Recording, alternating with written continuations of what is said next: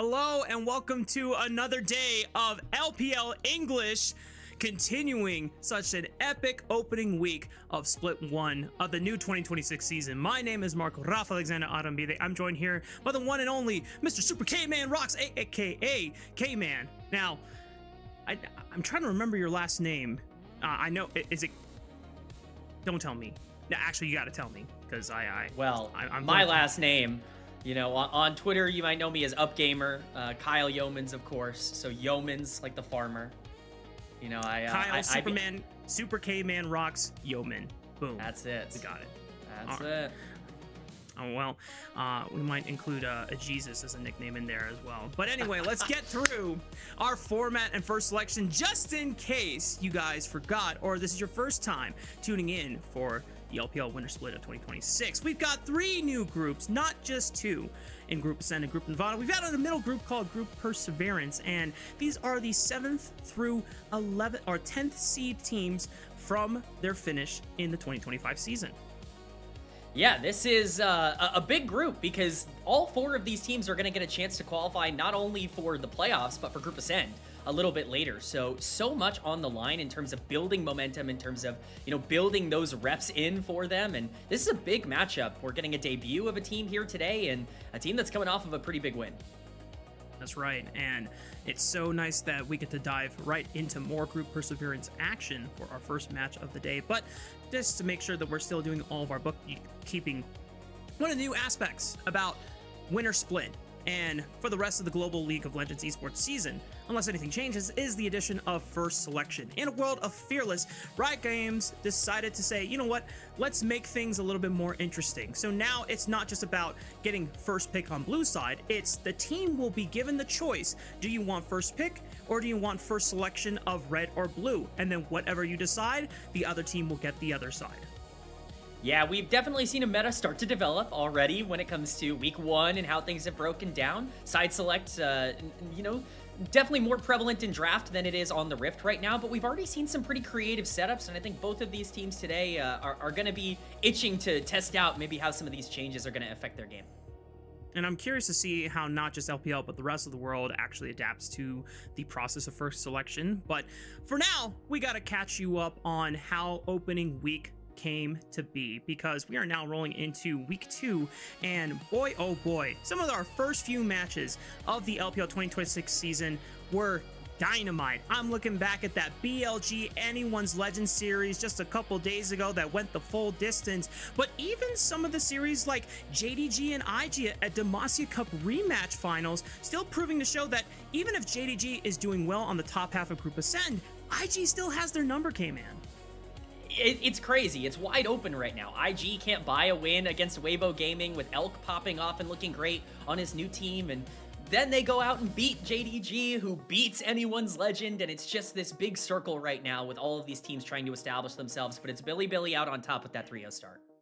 Yeah, we got a page 9 mirror for the LPL Circle of Suck and see where everyone fits up on that graphic. But for now, we got to get rolling with our first series of the night. It is Thunder Talk taking on Team WE. Let's go ahead and meet the roster. Starting on, well, I guess we can't say starting on the blue side or the red side because we don't know that yet. Thunder Talk, let's meet this team because not only they are working with a new roster for the 2026 season, this is for a couple players their first Tier 1 debut game.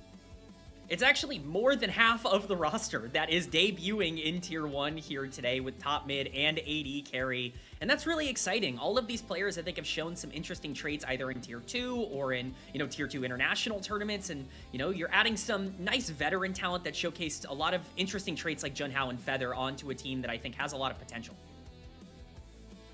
Let's get a chance to know more about some of these players. Now, before we get into some of the players that came up through the LDL, I want to call back to one of the players that is a returning member, not necessarily on Thunder Talk, but over on Ultra Prime when he made his own Tier 1 debut.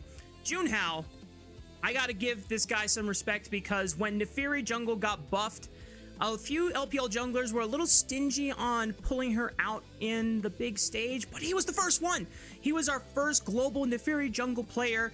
and he absolutely popped off on it. So for that, we give a quick little award of the first Naafiri knower, because that little doggy ran the meta for the next couple of months before Riot nerfed her into the ground again. Little did Junhao know just how important this game would be from a global perspective, just how much of the LoL ecosystem he would change with this. But this was far from the last time that he played Naafiri throughout the year. This was a really successful pick, and I think what it also shows is that he's not only an innovator, but he's a carry. He's somebody who's willing to go out there and say, I want the keys, let me drive the car, and I'll take us to a big spot, which might be his role here on Thunder Talk this year. Well, I hope that spot is a nice mansion for Thunder Talk Gaming, because this is a whole new rebuild other than Feather returning for this roster. But some of the new members of this roster for 2026 are the solo laners in Keshi and Haru. Now, K-Man, I'm going to let you have the floor on this one, because when we first opened up the story meeting, you immediately popped in and said, let me talk about Haru right now, because this guy's insane. Yeah, I think both of these players are incredibly good, but Haru probably going to take a few more of the headlines from BLGJ's season. He was one of the best performing players all the way back in Split #1, and that carried through to eventually roster change after roster change, with them becoming champions of the LDL in Split #3. He has been a huge prospect in the LDL and in the LCK Challengers League for a little while, and Keshi as well, another player who kind of got added to that team later, who ended up making them one of the biggest LDL success stories in a while. They even did well at Asia Masters, or the Asia Invitational. So I'm very excited to see what these two can do now, given an LPL slot. I'm very excited to pick your brain further about this guy and see what really makes him tick and what he can bring to the fold, now making his Tier 1 debut alongside Keshi in the top lane. But now we got to talk about their opponents, Team WE, who this is not their first series in the split so far, and I'm going to go ahead and just put myself on blast. When we were discussing our pre-expectations for this roster, I was under the impression that Monkey was in hell and he needed to get out, and hopefully that he could perform well enough this year, and his goal was just to be somehow, some way, I will get onto a better team. Our first series, completely the opposite. Monkey low-key kind of struggling, but he's still doing okay, but it's the rest of the team stepping up who upset Team Edward Gaming. Yeah, you thought Monkey was in hell, but actually right now the rest of the team is trying to ascend up into the groups, and obviously I think that you gotta have a team effort to do so. WE already upset a lot of people last year, getting into Group Ascend, one series away, one game away from being lower, and it feels like it's more of a team effort this year. It feels like Monkey has the surrounding core necessary for this team to be even more dangerous. Yeah, there's a lot of concerns about the solo lane play from Karis and Cube, but we got to get right into some of the things that Karis specifically did this past series against EDG that was just completely stellar, K-Man. Yeah, you really got to watch Karis in this fight. It's absolutely massive for him to find this flank angle. He loves looking for these. He almost always wants to use these assassins to play aggressive. He sees Yao Yao go in. Angel looks like he's marking him off, but not so much. Leave is in a lot more danger here than maybe he thinks, and we get a beautiful flash from Karis. Nothing Angel can do. AD carry gone. Kaput, fight over.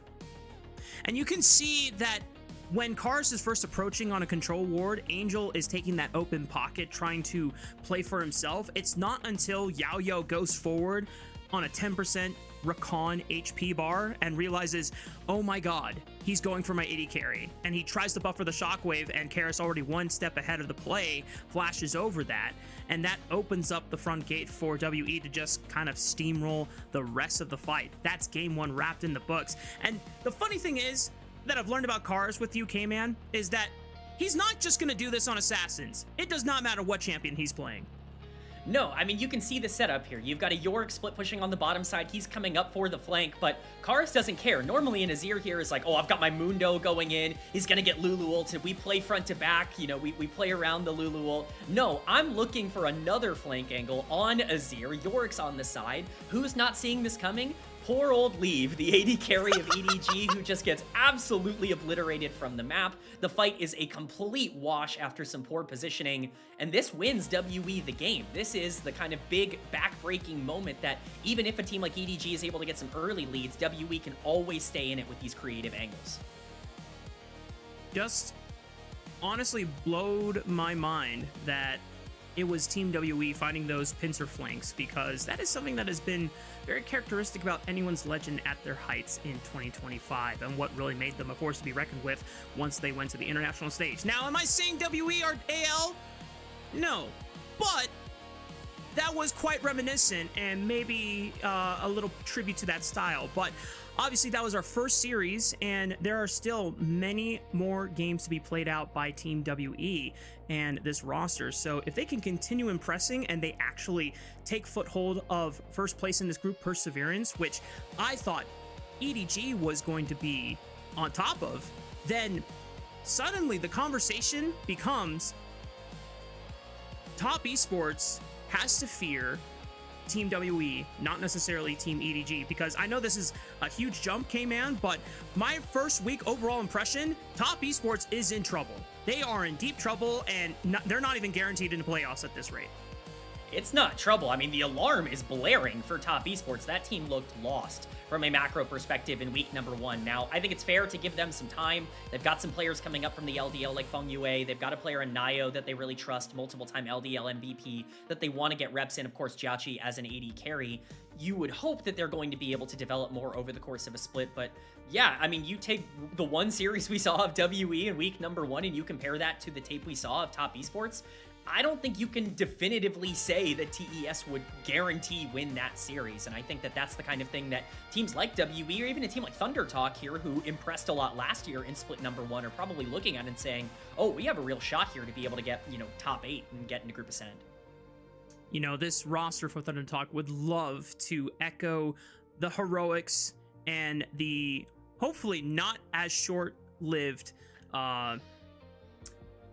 how should I say this? Pursuit of happiness from Thunder Talk fans, because I think if you missed out on the 2025 season or the winter split itself, one of our greatest and fondest memories of LPL English last year was witnessing Thunder Talk Hoya solo kill Bin in Game 5 of a group series that determined first seed for that respective group going into playoffs. Now, I don't know if that's going to happen again, and especially the form that BLG is in, I don't think they're in the woes. Definitely, it seems like they've returned back to their glory day forms, and they're still working out some of the kinks that will raise their ceiling higher. But that's a conversation for another day. It's up to Thunder Talk to get through this series first. Yeah, they've got to survive.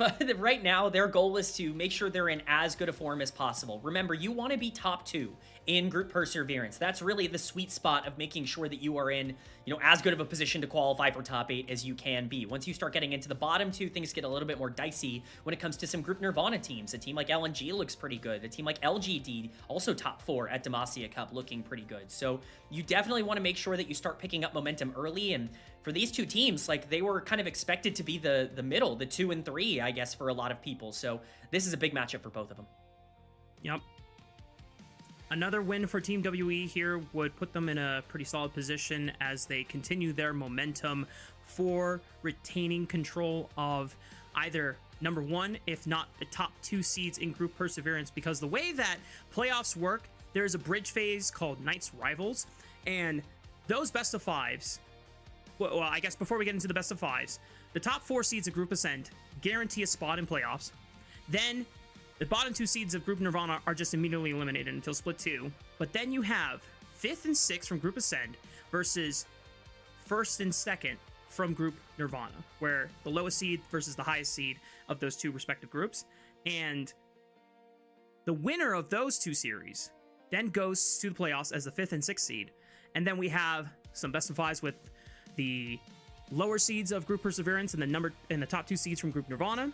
And then the winner of this next series, not that immediate series, but the next series, will take the last 2 spots in our 8-team bracket for playoffs. So it goes to show that if you're able to get the top 2 seeds of Group Perseverance and easily snipe out a suspect top esports, you could look at an early playoffs run.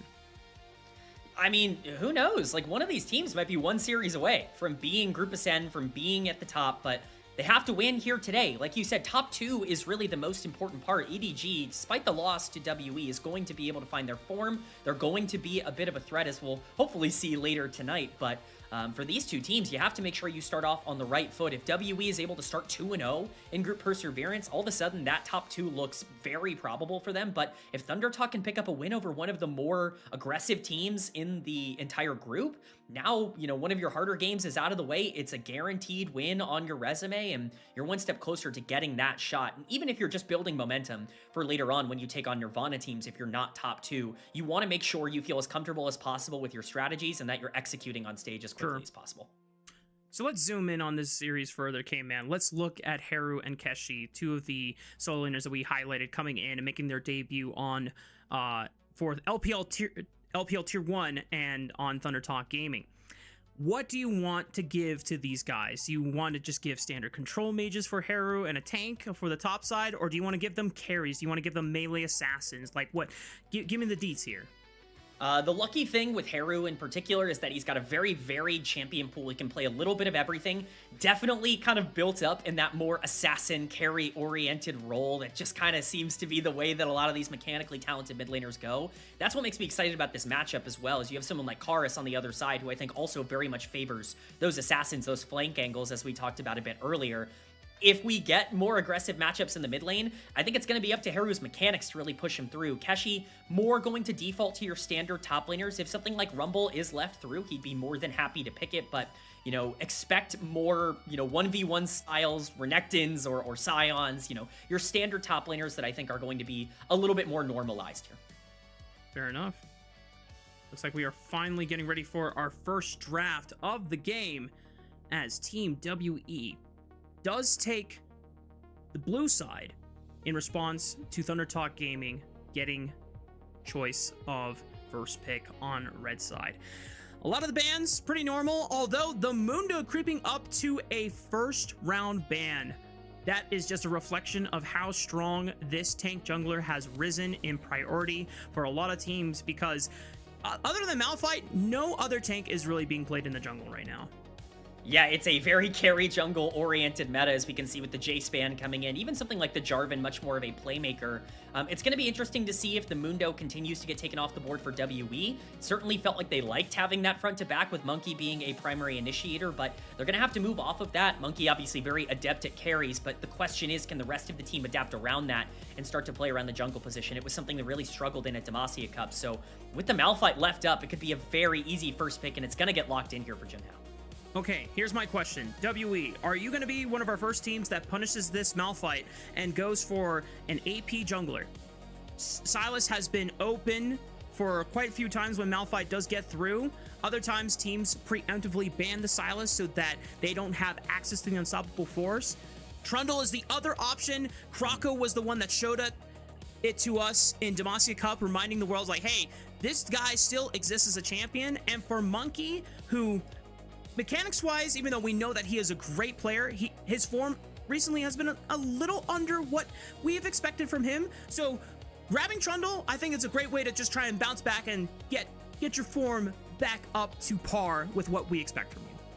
Yeah, and I think specifically it allows Monkey to just be so much more aggressive in terms of how he wants to play the early game out. I think when this team was at their best last year, you're looking at a team that plays through their own tempo. They're not reactive. They're very proactive in the way that they play the map, and I think this is a pick that allows them to do that. But ThunderTalk not going down without a fight here. They're going to lock in the Misfortune. We've seen MF Prio go up super high. It's no secret right now that early game is very important, that being able to snowball and generate leads as quickly as possible is one of the more relevant ways to win the game, and Misfortune is just one of the easiest ways to capitalize on a Malphite ultimate, or perhaps an engage coming out from something like an Alistar or a Nautilus in the support position. So no real surprise to see that paired up. It's a very strong bot lane, and I think ThunderTalk is going to have a pretty easy time controlling tempo even against the Bears.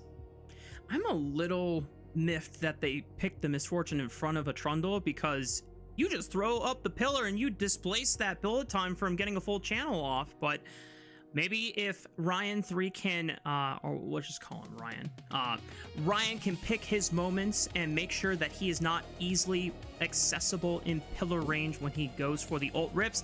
There's the Sylas. I mean, come on, guys. We had to have seen this coming, but I guess being ThunderTalk's first series with this roster, a lot of LDL players being promoted to the tier 1 stage. Sometimes you just have to say, guys, ignore what they have, just play simple to execute champions, and let's just figure out what makes this team work and click together. You're exactly right. Thunder Talk's probably like, it's fine, you know, Silas is over there. But WE sure are feeling pretty good right now about locking in Silas. I mean, you're looking at Malphite, Misfortune, Nautilus on the other side. This is maybe the best Silas angle you could possibly ask for. And we were talking about it. Karis is a flank master. This is somebody who's constantly looking to find engage angles onto squishies. We already talked about the Trundle Pillar interrupting bullet time. Well, now you've got a Silas that could jump on and just instantly kill this Misfortune in the right circumstance. This is so much setup for WE. They certainly have a lot of the priority on the map right now. The question is, where are they going to move it? We see, of course, mid lane bans coming out from WE. The Rise and the LeBlanc make a lot of sense against Heru, just to try and slow down the game, become a little bit more, you know, standardized, or maybe match that aggression in the LeBlanc's case. But it's going to be a pretty tall order. There are very few picks here that I think could, you know, really make this game easier for Thunder Talk at this point. Yeah, WE already took away a couple of mid lane options that they thought could have abused Silas during the laning phase before he got online. LeBlanc definitely would have been a nice way for Heru to debut on the tier 1 stage. Now, the only thing I can think of, if you want to get really creative, is flex the Malphite to top lane and then put something else in the jungle so that you don't have to scrap with the Trundle. Obviously, the Trundle's still going to get some value off with the Subjugate passive, or the Subjugate ultimate, when he gets into the fight, but at least you don't have to lose every single skirmish, and maybe another champion could fit the bill. Now, Mbessa is flexible both in jungle and top lane, so it's not certain where either of these champions are going to go. And Thunder Talk, they have their last pick option. What does Heru want to take into the 4 champions WE is showing? Azir makes sense just from a Heru champion pool perspective. It's certainly one of his more comfortable, with things like the Akali and the Rise taken off the board. Those were definitely kind of his go-tos, and it will be the Azir. But you're absolutely right. This is still a double flex, which opens up so many options for WE.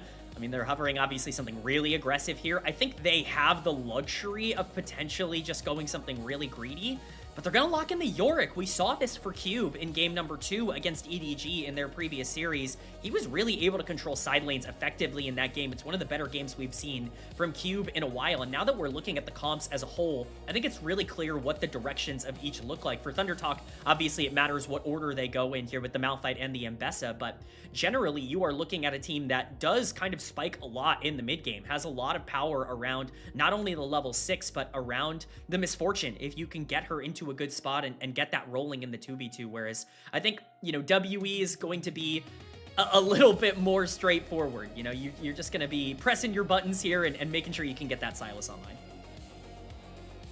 And like you said, K-Man, as soon as the first 3 champions were showing, all 3 of them had great ultimates for Silas to just constantly rotate off of. He can get Death Charge for a single target lockdown, Unstoppable Force for a 3-man ultimate, and if someone else does the engaging for him, well, he's just going to follow up with bullet time. And the fact that they already have things like a Braum to absorb that bullet time, or the Pillar, as we talked about, to just displace it, on paper, this composition draft seems overwhelmingly favored for WE, but there are some ways that Thunder Talk, the fact that you have simple and reliable ways to execute these team fights, and if you are able to play through mid and bot lane where your push is pretty darn strong early on, then hopefully that is the game plan. Thunder Talk, just stack some dragons, get your first spikes online, and hope that Team WE don't outplay you with the tools available to them.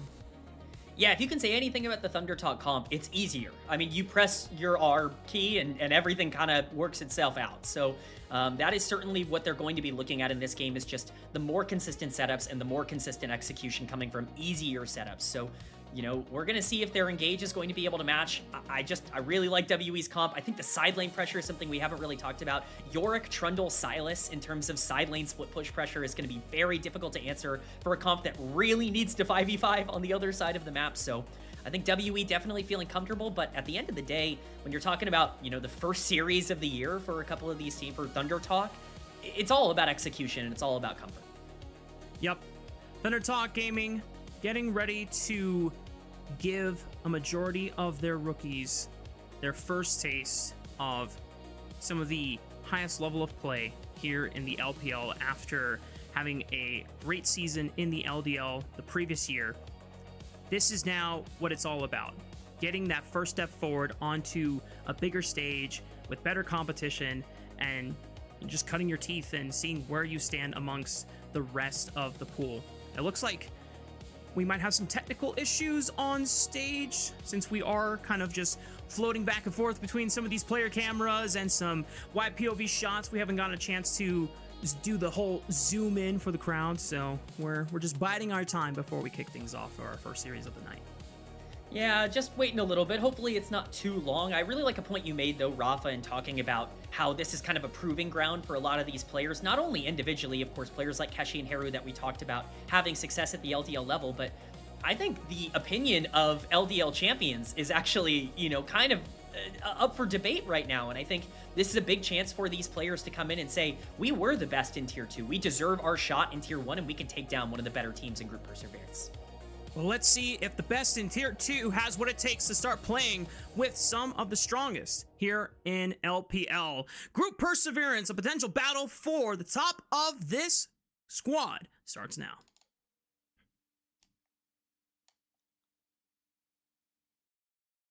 We've got some pretty standard setups here. Oh, we got the Gyos coming in. I missed him out. Oh, hook already landing.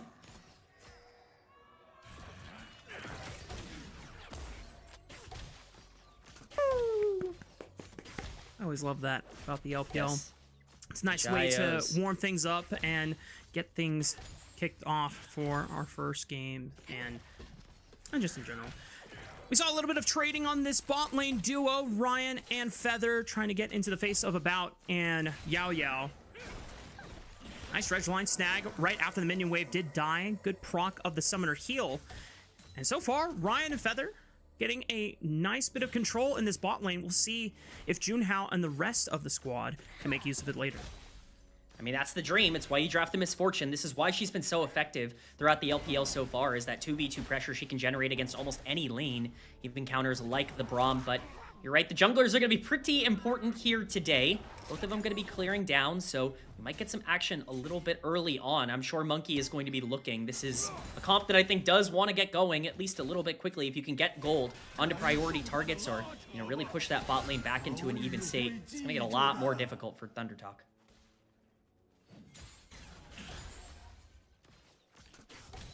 Oh, look at this. Monkey has skipped his entire bot side. He wants to be here early and put a stop to the pressure from Ryan. The flash away from the pillar, but a guaranteed flash right on top. Monkey back in prime form with first blood for Team WE. And I guess ask and I shall receive. I was literally just talking about how I wanted to see him try and get his bot lane into the game. And what does he do? He goes and grabs that first blood. We've been asking for more from Monkey, and he is delivering right now. That is a huge, huge pickup. That Trundle is going to be very accelerated, and that could be a pretty big problem for a Thunder Talk team that was really relying on their bot lane being ahead. It's only the first kill of the game, but looks like that are what give Team WE fans hope that Monkey is returning to the peaks that we saw back in 2025, where Team WE, for the most part and a majority, was struggling as a whole, but it was Monkey, it was Vampire working together to really be the engine that made WE pull off miracle upsets like against Top Esports in that Split 2 lower semifinal. Now Monkey getting ready to challenge Junhao on the top side. Crab. Keshi is going to roam on over. I think that's just enough for Monkey to back off and give this grab over to Junhao. I've been waiting for this Monkey to return to the jungle. I have been waiting for the player who just wants to fight all the time, who doesn't care what the game state looks like, who's just looking for as much gold and as many resources as he can generate, and it looks like we have returned to that phase for him. I imagine that will get even more apparent as we continue to watch. Cube with at least a nice trade here, as we potentially have a pretty bad lane state for Keshi on the top side, but Monkey already making his way back down to the bot lane. And what a time to show up on the Tribush. Feather had just hooked in with the dredge line. Ryan knows that his support is not long for this world. The pillar will guarantee that he's put in his place, and About will be gift wrapped another kill in this lane. It's just a big mistake from Feather. They have to know that Monkey is on the bottom side of the map after he gives up that top crab, but they don't, and so they end up getting punished very heavily. It's a kill this time onto About, and we know what About can do with resources. The later this game goes, it's just more and more resources and gold going in favor of WE. They have almost a 1k gold lead 5 minutes into the game.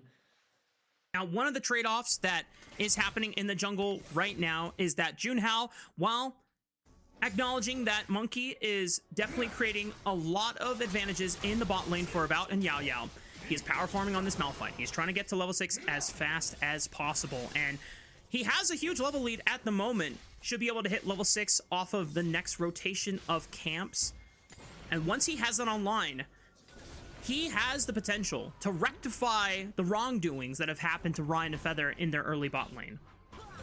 And that's exactly what ThunderTalk have to hope for right now. They have to hope that that level 6 power spike is enough for them to play aggressive off of, because the moment that they start taking these equal fights, things get a lot more difficult. But you're right, that level advantage is going to be there. The question now is, Junhao, what do you do with it? Where do you want to put that pressure? Right now, it's going towards the dragon on the bottom side of the map. We'll see if he wants to full prio it or potentially go for another bot lane gank. Monkey's in the area, though. Spotted on the control ward.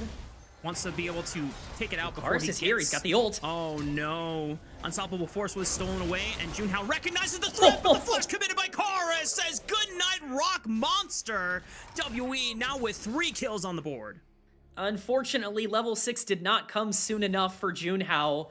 It's an aggressive play from Karis, but it's a really big misplay from the jungler of ThunderTalk. Just staying in the area way too long. He commits his flash, but turns around because he thinks he might be able to salvage some play with his mid laner, or perhaps just wants to stay in the area, and he gets punished hard. This is a huge lead for WE, and they have full control of game number 1. Junhao yet to hit level 6, but dying in that river allows Monkey to catch up on XP so that both of these junglers are going to hit level 6 at the same time. So there's not this window where Junhao has the most agency on the map. He's going to hit level 6 and now have access to the Unstoppable Force, but without Flash, your threat level for making that first gank goes down a little bit in terms of guarantee for the play. Yeah, and now you're even looking at lanes like bot lane getting more difficult for ThunderTalk. Like, you need jungle intervention down on the bottom side to make sure that Yao Yao just can't pressure this entire lane out forever. And it's so tough because if you're committing Malphite down there, then you're not really utilizing that ultimate that you now have an advantage of, at least over someone like Karis, who normally would be able to match. So Junhao's really in a tough position. The one saving grace right now is, I guess, that Keshi is going even on the top side as Ambessa, but that might not be lasting for too much longer with Yorick pressure. The vision that WE has had on Junhao this game has been stellar. They've marked out his top camps for the first and second rotations. They've marked out this Gromp on the third rotation. Junhao is not going to get any sneaky flanks anytime soon in our first 7 minutes of the game. Neither jungler, though, has been able to use their priority and look for the first dragon of the game. We are about 15 seconds from Grub spawning. And if you have something like a Yorick on your team, and when you already mentioned Silas and Trundle's ability to take down turrets swiftly in the split push, I imagine that W are going to be wanting to send some of their strongest members to the top side to contest for Grub soon. Yeah, I don't know if there's anything that I fear more than Yorick, Trundle, Silas with all 3 Grubs, so I do imagine that there will be some sort of investment coming in from ThunderTalk. We get some pings coming down, though. It looks like Dragon might be on the menu first.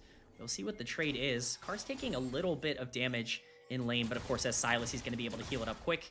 We might just be looking at a trade of objectives here. Yeah. You can see that WE, at least, were putting the pressure on ThunderTalk so they didn't get the dragon right away for free. Instead of trading objectives, they just want to fight. They believe that they are way stronger than them, but remember, Kars does not have access to Unstoppable Force because that particular cooldown takes a little bit longer early on. Monkey flashing over! He steals the dragon, but that means Kars is compromised and he gets knocked up by ThunderTalk squad. WE trying to fight this one out, 3v4, but health bars are low on Junhao and Feather, but no one gets dropped. At least they got a dragon for Team WE, but Kars had to pay for it. Oh, I'm so excited that Group Perseverance is living up to the hype that we had for it, because that is a ridiculous play. Monkey committing the flash to get that dragon. He does start to stack it, which is pretty huge for WE. One of ThunderTalk's win conditions in this game could be to scale things out and play those front to backs, but Monkey said, no thanks, I'm flashing over the wall, I do not care, the pillar is down. You're getting exhausted, Junhao. Do not worry. Unfortunately, it leaves this mid laner completely out to dry, so it's always going to be a 1-for-1. But I think the big thing here is that Feather actually gets out alive, and that really turns things at least slightly in favor of ThunderTalk being a 1-4-0. But WE grabbing the dragon, and as we can see, grabbing the grubs as well. Yeah, even with a ward on the grub pit, no one from ThunderTalk can challenge Monkey right now. Doesn't have the Trinity Force yet, but Phage and Sheen this early on is setting up Monkey to be quite the menace on this Trundle in our first game of the series. Yeah, this comp is looking scary. It's looking dangerous for WE. Yeah, it's all just going to be execution from this point onwards. Karus is a big part of this comp. One thing to note, Haru did pick up the kill in that exchange onto Karus, and so the Azir completed the Nashor's Tooth, is in a relatively good spot right now at level 9. Once that ultimate comes back up, you can look to be a bit more aggressive with the CS lead generated in the mid lane, but Monkey is not done with the bot lane just yet. He is back again to terrorize ThunderTalk. With a Trinity Force power spike, I also would like to just use my power and terrorize the map. ThunderTalk have to fear this Trundle, one of the strongest champions on this item spike, who, if he gets in range of you and he's just allowed to Q auto you, you just can't win. There's no way to beat this guy. Junhao, however, notices that Keshi's lane has been awfully quiet the first 10 minutes. Oh no. Oh no. Ooh, this could be Cube is big. about to TP in. He's gonna lose a lot of his HP as soon as he gets in range, and he walks up to the wave. There it is. Unstoppable Force and Cube. I'm so sorry, brother, but you're gonna have to go back to the fountain. And the Yorick gets put a little bit further behind. Look at, you know, just the way that this lane is set up. Keshi was in a great spot to capitalize on that. I guess it wasn't a dive. It could have been a dive, but it didn't even need to be with Cube walking up to the wave. And, oh, unfortunately, Keshi might have overstayed. Monkey's in the area. He's a couple levels down, though, and Junhao's still here. Wait a minute. Yo, he just gave him That's the a raw 3-level style. difference My right goodness, there. Keshi, wait, he wants to tangle with him under the tower. Subjugate is gonna give him the extra resistances and a little bit of the HP drain. Keshi, very content that he just got a Trundle ulti practically for free as he forced Monkey to respond.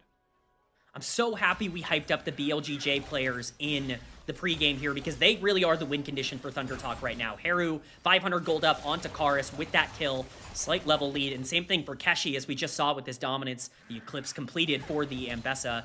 This is a big, big moment for the two new players on ThunderTalk to step up and be able to really put the team on their back. Junhao will have ultimate back up around the next time that these plays are going to be made. Just over a minute on that Ocean Dragon spawning. We know WE is going to want that. Their game plan has been strangleholding every objective away from ThunderTalk's pockets. And so far, they've done a good job with it.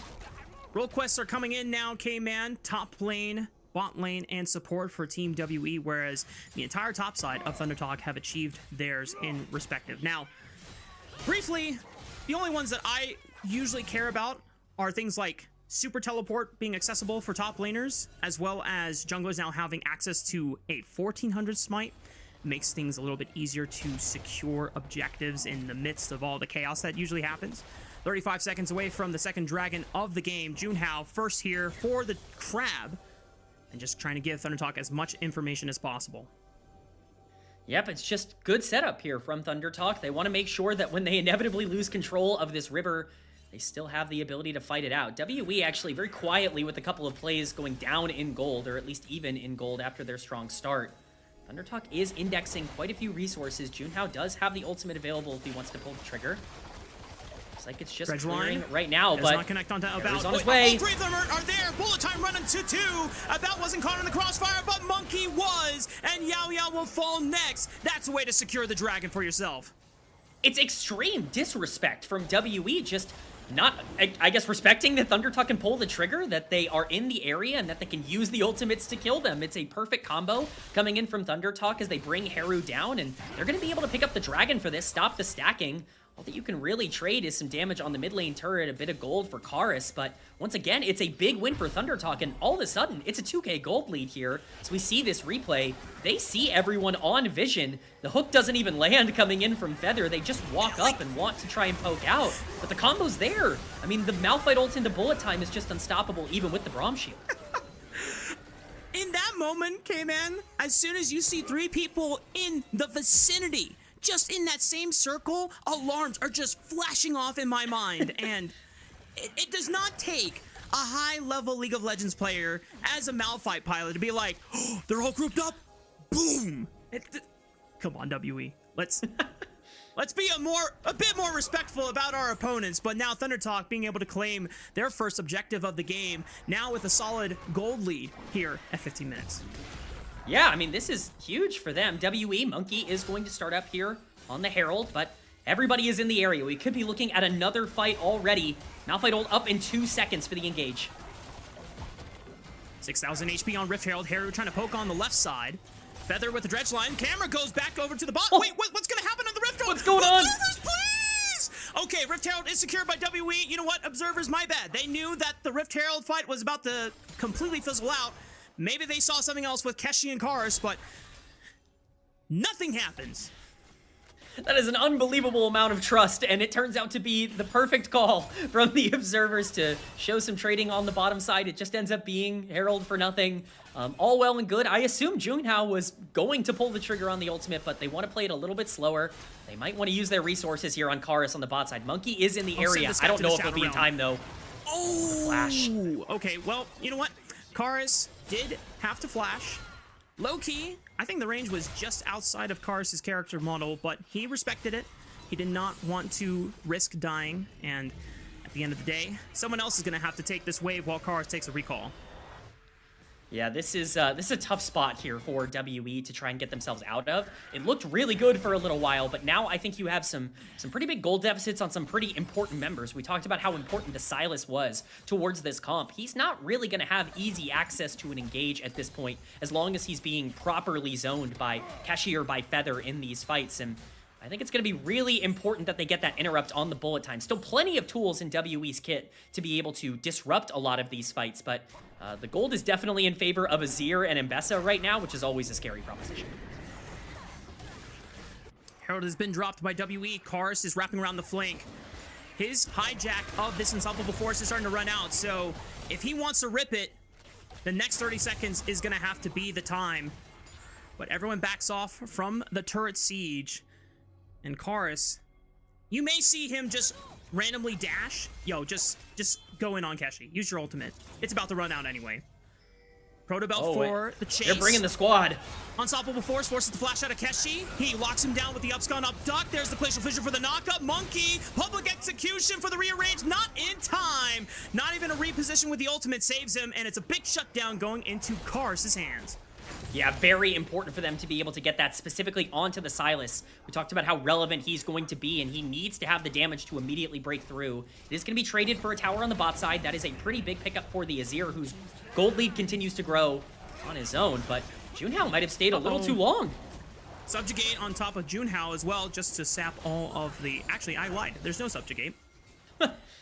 Already used that ultimate a while ago. So Junhao just gets contested on some Krugs and cannot defend this turret from falling. That's a tier 1 in the top lane going down.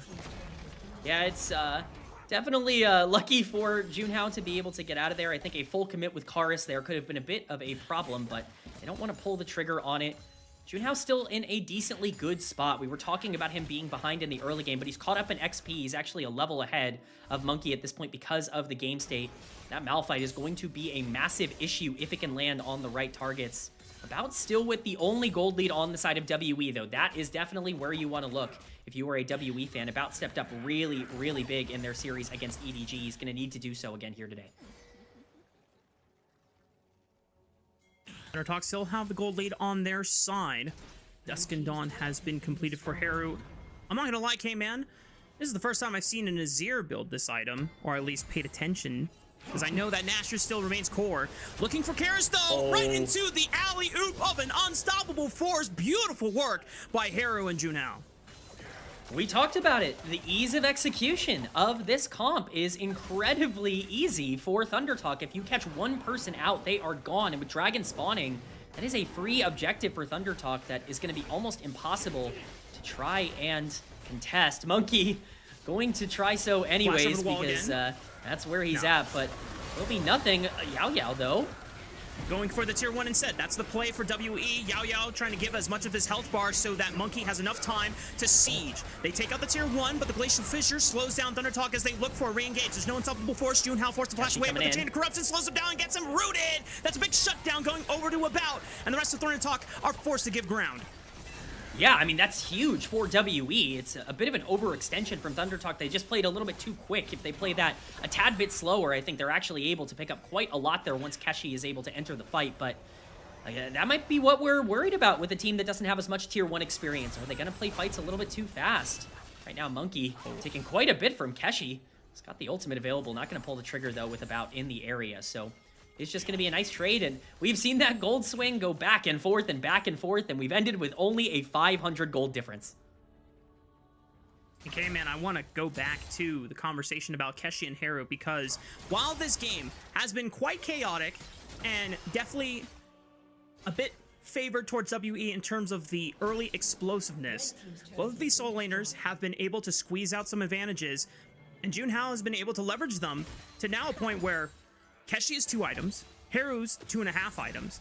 These are the 2 solo laners that you were hyping up from the BLG junior squad, and this could be a moment, if we are fighting around the Baron and these 2 solo laners pop off, that is a very exciting sign for ThunderTalk's year in 2026. Yeah, they are the core right now of what to be excited about with ThunderTalk. This top side has looked good, but it's all about the execution. Junhao looking for the left side. Keshi with the public execution follow-up. Cube forced to flash over the wall, but rest of ThunderTalk are losing the collapse on the right side. Here comes the rest of WE. Junhao completely compromised, and here comes ThunderTalk. Now looking for a re-engage. They have to buy time for the bullet time on Ryan, but he is forced to walk away. Haru pushes them all back with the Ember's Divide. Keshi steps in front, tries to absorb pressure. Good flash from Haru to reposition right into the back line, but Karis and the rest of WE are pushing forward, and Keshi just might give his life. All 4 members are critically low. Haru, does he want to fight? Does he want to dash out? Cube comes to the TP. He goes forward and can't finish off a single member. It's all disaster for ThunderTalk Gaming, and WE don't lose a single man in the 5-man ace of ThunderTalk. Baron does give a stray over to About as he was recalling, but the Baron will go over to WE anyway. What a fight from WE! Who is it once again but Karis, who steps up big? ThunderTalk pull the trigger, but they pull the trigger in the wrong direction. It's Junhao ulting on top of Cube, the Yorick. They want to stop that flank angle that they saw in the EDG series, but they're not able to kill the Yorick, and now so many resources have been burned, and it's Karis who finds the stolen Malphite ultimate onto 2, completely disrupts the front line. And at this point onwards, it's really difficult to play it out. Haru does a great job spacing this fight with the flash and is in a position where he could potentially take over, but Keshi just doesn't have the health bar. WE has enough resources to continue to fight, and those low blinking health bars are not going to go down. Cube TP's back in. Haru goes for the last-ditch effort, is able to get just enough damage down to kill About once the Baron ends up going, but that's a huge swing. ThunderTalk went from in a great position to losing this game. WE has Baron, and they have full control of the map with their comp. If only Haru had just a little bit more gold in his pocket and had a death cap in his inventory, you could imagine that that is a fight where he just completely takes over in 1v4s. Okay, well, we're all just gonna dogpile on the Cube and say goodnight to the Yorick.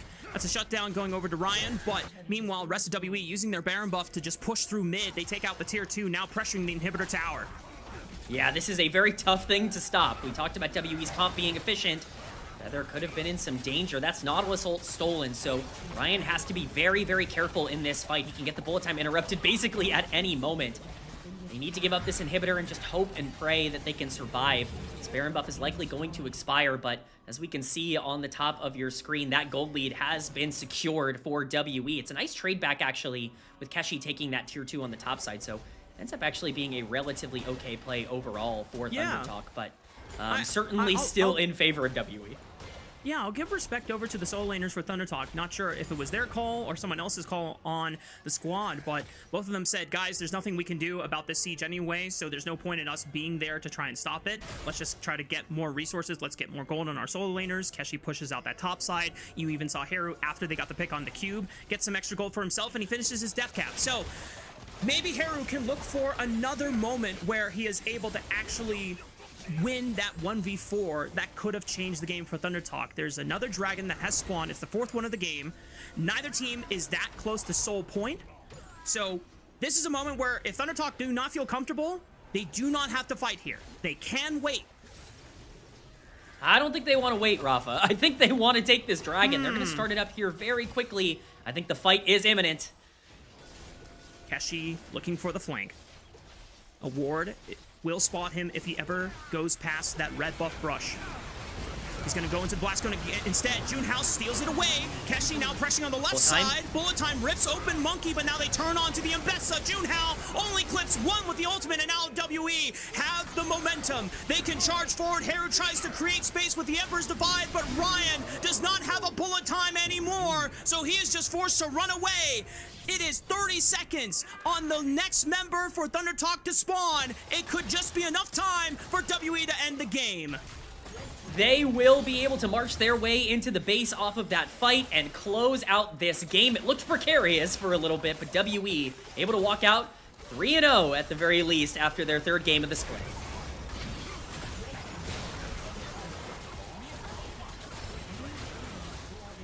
There were a couple moments where it looked dicey for WE, getting maybe a little too ambitious, a little disrespectful about the tools that Thunder Talk Gaming had at their disposal, but that Baron fight, you called it, K-Man, was so crucial and was the game decider effectively. And unless there was an absolute series of unfortunate events written by Lemony Snicket himself for WE, there was no way in hell Thunder Talk were going to come back from that one. Yeah, it's very tough. They put themselves in such a hole in that draft to, even really begin with, that the moment that you start to lose control of the map, now you're staring down a Sylas that can take over any fight. You're staring down even really like a Varus that can poke you out as this entire game goes along. You are praying and hoping that you can get the perfect engage coming in from your Malphite. And when that doesn't happen, when you clip a Braum in a final fight, or when that ult goes onto a Yorick and you're not even able to kill, that's a problem. And the game kind of dissolves from there. Yeah. Oh, I feel so woeful for Haru, man, because you could see in his player movement that the tension and the aspiration of getting a debut game highlight play in that 1v4 position from the Azir, that's what he was hoping for, and he was just desperate. But then with Cube coming in on the right side flank of the teleport, you're caught in the middle, and suddenly your options are running out, and you have to do something. You have to commit forward, even if it is not ideal for you. And Haru goes down swinging, and unfortunately he can't even, not right away, get about, or any of the other members. Obviously the Baron Tentacle just pimp slaps him across the face while he was trying to recall, which was pretty darn funny. But that was effectively game 1 wrapped up. And going forward, K-Man, we have to wait for Player of the Game awards.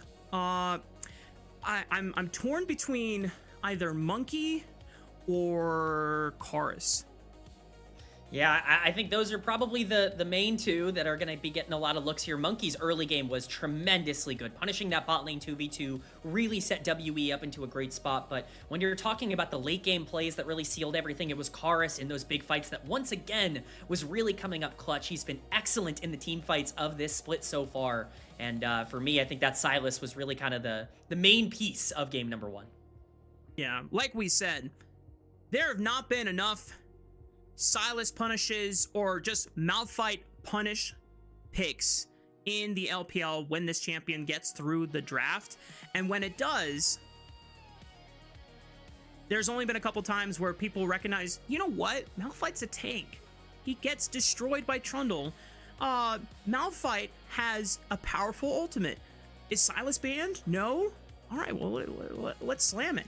And so Thunder Talk get their first taste of what happens when you don't take precautions when you're trying to set up for a Malphite first pick.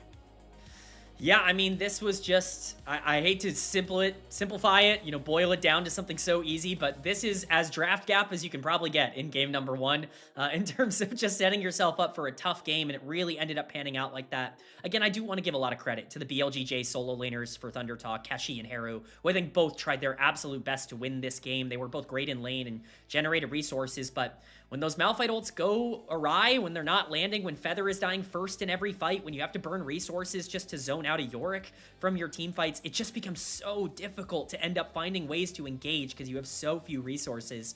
You know what? I'm glad we're showing this. It all started with this. It all started with the flash for Dragon. I'm trying to think.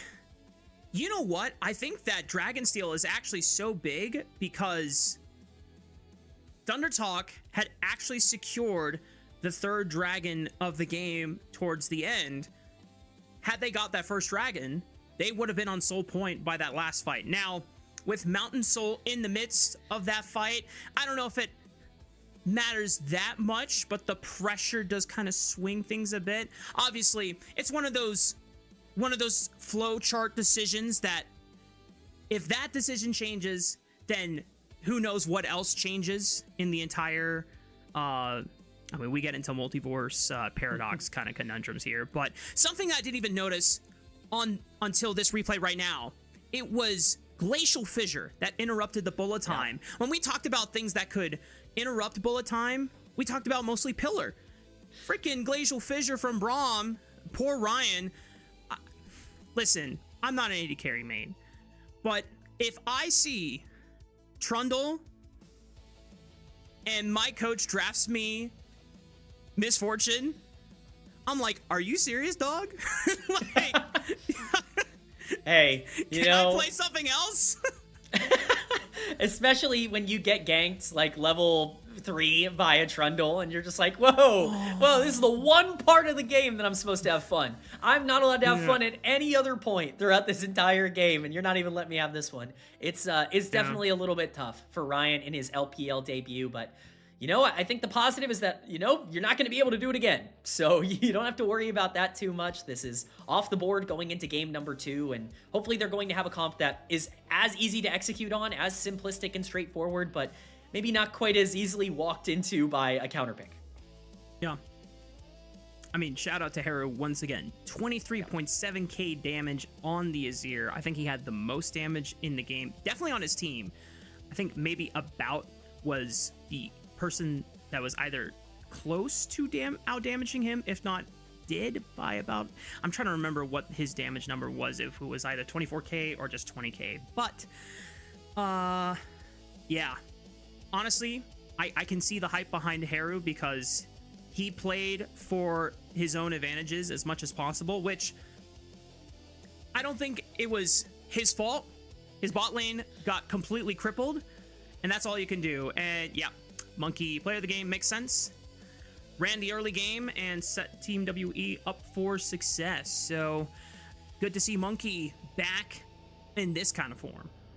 For Flash alone, this he's deserved. It's earned. It's everything you could want. We got the aggressive Monkey back. We got him skirmishing in the jungle. WE look very, very good right now.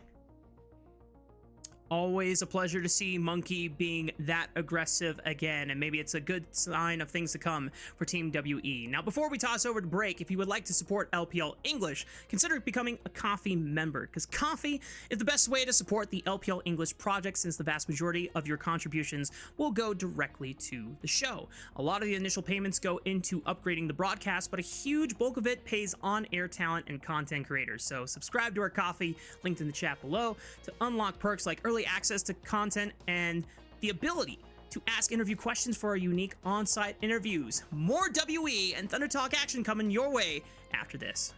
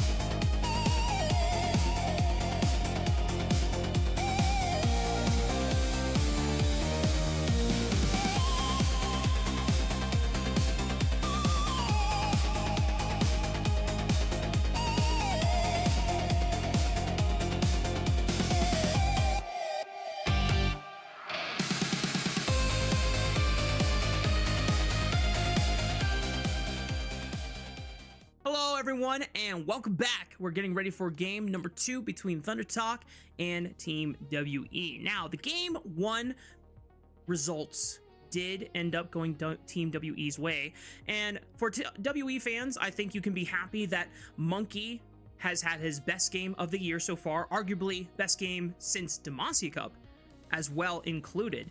And if you put everything together where Monkey is back in prime form and the solo laners are stepping up and the new AD carry about alongside Yao Yao's support are doing a impressively solid job from bot lane, this could be a good year for Team WE.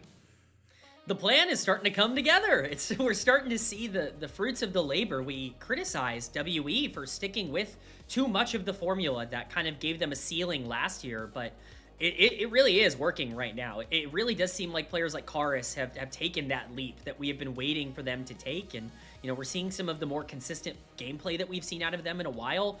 Get that on top of About coming in, a player who was really successful for Gen G's Challengers team last year. And, you know, Yao Yao coming back to pro play. This is looking kind of scary. And if WE can come out here, start 4-0 against arguably the 2 other best teams in Group Perseverance, it's about as good as you could ask for. Yep. We'll have to, thankfully we'll get a chance to see what the other 2 teams in Group Perseverance looks like. Obviously EDG with their second bout, but Ninjas in Pajamas, their first series of the first split of 2026. And their new roster. Now, we won't go into our thoughts about that squad. Well, you know what? The fact that I was already proven wrong about Team WE with my pre-series expectations, I'm willing to wait and see what the new roster of NiP looks like when they take on EDG in our final series of tonight's 3 stack up bangers. Now, for game 2 of this series, I think one of the things that ThunderTalk Gaming got a quick and harsh reality check is just because Malphite is super strong doesn't mean that he has stylistic counters that other teams are starting to become more aware of.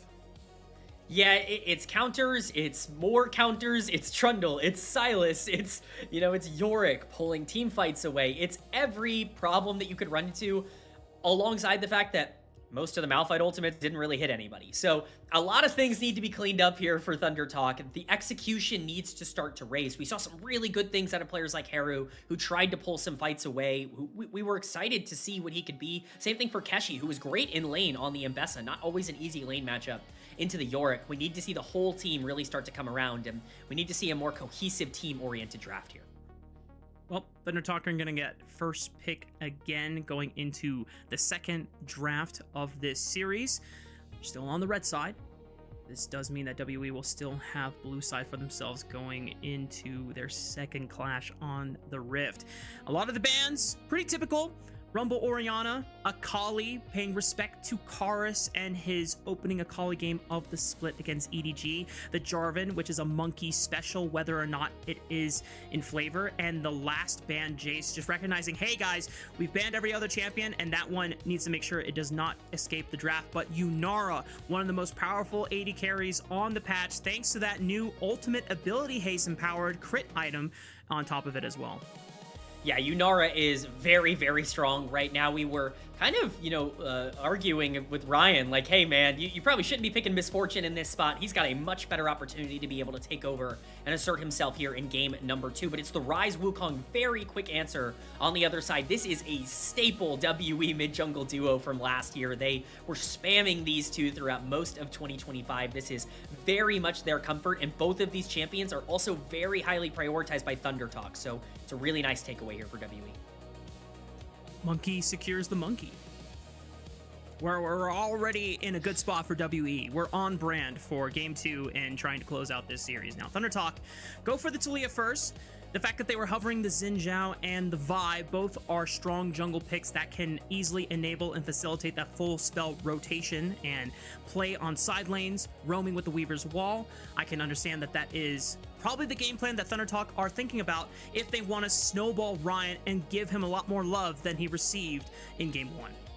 That's exactly it, is when you draft something like Yunara, you want to make the early game as easy as possible for the Yunara, and Vi Taliyah does just that. The skirmish ability, the power that's able to be generated basically at any time on the map can really enable the Yunara to either have an aggressive early game where she can generate gold, or be a bit more passive and kind of bridge that gap and create elsewhere on the map.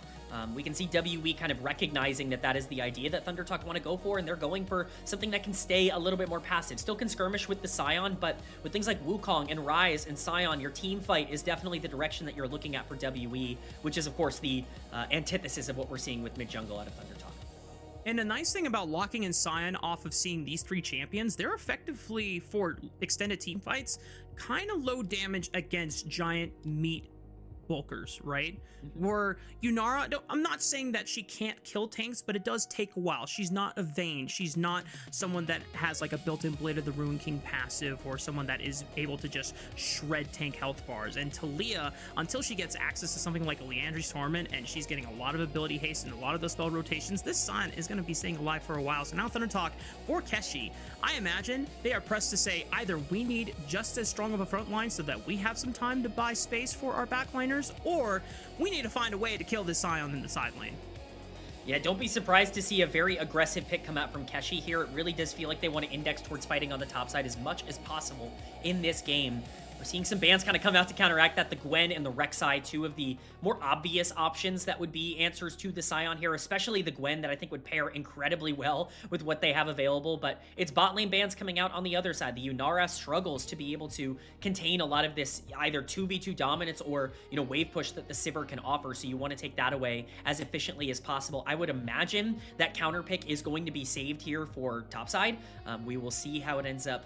Sorry, not top side. Even I get confused with the two sides of the red-blue side every once in a while, but it is going to be the Corki lock-in for about AD carry coming in is no surprise, and I think the Corki makes a lot of sense for the comp that they have established, playing that front to back. Gives you a little bit of poke with those rockets, but also a way to potentially shred any mid-range targets when you get in range with that Gatling gun. And the nice thing is that Wukong and Ryze will be able to supply a solid amount of damage into a fairly squishy composition from ThunderTalk. Alistar, nice thing about this guy is that he will become a tank with the power of that ultimate on a budget. ThunderTalk, what is their response though into this Scion? The Renekton is the thing that stands out to me. It certainly makes the most sense. I called this out before game number 1. It's really a staple pick of Keshi. He played it a ton in the LDL and at Asia Masters when he got the chance, and this feels like that aggressive topside that they're looking for. They want to play around that Taliyah Renekton power spike in the early game, make sure that they can secure as many early objectives as possible and bridge that gap into the Yunara. But you're right, there are a couple picks up here that I think could be pretty scary. I mean, if you just want to counter directly a lot of the movement abilities here, Poppy makes the most sense. I would be very surprised if this was the case, but I guess the reasoning is you already have Scion as a front line. Wukong can get pretty durable thanks to his Stone Skin passive. WE want to apply for a little bit of extra bot lane pressure by having the power of the Nami to keep Corki topped off in the trades. Yeah, I think that's exactly what this pick is for. You want to make sure you dominate that 2v2 as much as possible. It's to shut down the Yunara, but I think the big concern here is, can you make that work in the late game? I think if you can play that front to back, Wukong engages with Ryze and Corki on the back line and Scion on the front line with Nami healing coming through could be a big problem for, as you said, this relatively low damage ThunderTalk comp to break through. But that early game is scary. If you can get resources onto the top side, Renekton by Taliyah might just be one of the most dangerous top sides you can pick in the game right now. It's really cool to see that both teams have kind of flipped composition styles from game 1 into game 2, because we acknowledge that Team WE had the beatdown for their setup and trying to get ahead early, and it was all about trying to stay alive and scale for ThunderTalk Gaming. Now it's the complete different side of things. WE have a lot of powerful scaling. ThunderTalk Gaming want to try and use those level 6 spikes as fast as possible and try and just snowball the game before Team WE get a grip on it. And if they can snowball, if they can get this out of control, I mean, that is a problem. It's not just, oh, you're enabling a Renekton and a Taliyah. If you can get those fights going your way with Vi and Taliyah and Renekton and that proactivity going, you're enabling a Yunara who can and will shred you throughout the late game with that new ultimate, ability haste as we saw with the ability. So a lot on the line for both of these teams.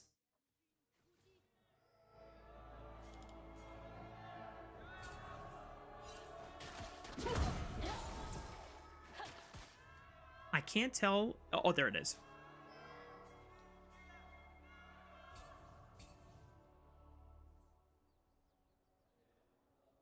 Yeah, we got some support for both in there. Yeah. Oh, man, I shouldn't have spoke up. That's on me, guys. I'm sorry.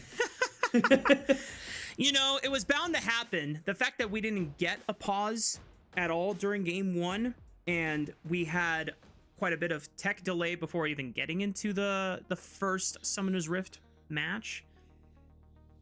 It was bound to happen.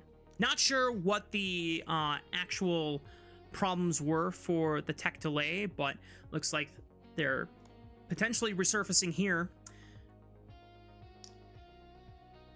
Hopefully it's not too serious. It doesn't look like it's anything that is too pressing for any of them for now, but just talking a bit more about the draft, now that we have a bit more time, I guess, to kind of discuss the game plan here. It's not just so much, oh, we have to go fast for Thunder Talk. I think it's really important to play around your Renekton power spikes and to make sure you can get that pressure on the top side early. You might see the Vi Taliyah and look at the proactivity around the map and think that you might want to target things like the Corki. I think that that would be a pretty big mistake, in my opinion, and I think the best option here would likely be to play towards that top side and make sure you can secure those grubs early.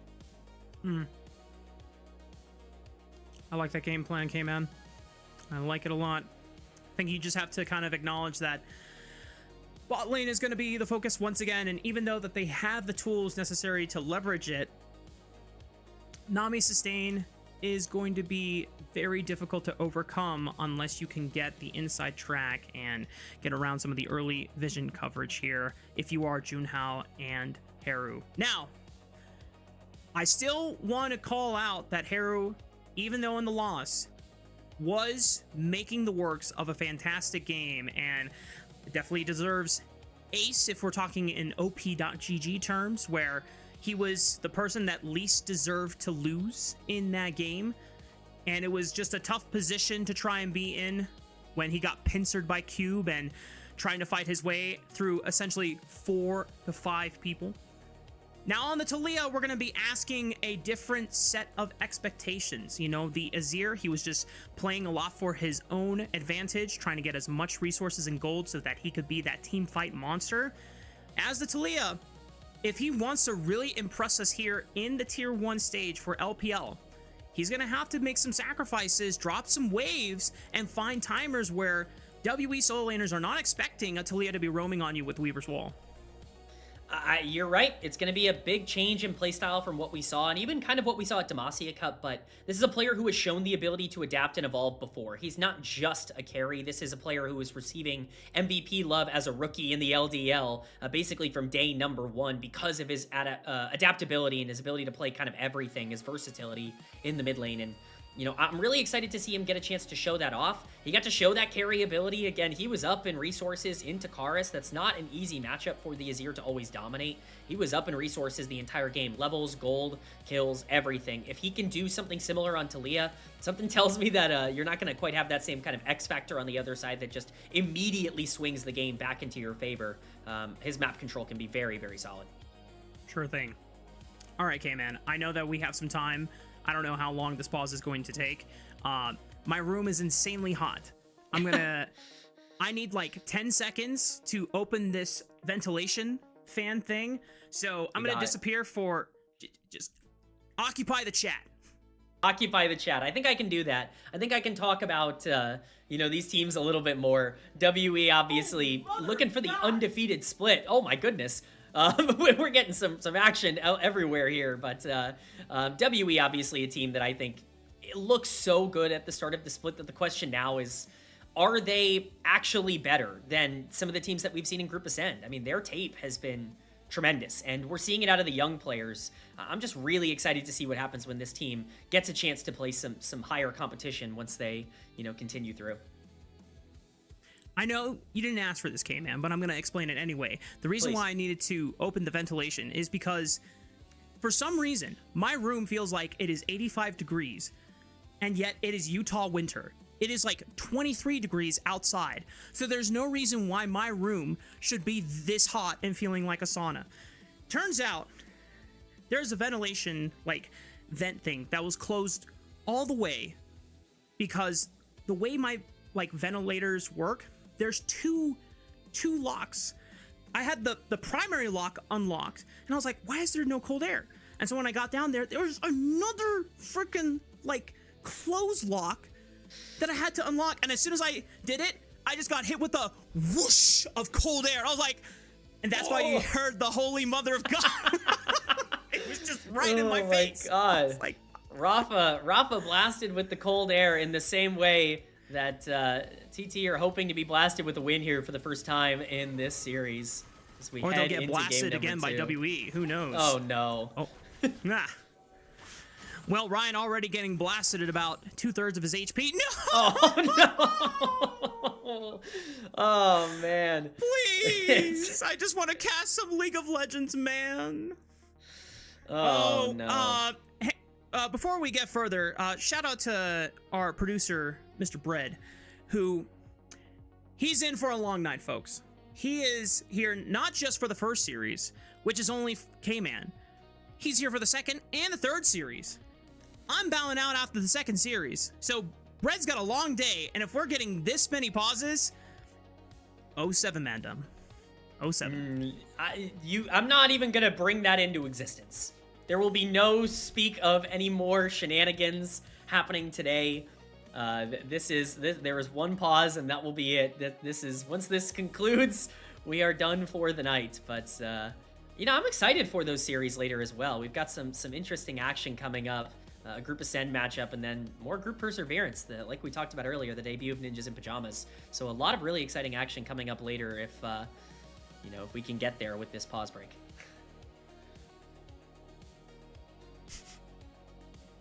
One of our LPL English staff members already clipped the Holy Mother of God hot mic. It's great. It's a good clip.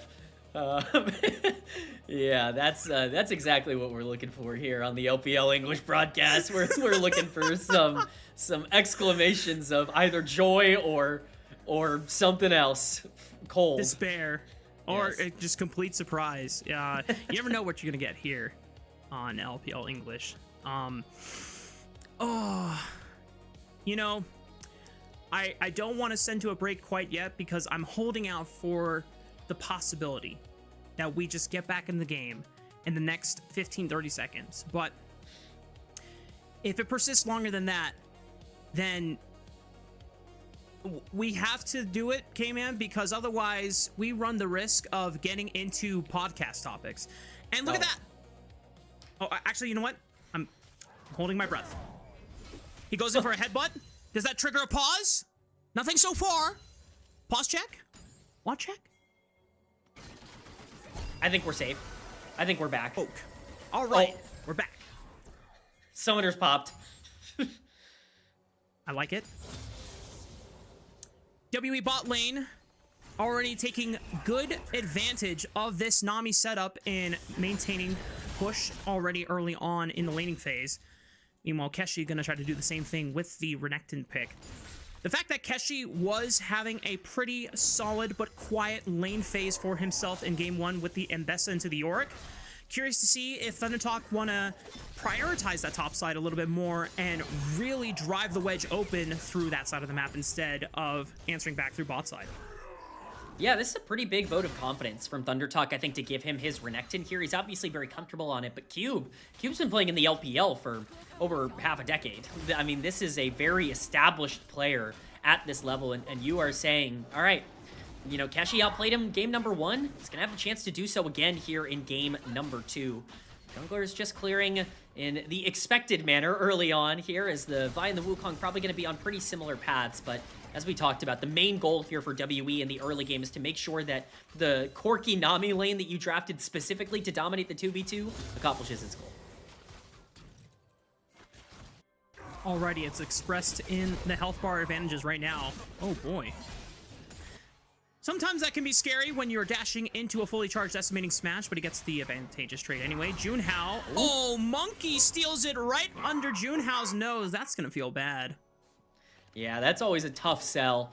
You know, you never want to fight too hard over Crab at level 4, but you know, you don't want to give it away for free either, especially when the bot lane is so pushed up and you feel like you could have some river advantage For now, it's just going to be a trade of those crabs. Junhao going to be a little bit further behind on his recall, but generally speaking, it's not going to be too impactful. The real question is, how early do you want to start utilizing that Vi's engage power? Because you can make some plays happen pretty early, and we saw from Monkey last game that these players are not afraid of some level 3, level 4 action. Well, the nice thing that Monkey has set up for himself is that he started Raptor as his first camp of the game, trying to give himself the maximum optimal rubber band strat for getting to level 6 as soon as possible. That crab win forces Junhao to stay on the map for the second crab, so it delays his overall camp clear speed, and it may not matter in the end, but it's the small advantages like that that junglers love to try and optimize for, because if you hit level 6 30 seconds faster than the enemy does, that's a window where the enemy jungler cannot respond to a gank that you want to make or a play you're going to make with your Cyclone. Yeah, especially in this game when the junglers have so much agency and so many abilities to, so much ability, I should say, to create on the map. When you have that level advantage, when you have that tempo advantage, things become really difficult to be able to equalize, at least for now. Monkey doing a decent job of being able to push that. Junhao, being solid enough to be able to at least stay relevant, though. I don't think either jungler is going to generate as large of a lead as maybe as what we saw in game number 1, where we saw the Malphite definitely a bit ahead after some Monkey ganks. For now, Haru is level 6. Karus will be hitting it rather shortly, and the question is, do they want to move around the map with their globals? Dragon has spawned here at 5 minutes, K-Man. Karus already moving to see if he can get some defensive vision around his bottom side river. Monkey clearing out the Krugs. Don't think he's going to hit level 6 off of that camp, but he is very, very close to getting access to Cyclone. Might try and maybe poach some XP from this bot lane as he's going to move into the river with Yao Yao. He's going to hide on this Pixel Brush. Maybe wait for Feather to commit. Now he shows up. No Cyclone available, but he's going to get a lot of meaningful damage onto this cow.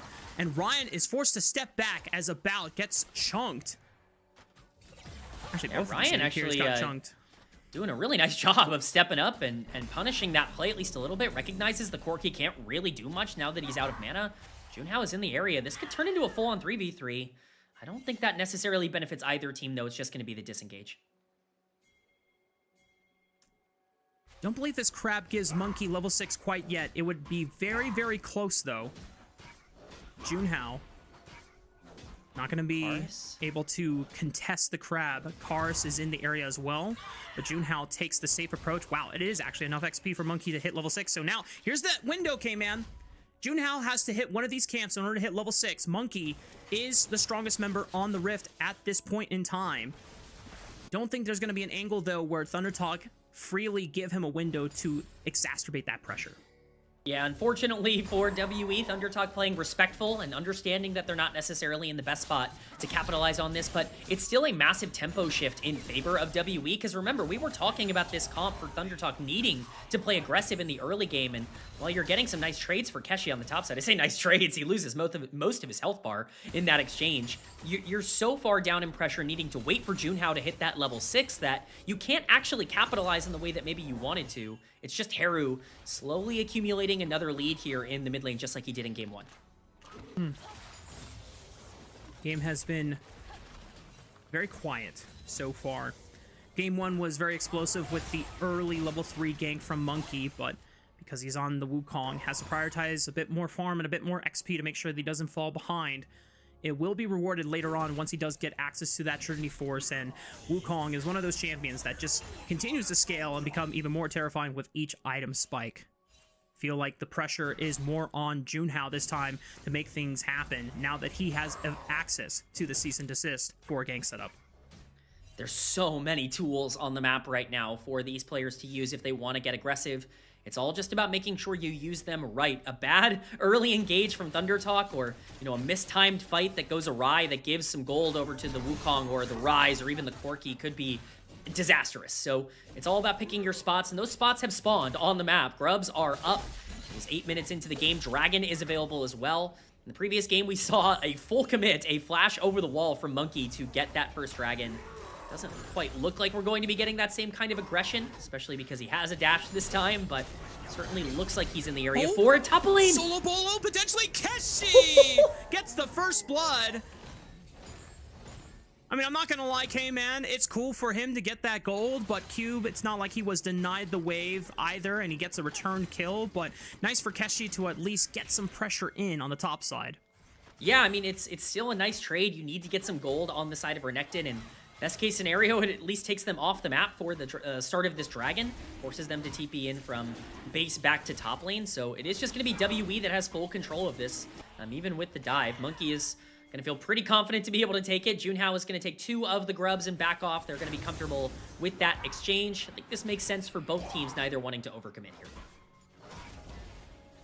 This is a nice way for Junhao to kind of mask that Monkey? he went for the grubs. Okay, potential engage onto the Wukong. Cyclone already used from the clone, but the cease and desist right on top of the jungler. Unraveled her. Seismic Shove does not connect, but he gets one more rock in the back of the Monkey's head. About and Yao Yao cannot contest the river anymore. Ryan and Feather back off, and Thunder Talk find a great response in this second game.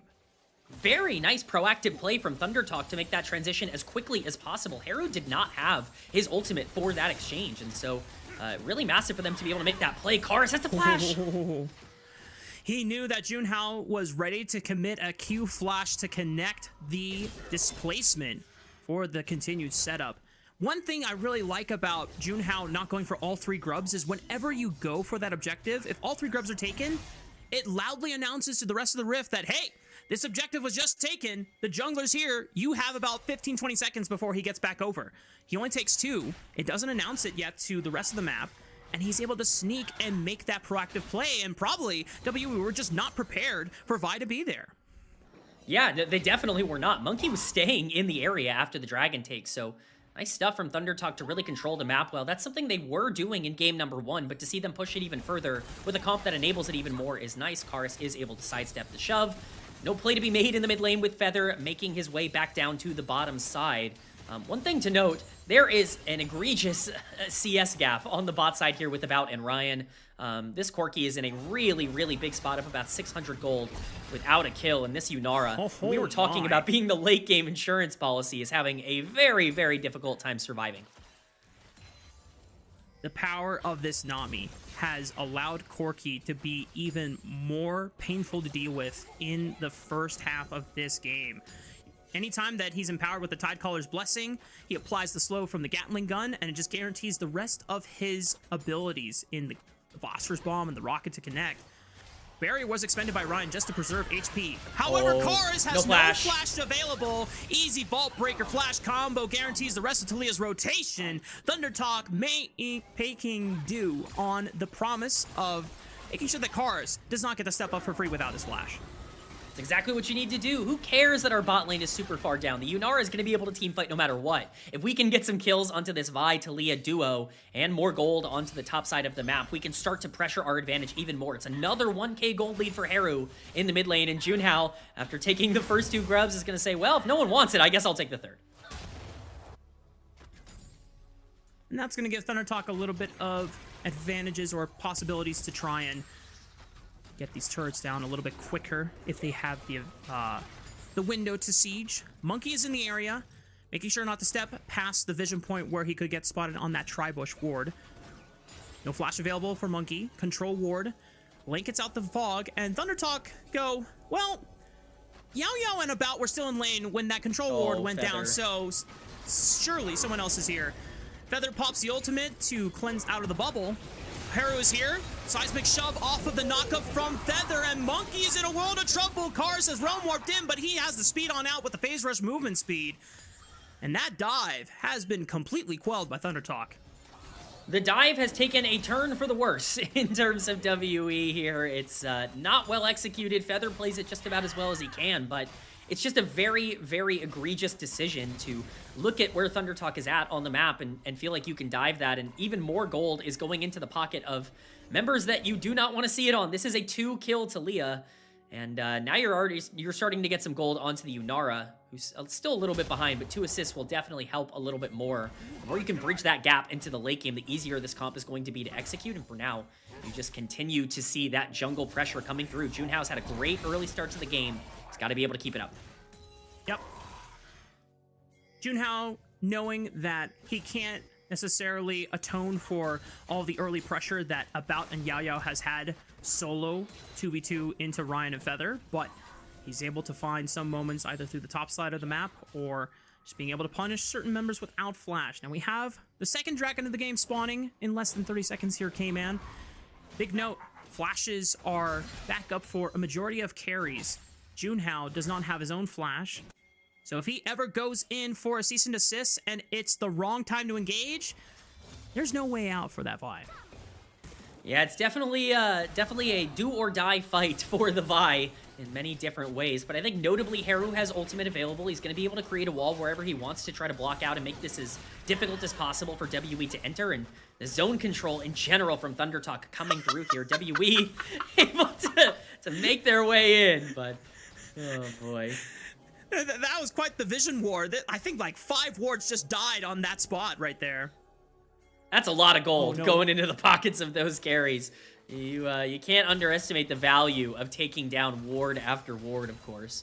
But Ryan continuing to push into the mid lane here. ThunderTalk should have full control of this dragon. Really, the question is, how much do WE want to commit to trying to take this down? They're on the flank. Tri-Bush ward, though. Monkey has not been spotted, but Junhao suspecting that someone was on that Pixel Brush. So Monkey just dashes away thanks to the usage of the clone. Pixel Brush is still warded in favor of WE, and the fact that ThunderTalk know, thanks to the Fey Lights giving full coverage, they cannot sit on top of that ward, and Monkey has swept all the way around. Oh no! There's a window where Haru doesn't get punished! He walked into darkness, but WE weren't there for the play! But Feather goes in onto 2 for the headbutt pulverized combo, and surely he does go down to about on the way out. ThunderTalk kind of losing their minds a bit over the fog of war. What a crazy exchange that was, and it's not even over. Dragon has been started by WE, and ThunderTalk do not want to give this. They're teleporting in. Monkey's going to be forced to use the W back over the Dragon Pit wall. They want to play ball, looking for Yao Yao, ready to turn this guy into a sushi skewer. Haru picks up his 3rd kill of the game for the Taliyah, and this is the 2nd dragon of the game now going over to ThunderTalk. Yeah, Cube's going to get some consolation plates on the top side of the map, but ThunderTalk take a situation that looks like a disaster and turn it, but oh no, Junhao. He does have flash. Okay. He flashes over to the left side wall, says, my bad, I just wanted to pick up some chicken nuggets. I guess I was not allowed to do that, and his summoner spell has to be used for it. Yeah, it's an unfortunate little trade there, but a very, very strange exchange around the dragon. I hope we get some replays coming in here because there's a lot to digest in terms of how that broke down. From Q. Oh no. We saw this happen in game 1. I mean, he's a Scion. He's a lot tankier than before, but he's got Sunfire and he's got Thornmail, all AD armor items. And you know what? Thankfully, Monkey is right there to make sure that he gets to walk out safely. I thought that was going to end in disaster for Q, but this time he has friends. And wow, it's 4 members from WE actually committed to the top side. Looking for Feather. Cyclone is available. Bubble connects, and he uses the Unchained to make sure that he gets out of that one alive. I mean, that's a lot of resources committed to trying to kill Feather. Meanwhile, Keshi's just solo taking bot lane tower, gaining a lot of gold for himself. WE will be able to trade it for this top tower, but overall, it's a nice play for ThunderTalk to continue to play the map well. They're up 2.5k gold here at the 17-minute mark. We're getting closer and closer to some major objectives. She's even getting some plates onto the tier 2 on the bot side, so overall, I think ThunderTalk are feeling pretty solid, as long as Junhao doesn't get caught here. Junhao cues into darkness without a flash. That is bold if I've ever seen it, but ThunderTalk jungler did have reinforcements right behind him, ready to back him up just in case.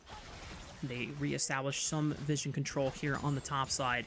Baron will not spawn for another 2 minutes and 30 seconds, but Rift Herald still available for the taking, and that is what ThunderTalk will focus their efforts on. Yeah, this is nearly impossible to contest. It's just going to be very difficult to try and invade this space. This is a free Rift Herald for ThunderTalk. Cube going to try to get as much as he can to demolish proc on the bot side, but for now, it's Kars who's in trouble. He has a flash, and he has, well, yeah. He did not have enough time to get out of the full damage combo, so no point in trying to burn that summoner spell. Junhao looking for the play. Cease and desist right on top of Monkey. He's spinning, trying to win. Uses the clone to get out. The second cast of the Cyclone. Monkey cannot escape this one this time around, as he was also without a summoner spell. Cube going to continue to the Sigma grind set of pushing down the second tier turret, but that does force a response from Haru to TP and save it. Down 50 CS, no problem for Ryan. The Yunara is online, level 11, starting to deal some damage and getting free kills as you see the Herald drop. Here comes the Choo-Choo Cube Train, looking for Feather, but he pops the Unchain for the damage reduction, tries to walk it out. The slow from decimating smash is not enough to keep him in range, but a couple ultimates are exchanged at the expense of Cube's engage. Yeah, the big problem here is that you keep finding these engages, but they're on to the Alistar with ultimate, and it's nearly impossible for you to break him down at this point in the game with the resources you have, with the gold deficit that you have. This is a 4K gold lead for ThunderTalk. You just don't have the damage if you're finding frontline members. Unfortunately, WE are going to have to try and get into a position where they can, start to pick off some of these weaker members of ThunderTalk like Ryan that don't have as much gold. It's easier said than done, though, for a comp that really drafted a lot around these 5v5s. It's becoming a lot more difficult to kind of look and see where WE can find their way forward. Cube is still very large and will be difficult to break through if you get those front to backs, but you have to initiate them in the first place. That's right. And for WE, they need to also get into the proper setup first over ThunderTalk, and it's kind of hard to do that when not only they have the beatdown comp and the multi-man single target lockdown on their side, but also when they have the gold lead so that they can freely get into these jungle quadrants without fear that WE is going to be able to stat check them when they face check. And that becomes more difficult when you're staring down a 3-kill Talia. So we see the exchange on the top side. Karis in trouble again. Keshi with the beatdown stick of the Renekton. Karis trying to run away. Another Cyclone pass. Keshi tries to flash over, but the ghost was popped by Karis, and he's going to type CY at in the chat. Shutdown going over to Cube, Sion, but Haru still committing to getting as much gold as possible for the change of play, and he takes out the second tier turret on the bottom side of the map. It's still a plus gold play for ThunderTalk in the end, which is a crazy thing to say, but that's just the kind of map control that you are afforded with Talia, with Vi. It takes so long to kill the Renekton. 3 people on the top side needed in order to even make it work. Haru? They're looking at Cube. There's no Cyclone for Monkey. Cube, no flash available on this side, on the way. No unstoppable onslaught. It's going to take a while to take him down, but here comes Junhao with the Black Cleaver and the Armor Shred passive from the Vi. This should surely make short work of the Sion. Hang on. They'll kill him eventually. It takes a while. He's healing off the grass procs. Okay, we finally got there. Junhao was getting concerned. He was walking back. Hey, whoa, he hey! He just stole my Krugs! Mid laner, please! he let his undead passive take my cats. Oh my god, what an insane turn of events. And honestly, that was a lot of resources burned on the top side, a lot of time given. Yes, it's a kill onto Haru and Cube is off the map, but Dragon has spawned. ThunderTalk is going to be in position first, but Monkey is in the area. Junhao makes his way down. I want to see what kind of setup we're looking at here. Are we giving this over for free? Do we want to contest this? You never really know with Monkey. I think the right call was the one they're making, though, which is potentially playing this a tad bit slower than they would have at times last year. Yep. Still a hard position for WE to fight from. Down 4.5 thousand gold now. It's the 3rd overall Dragon of the game spawning. It's about to be ThunderTalk's 2nd, with no contest coming in from WE's side. They just need to bide their time. Good power spikes coming in, though, for a majority of the carries for WE. Muramana finally stacked up for about. Sarah's Embrace also picked up and stacked up by Karis' Rise. He's about 3 stacks away from that Rod of Ages being at 10, and the Black Cleaver for Monkey means that there's even more armor shred to go around on this composition.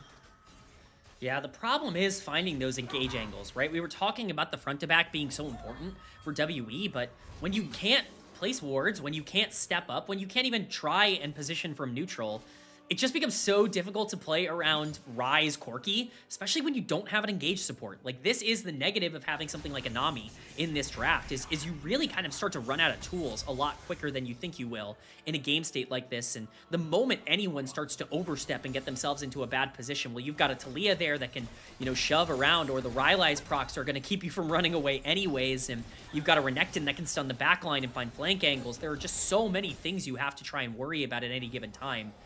This is a difficult game state for WE, but theoretically, if they can get one fight in where they're able to get some gold on priority targets, it can be all right, especially with Baron on the map. WE desperately trying to maintain control of that line brush, but they lose the control ward in the process. Feather looking for an engage off of the blast cone.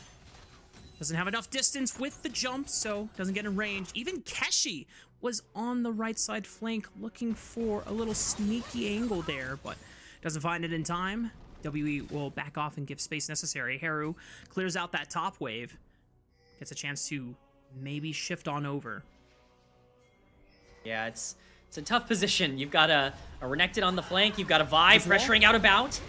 Cease and desist, perfectly timed, but the seismic shove, the bubble misses, and About is trying to hold his ground, but goes down anyway. Thundertalk now continuing the chase onto Cube, gets caught up, the unstoppable onslaught briefly used just for one knockup, but goes down anyway. Thundertalk off of one play, take out two, and they set themselves up to rip this Baron.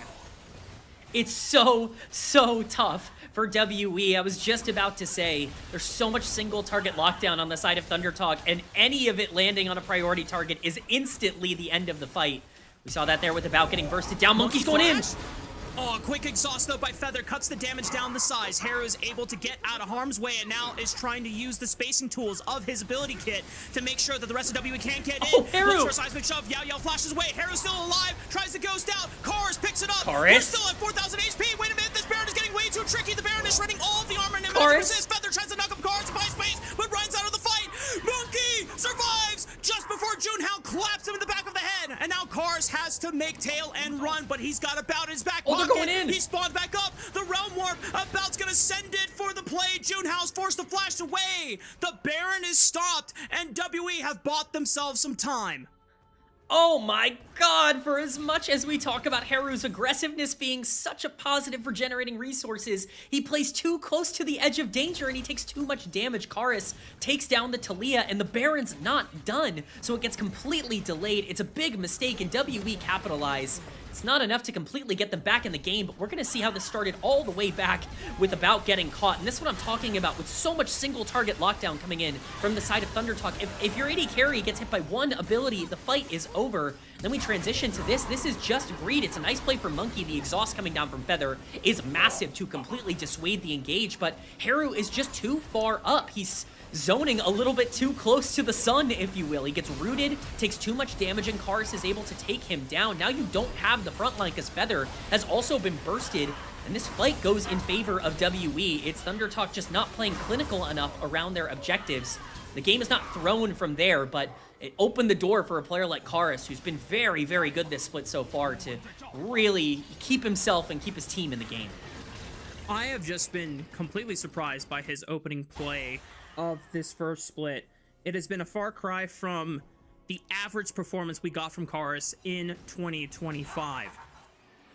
This could be a year of redemption for this mid laner who has had a lot of criticisms hurled his way, from myself included as well, but I'm ready to eat my words and start glazing this guy if he continues to show up big for WE when they need him most. Now, Thundertalk trying to look for an engage. Oh my god, Haru spotted out by Karis and routed off completely. He's looking for the Realm Warp to chase, cuts off the retreat route from the Dragon Pit side. Rest of Thundertalk are forced to give ground. Cube looking for the unstoppable onslaught. Ryan dashes way back in time. Cube in the middle of all four members. Can anyone follow up? About tries to go in.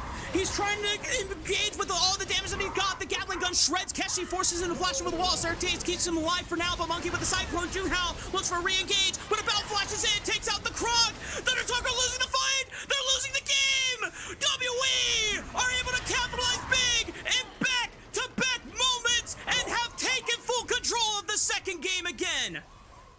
The impossible is becoming a reality. WE is fighting and clawing their way back into this game, and it's pure execution diff. It's Haru, the player who has been pushing the game forward for Thundertalk, getting caught by Karis. It's Feather not having the tank stats. They finally have found a way to shred this Alistar.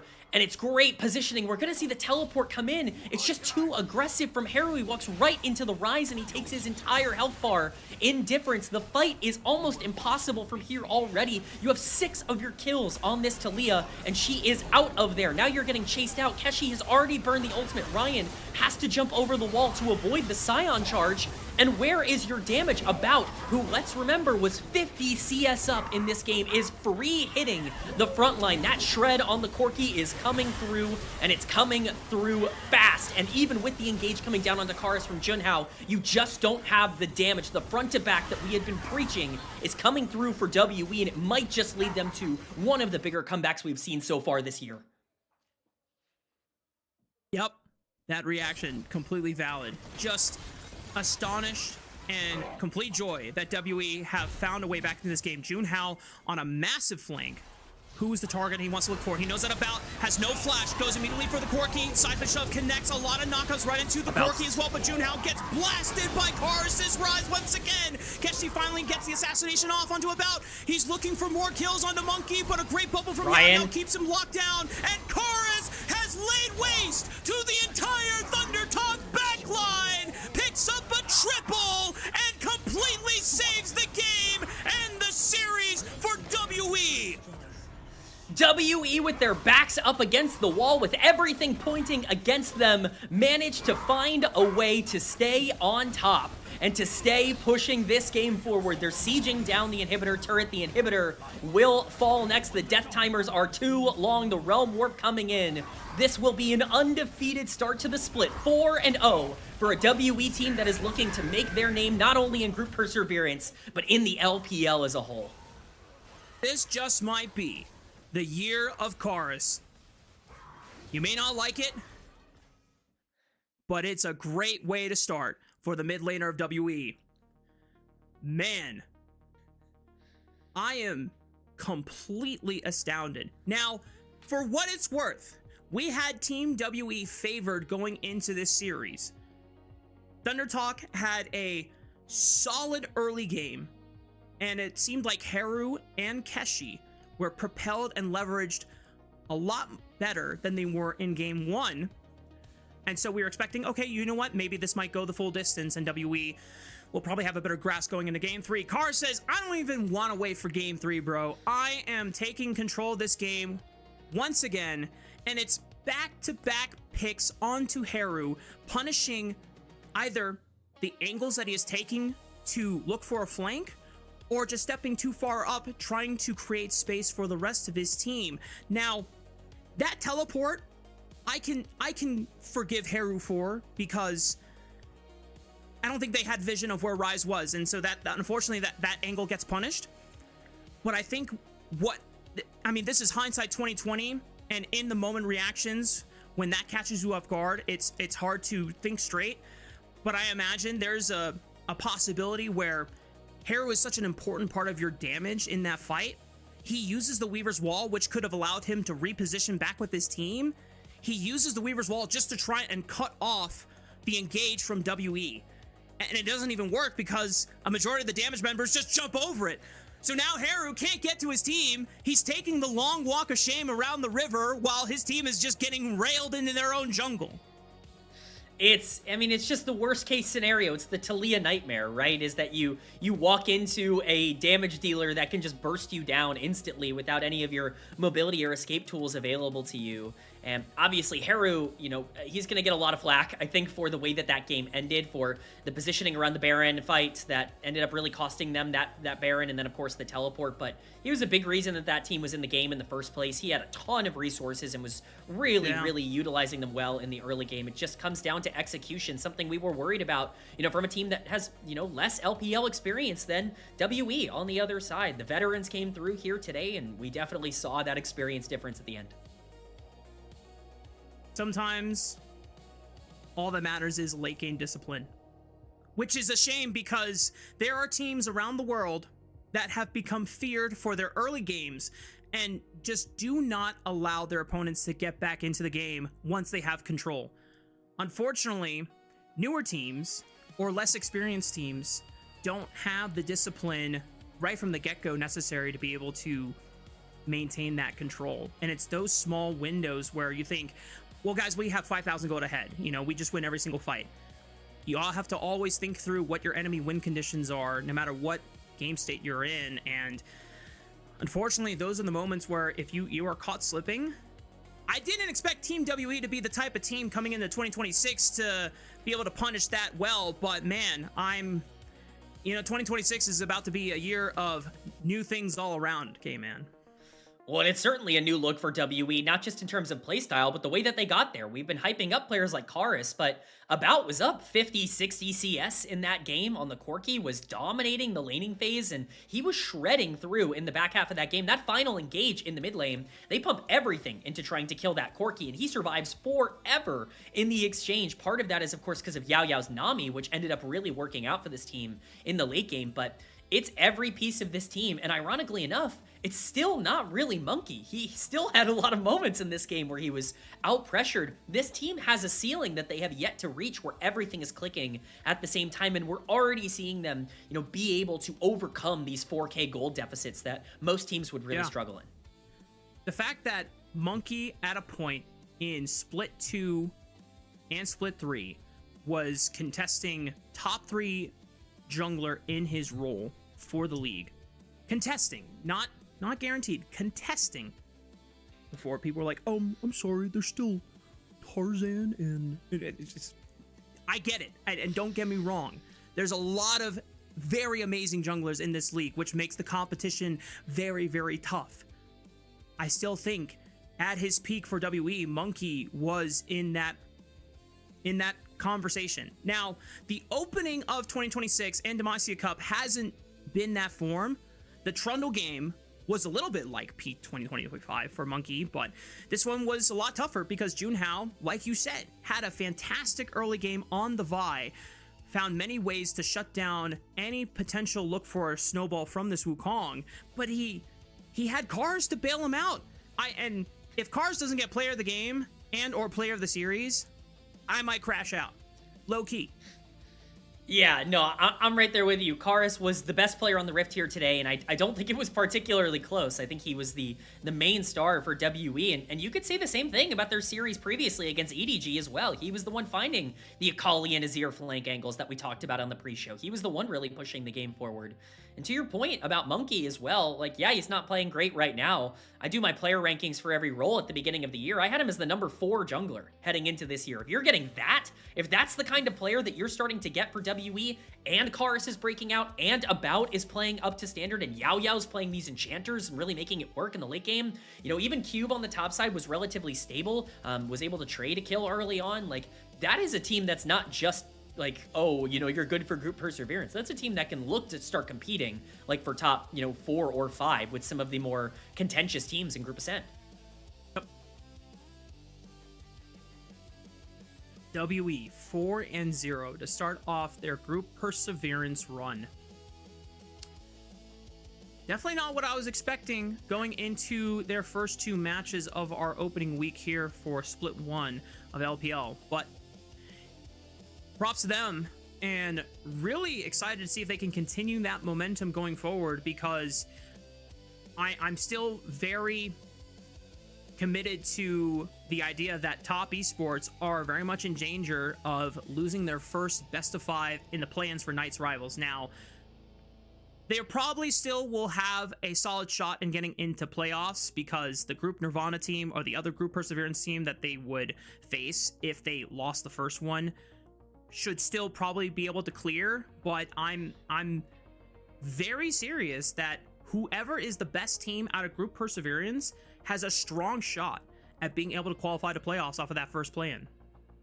It's certainly something to think about and consider. And even if you don't, even if you lose that first series, you get, top 2 gives you that extra shot. It gives you the bonus life. And, WE have set themselves up great with a 4-0 start. Remember, game score really matters when the sample size is this low. When double round robin isn't necessarily, going to show you an infinite amount of, I guess, gameplay and series.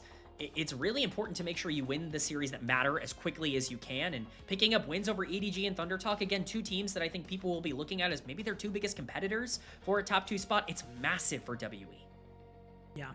One of the things I forgot to fill you in on, K-Man, you may or may not know, that we are not going to get our player of the series and player of the game just quite yet, because they're going to do their interview first, and then once the interview is done, then we'll find that out. So, normally in this instance, this is where we either bid adieu to the caster duo as we swap things off, but I'm down to chill for a bit and let you have the floor, K-Man, because you are signing off for the night after this series. Well, if I've got the floor, then I might as well hype up some of what we're going to see a little bit later, because I'm stoked. I mean, we're seeing some really, really great action, even just coming up immediately after this. I mean, we're looking at a series between Top Esports and Weibo Gaming that, you know, Top has to start winning. They have to start getting more comfortable. I mean, we just spent all this time talking about WE getting first in group perseverance, and if they, you know, win, and they're going to have an easy time. If Top Esports can get their act together, that all changes, right? I mean, you've got Nio and Fongyue, who in Split 1 of last year in the LDL had one of the most dominant runs we've seen, with Nio winning MVP, the team going 16-2, and really looking dominant. If you can add someone like Jachi, who's also had some success, if you can get them into an average state, then, you know, Top Esports can still be pretty dangerous. But, you know, we talk about group perseverance, EDG and NiP later, it's NiP's first shot. You know, EDG have to bounce back. If they start 0-2, that's a pretty big nightmare for them. So we got a lot going on here on the LPL later on tonight. Some really interesting action. That's what happens whenever you get 3 back-to-back series in one full broadcast day. Also, shout-outs to Zach on socials and Trina on moderation duty. Shout-outs to them for being able to take the first shift. We're going to be swapping off not just our caster, or one of our caster pairs, but also some of our mods and socials. But everyone, it is a full village for this LPL English project, and it's always a fun time. I'm still going to be on, but we got another face joining us for the Colorcaster role. Again, big shout-outs to K-Man. Make sure you check out not just K-Man on socials, but also his YouTube content. He does full recaps, full-on, like, hour VODs of these breakdowns for each match and each week. And it's always a fun time just throwing that on when I'm cleaning the house or taking care of some laundry for the day. But first series wrapped up in the books officially. Bye to K-Man, y'all. We'll see you on the other side as we get ready for Top Esports and Weibo Gaming.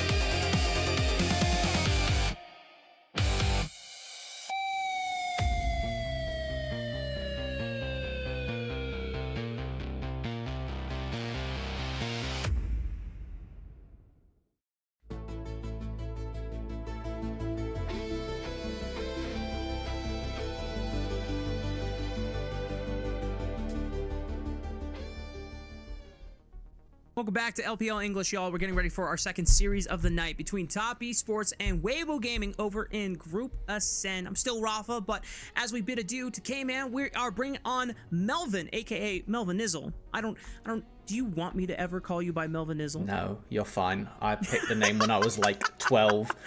Melvin's fine. It's not even my name, but you know, it works. It's easy to say in that part of it. We're chill. I think, yeah.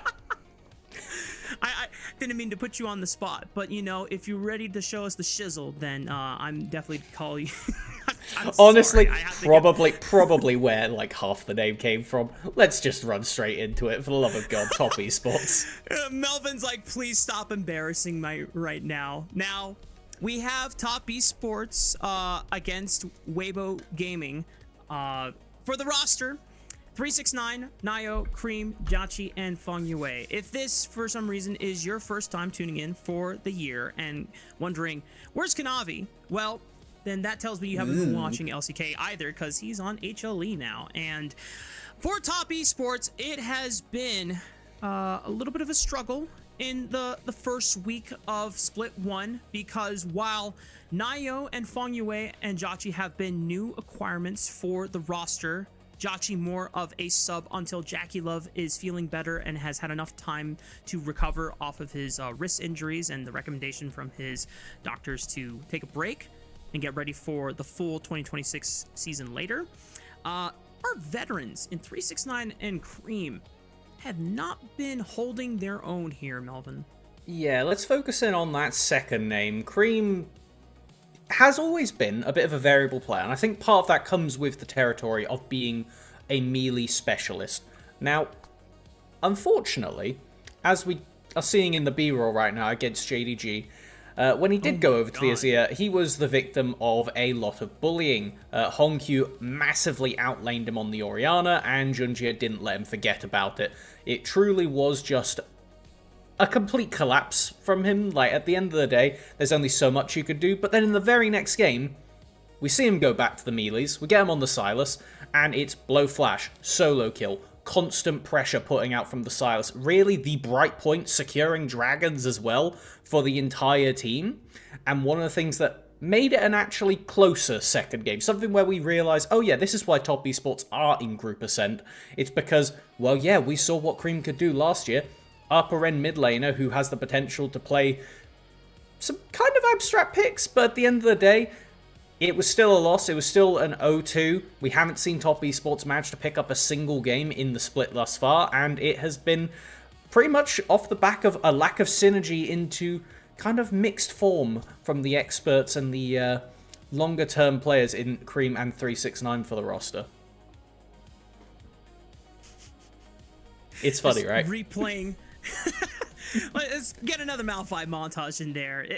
I was kind of expecting some kind of dubstep music of just every time the Malphite ultimate goes in.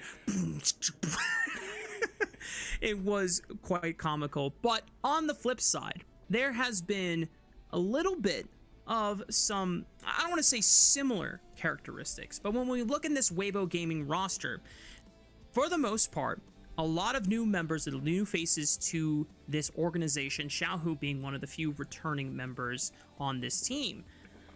Now, Zika, Jeje, and Elk have honestly put in some pretty memorable and very commendable performances so far in their opening week for LPL. Xiaohu has had a couple games here and there that have also been pretty darn good, but Melvin, as you may point out, some of the late game discipline moments and errors where Weibo Gaming lost games that should have been theirs to win, especially in the BLG series. So, I'm sorry, Xiaohu, but you were kind of the guy that threw it for them. Yeah, it feels like a very repetitive storyline to go with, but it truly was. This one hurts so much, just Aurora jumping in and a point-blank Malphite. Bit of deja vu, honestly, that a player who has previously been such an important driver for not just this team, but many rosters in the past, especially when you're the main man in the mid lane, you do need to be the backbone of the team. And we have, I would say, maybe not necessarily much higher expectations for Xiaohu, but for having so many consistent fumbles in those pressure scenarios, it's not something we expect from him at bare minimum. A mage expert, somebody who has previously been, contending for best player in not just his role, but also in top lane. So it's somebody with a lot going on the back of them. But then we see moments of brilliance of just, it's Knight Azir, but you completely clowned on him in that clip right there. And yeah, then this happens. It's like, okay, but what are we doing? Like, what's happening? Like, come on, Xiaohu. Definitely moments where Xiaohu was able to get the best of Knight in BLG's opening series of the split, Knight's opening series of 2026, since he was not present at Demacia Cup. But if we have some time before we get on to draft, we might have another 30 seconds. We're going to take another focus at the supports as well, because both of these guys are, as the graphics suggest, newbies on the block. Feng Yue, making his overall starting LPL debut here for Top Esports, was part of that very successful Top Esports Challengers duo in LDL for Split 1, and it is kind of the combination that Top Esports is hoping to bring together between him and Nio as the new core and engine for Top Esports in 2026. Absolutely, and we need to see that engine revving up fast, because right now, we kind of expected BLG to take a bit longer to warm up, and they are kind of already back swinging. AL still looking strong. And then when you think about what else is the competition up in Group Ascend, it really is kind of just IG that you're looking to push out of that top 4 to try and secure your place in the playoffs. And so this has pretty much become, out of nowhere, even though we're only in second week of play, an incredibly important matchup, because if you end up dropping a game here, then it's really going to come down to fate being on your side if you want to make it through to that top 4 the easy way. I think when we looked at the Demacia Cup performances from all the 6 teams in Group Ascend, and we made our pre-series expectations, knowing what the rosters were going to look like, you look at Weibo and Top Esports, these are your 2 teams that you expected to be 5th and 6th seeds by the end of the double round robin, and therefore the first teams in danger of losing their playoff spot from the Knights Rivals play-ins. Now, the fact that Weibo has already contested BLG, who is looking like our de facto best team in the league right now, gives me a lot more confidence that Weibo can easily challenge that top 4, and Top Esports not so much. But already into draft phase, here we go, Melvin. The Xiaohu LeBlanc Respect ban comes out. Malphite not available either. No Jace, no Rumble, Orianna. First pick, it's the Varus for Jauchi. Does mean that Azir is passed over here. Gonna wonder if Xiaohu will look towards that one. There's already an immobile carry on the other side, and as we do see, remember we got first selection. It is going to be that first pick going over to the red side. And now, Wukong locked in. Standard. It's a very solid jungle champion at the end of the day. It's something with a lot of proficiency for JJ, so I don't have much to say about that one. But the fact that Azir has currently been passed over is, I think, the biggest thing that's kind of telling right now. Yannara, very high priority ADC, but again, this champion has been on the ban bench pretty much perpetually, and there's just kind of meh. Like, neither of these teams are looking to immediately grab it. Yeah, okay, Jhin. Not even thinking about it. There we go. I think low-key, Melvin, I think Weibo just teased, if you pick Azir, we're going to pick the Ziggs. Like, they flashed the Ziggs because it is a counter pick into the Azir playing the long-range game. Now, the question is, are Weibo going to actually now slam it for Xiaohu? I do not recall if he has played Ziggs games in 2025. I can't imagine... Schlocking Syndrome. It's Xiaohu. Yeah. Like, true. He was best in slot on. Yes, okay, good. I would be very disappointed to see Ziggs over Syndra when we've had this mixed form from him. Get him on comfort, for the love of God. Like, it's a signature champion for a lot of players, to be honest, in the LPL, but for Xiaohu in particular, it's something that is kind of just legendary status with him, as now we get into the second rotation bans, and the important part here is TES can now knock off some of those top laners to give 369 a easier life on Renekton. One of the more senior players in this game, but has not really been looking like it. We've had a lot of 3s rolled thus far, and we do need to start seeing the upper end of that dice if TES want to have a fighting chance to actually, pick up a win this series. looking like a senior in other ways, not the good kind, but for sorry. That's good. Taken off the table. Top lane is Unk, I get it. Yep. Unk is washed, but maybe Xiaohu can show those hands once again now that he is on the comfort of Syndra. One of the few players that has played Syndra top, by the way, in his career. Legendary stuff back in the days when he was the top laner for RNG. Jarvan and Mbessa taken away from Nio as the next line of playmaking junglers for that are kind of filling out that AD role. Top Esports might look at another top lane ban, but support role has been awfully silent in terms of pinching other than the Nico, so eliminating the Rakan as a playmaking tool to follow up on the Wukong engage I think is a good call out. Weibo will probably save their counter pick for support and lock in their choice into the Renekton. I'd certainly hope so. I'm trying to think what of that support pool is really open, and there's nothing that you particularly want to grab. I mean, the only thing you might do is take away the Bard, as it is something, considering you have double immobile carries yourself, you could be a little afraid of, but as you predicted, picking up that Cassante, now the question is, do we see the Kiana currently unbanned? It's something that I think Nio really does enjoy to play. I believe when I see Nio, the higher the mechanical skill cap on the champion, the more comfortable he seems to be. Trundle is also a potential option that will shred through that Cassante on the dive-in, make it a bit easier, as this doesn't really answer which is which. Could be either the support or the jungle at this point in time, so not going to make any decisions based on that. If anything, buying a bit extra time to think, give them a few more draft options. I don't love the Poppy, considering there's only the 2 dashes right now. Go on. I was gonna say, if they wanted to take the Alistar for themselves, I can understand you take the Poppy so that you deny the counter pick potential of the Poppy support for Urha, but they go for the Nautilus anyway. But having a Poppy in your grasp makes an Alistar option less ideal and less accommodating for Urha. So instead, he's going to try to find ways to engage from a safe distance thanks to the power of the Solar Flare with this Leona lock-in. I mean, the way I look at this right now, I don't expect this to be the game that Joshi gets to recover some of his reputation, because I look at all the tools that Weibo has, and all of them, bar the Cassante, I would say, do not have a nice time if you are Varus. The ability for Wukong to sneak up on you and get that Cyclone going, the long-range engage from Leona really means I would be incredibly surprised if it's not that lethality Varus that we have seen. And if you don't get an Edge of Night early, you will be clowned on repeat. So this is going to be quite important to see where that early jungle pressure goes. Jhin, a pretty formidable laner in his own right, and the Leona, a winning matchup in that support role, just a better statted Nautilus with, the skill issue of being able to miss your ultimate. So I think that the early jungle pathing is going to be very telling for where both teams want to send those resources.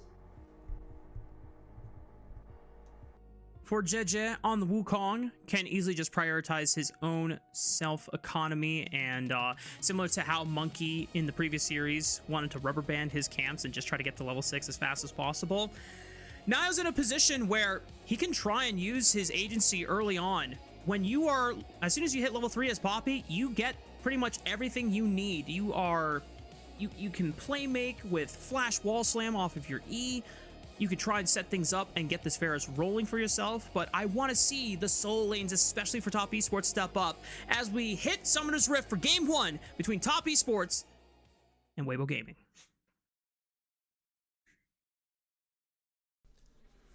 Incredibly calm opening. Doesn't look like there's any invades. We do have the typical phase rush start for the Poppy. Giles, wait. Let them speak. They fuel us.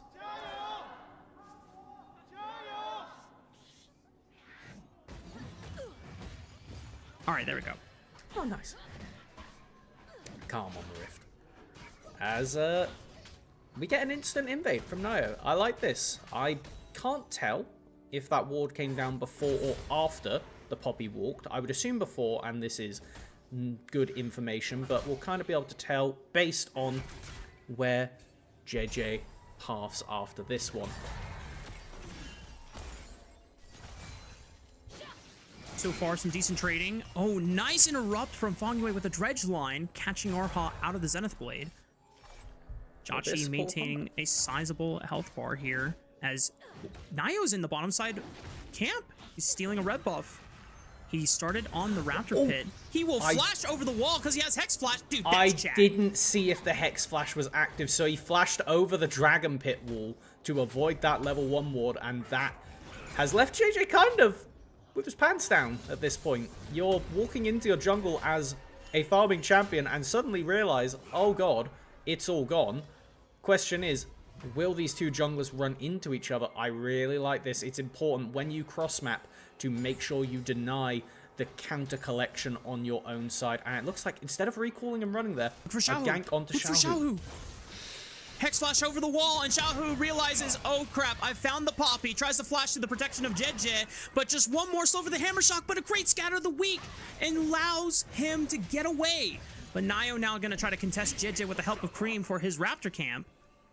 And JJ cannot stay for long because he had to bail out Xiaohu, but Urha is here, has roamed on over. Cream forced to flash now, and maybe JJ does get a chance to snag these chickens after all.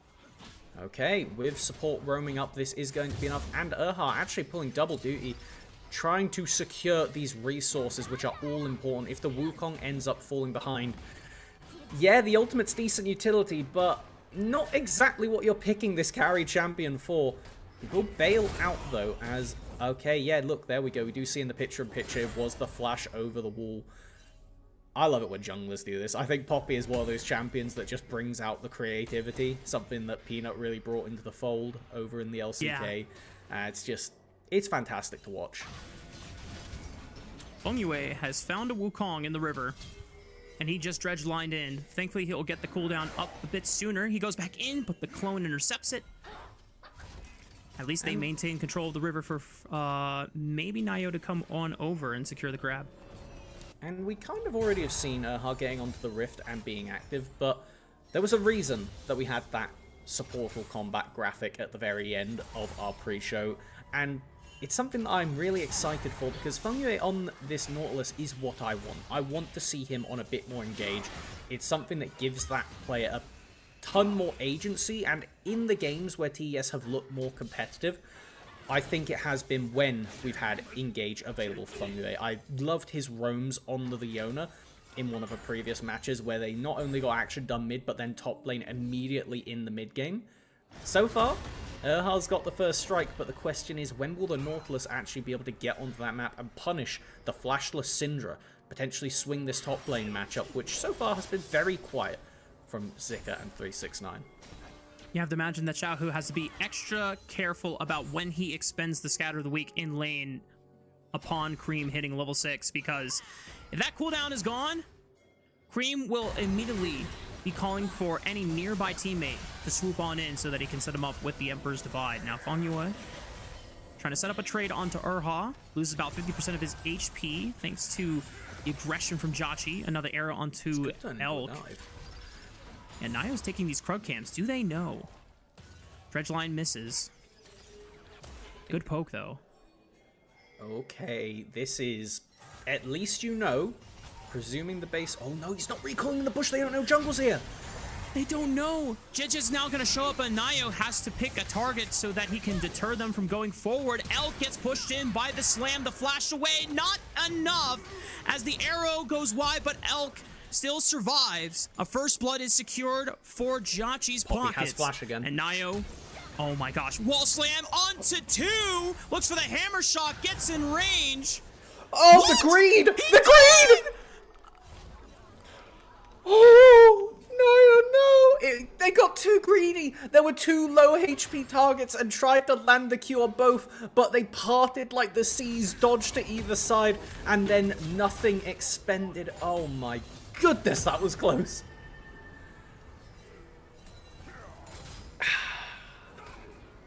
Wow, that is tragic. I have to be very careful with my words here, but man, I was expecting at least one of those two Weibo Gaming members to go down to the Poppy, but just not being able to commit on either target there. Let's take a look again at the replay. And it started off kind of by accident, I would say, for TES, as they were just lucky enough to not know about JJ necessarily, but then Naya was still in the area, so the counterplay was swift and very well executed. However, it was this moment here, throwing the Q, both credit to Elk and JJ to dodge away from it, and then the re-engage to finish off the kill before Naya can knock off Elk. Really promising stuff. And seeing Elk on this utility carry is something that it shows a lot of confidence in the rest of the team. He is really the player that when you came into looking at this roster, you would think, okay, chip on his shoulder, not on BLG anymore, mechanical hyper carry, we want to see a lot of resources funneling into him. Going on to the Jhin is really saying, I do believe the rest of my squad can carry, and that's something that I think is really important when you're a player who loves to go in, arguably a bit too much, but, you know, can outplay it 90% of the time. It's just that 10% where it gets real ugly real fast. Hey, look at that. We talked about it. Scatter of the week expended. Cream immediately goes in for the Emperor's Divide. Unfortunately for him, Xiaohu just got flash off of that timer. But now the flash is gone once again, so Top Esports going to try to keep track of that cooldown. But back on the point about Elk you were mentioning, I love that you bring it up because I think that first BLG series was a great benchmark for not only Xiaohu, who... okay. I mean, Zika was trying to recall it. That's a homie stock right there. That's now he said, all right, I see you. I'll help you get back. I don't think they're going to provide a homie stock to Jotchi in the same way. I think they're just going to send him back to the fountain in a gray screen simulator, and yep. Well, die for Elk at the cost of Arha's life. Meanwhile, potential engage in the mid lane. Xiaohu still no flash. Ong Yue gonna get in range. Is level 6 for the depth charge, but Cream backs off for the minion wave. So, more seriously, Naya was able to secure all 3 grubs off the back of that one. And now we've put 369 in a nice little proxy spot here. We'll have Erha immediately running over, but this is more time where attention is not being paid bot lane, especially with that dragon up. It's something that I'm sure we're going to get a degree of a fight over, whether it'll be a full-blown team fight, as actually Weibo's looking to kill the Croc. Uh-oh, 369 backing in a very greedy spot in the middle of enemy territory. Has Dominus, though. Looks to pop Xiaohu. There's still no flash on this Syndra. Jeje is waiting in the wings. 369, does he get the 1v3 solo? Nope, not in time. Zika flashing forward to guarantee the Croc goes down without any revenge kill. I mean, 369 doesn't flash. It gets the ultimate. I'm trying to think if they're happy with that. It was a lot of attention paid to the top side, and it does give the window now for TES to start this dragon. I think if they're able to secure it without losing anybody else, gonna call that a winning play for TES, but yeah, it did look ugly, but I mean, you know, the Crocodile bases and gets a full Black Cleaver, so I don't think he's too upset at the end of the day. Yeah. Not ideal to be dying in enemy territory, but I definitely see the advantage that 369 can still have in this lane setup, especially now that Zika is down a flash. Top Esports will be able to benefit off of the information 4 members were expended to bring down the Croc on the top side and pick up their first dragon of the game. Now I think we kind of sit in a bit of a lull state, because a lot of these champions aren't strong enough yet without their first items to pull off dives and the like. Funnily enough, it is actually 369 is the only champion on the Rift with a full item in pocket, but without the Dominus, isn't really going to be stepping too far into Zika, which I would say is lucky right now, considering that JJ was in the pocket right there if anything were to happen. As I think we should probably just pan over, look at the plates, and try and guesstimate how far we think people are into their quests, because it has been something that has kind of defined how players have acted in the early game. And it's something that I think a lot of engaged support players in particular, as we see Erha taking a walk to mid, has kind of shifted the gameplay pattern. For a good amount of the first week of play, we saw supports kind of reticent to leave lane because they want to keep their ADC in a safe enough position to finish that quest. Sure. And so now I think players are starting to feel a bit more comfortable doing the typical support behavior of, all right, I'm going to go jump off to another lane. I will see you in 3 to 4 minutes.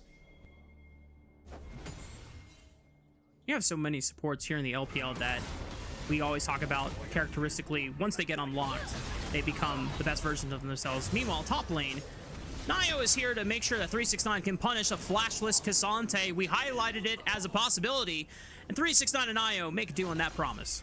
It was a nice buffer from Zika to avoid the Poppy ult knockup, but alas, losing that flash to protect his mid lane, a reminder, is going to spell his own doom and get 369 even more of a lead, picking up those plates, accelerating, being the first person on the Rift with the quest. Oh Beautiful. Boy, even through the scatter of the week, Cream is able to time the Emperor's Divide on the right frame, scoops him up for the alley-oop slam from Poppy. Yeah, that's a beautiful setup right there. When there's no Malphite on the Rift, Cream is here looking pretty good, honestly. Like, so far, much more promising than we were getting in the pre-roll clips, and very encouraging for TES. Now with a second quest in pocket, Jiachi picking up that one is going to start to snowball extra gold, as we see gold leads across the board minus the support role, and I think you're going to be pretty happy with that as TES, as Nio once again paying credence up to the top lane, trying to build up this 369 lead, make this Croc unkillable. Something that when you take a look at the Weibo roster and see only one AP threat, does give 369 a pretty good angle to stack up some armor and become a massive nuisance in early fights. Especially since Xiaohu has been on the receiving end of some pressure himself. A ward reveals that Nio was ready to set up a tent for a third visit to Zika's lane. Top Esports' jungler will not get a chance to punish him this time around until his flash comes back off cooldown. So he's just going to take his base. Meanwhile, Urha is making sure that he can get some vision defensively down for Xiaohu and scouting out where Nio's future path is going to be when he goes through his red buff quadrant camp rotations again. Very nice, building up that extra information. I mean, we've already seen Nio get the upper hand of pathing in the early game, but Urha was the guy that kind of fixed it for his jungler, looping on over and enabling JJ to get in and recover that early deficit. It can pretty much spell death for a farming jungler, which Wukong, he's kind of weird because he doesn't do good ganks pre-6, but also needs to farm for Triforce, which in the pocket, JJ is now a real scary champion. But once he has access to Cyclone, he's a pretty darn good champion at setting up plays, and Weibo Gaming do exactly that on Fengyue. Elk is the one that benefits from the kill. Now 2 in his name with the Collector in hand. The fact that Top Esports don't have a real tank on their side, Poppy picking up the Sundered Sky, means that this Collector is going to have quite a bit of value in this mid-game spike. Yeah, and with crits returning to 200% damage, there is one guy who really loves that with all 4 bullets in the chamber, as 369 pressuring for a potential solo kill on the tower here. Not close. Zika still has the ultimate available. 4 people Waiting out top. the Dominus, and you know what? He will wait out for reinforcements to arrive. 369 still has flash, probably waiting for the scatter of the week. Preemptively flashes it, coming through. Xiaohu now might just get punished. 2-man keeper's verdict. Cream in the wings, looking for the sweep. Emperor's Divide cannot get in range quite yet. Nio slowing him down with the hammer shock. Their edge line pulls him back. in. Arha preemptively stuns him with the solar flare. Zika is back, pulls him in with the all out, but can't get him in range of the tower. And Jiachi with a piercing arrow doesn't find its mark. Top Esports have control, though, of this topside river and can look for the Rift Herald in response. And the rest of Weibo, I don't think they can do much about it. Going off running, silver lining will be that Elk will pick up at least 2 plates in the mid lane. With that dragon spawning, though, we see 369 teleport to bot, push in this wave, and secure the other half of the map. Could this be an objective flip? Poppy ult is down. No, not gonna go for it. Quick bonk of the eye on the back of the Herald into the smite. Rift Herald is secured. 369 will not die for the turret.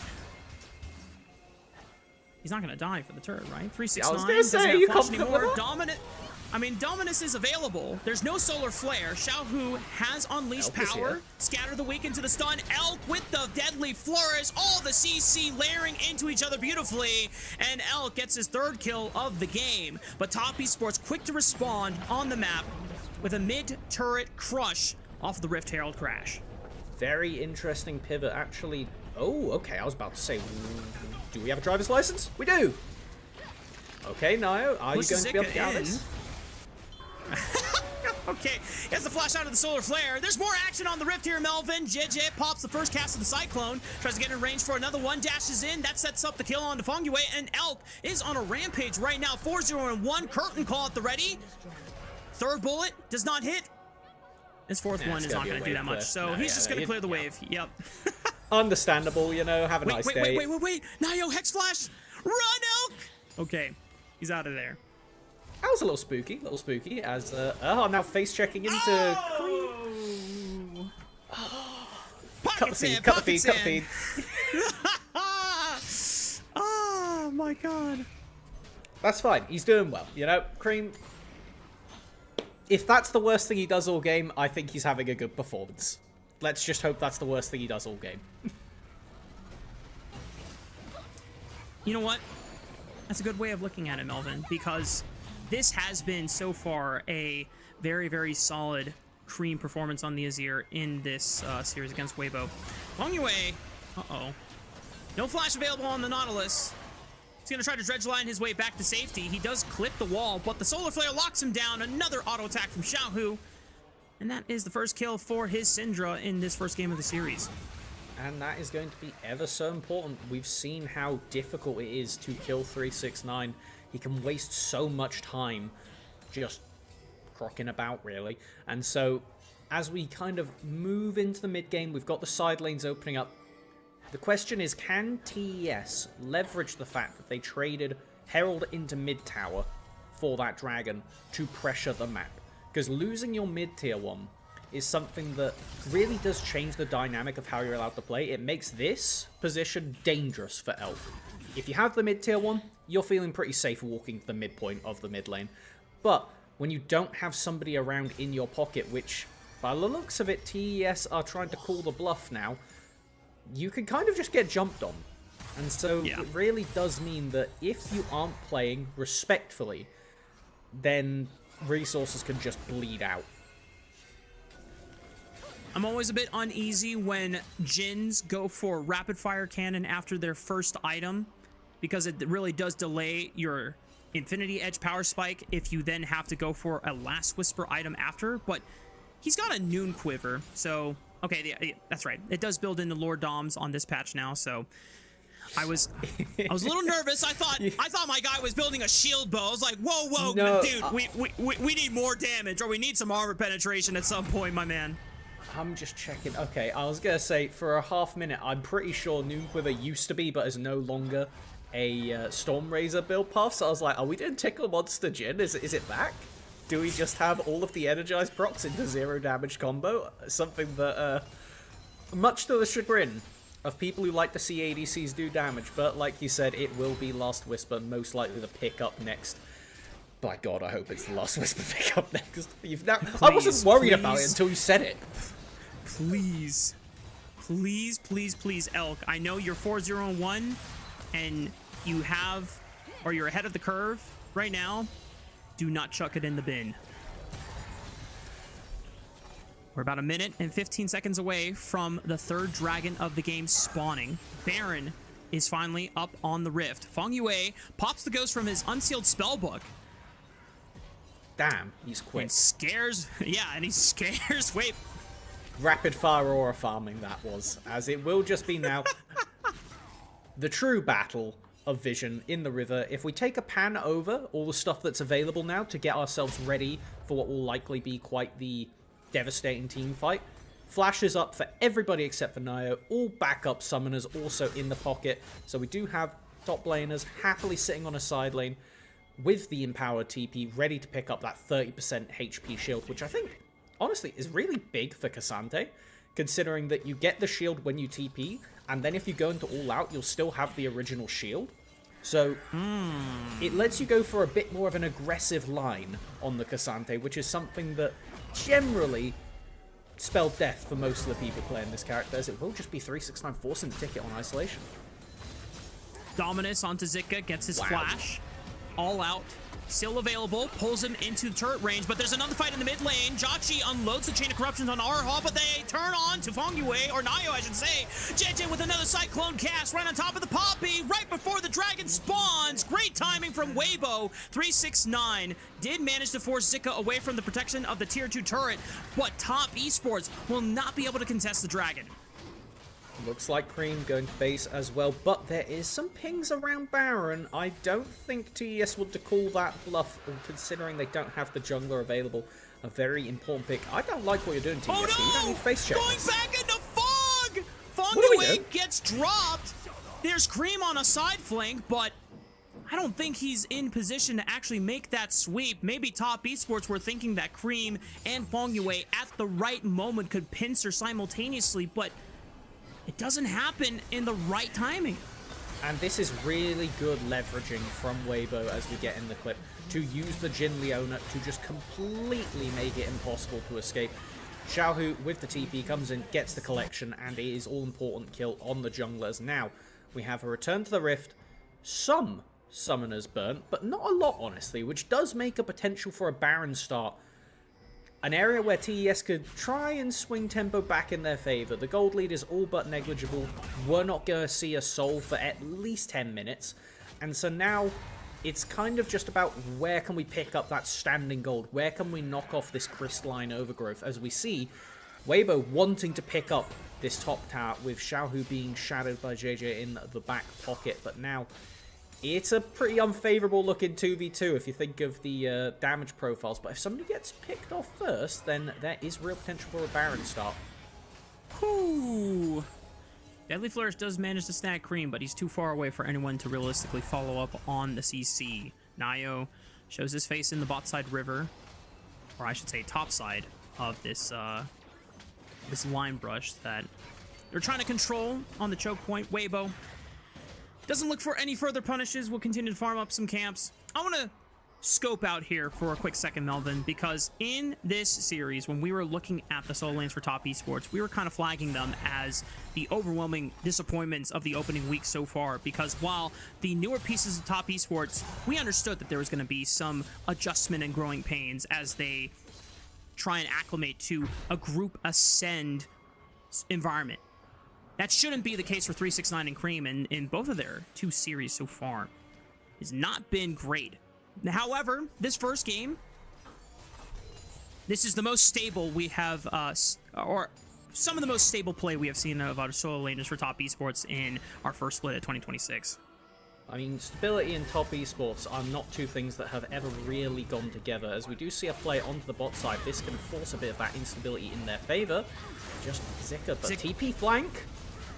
He goes all out, but he doesn't have flash available. Deadly Flourish goes wide as 369 and Nayo dodge out on the CC. A Wukong Cyclone clips Nayo. Does manage to bring down Zika before he goes down, but Cream has teleported in. Oh, that's Fongyue. He's going to get bursted out. Elk blasts him with the fourth shot in the chamber. Jotchi over the wall looking for piercing arrows. They trade one into Jib, but immediately Zika, or I should say 369, does fall. Okay, Jotchi. Part of the party. Jotchi trying to unload arrows, looking for another one at Urha. The battle between the AD carries. Cream finally flies in, makes two on the Azir. 3 kills for Jotchi, and Top Esports finally find their biggest window to leverage in this series against Weibo.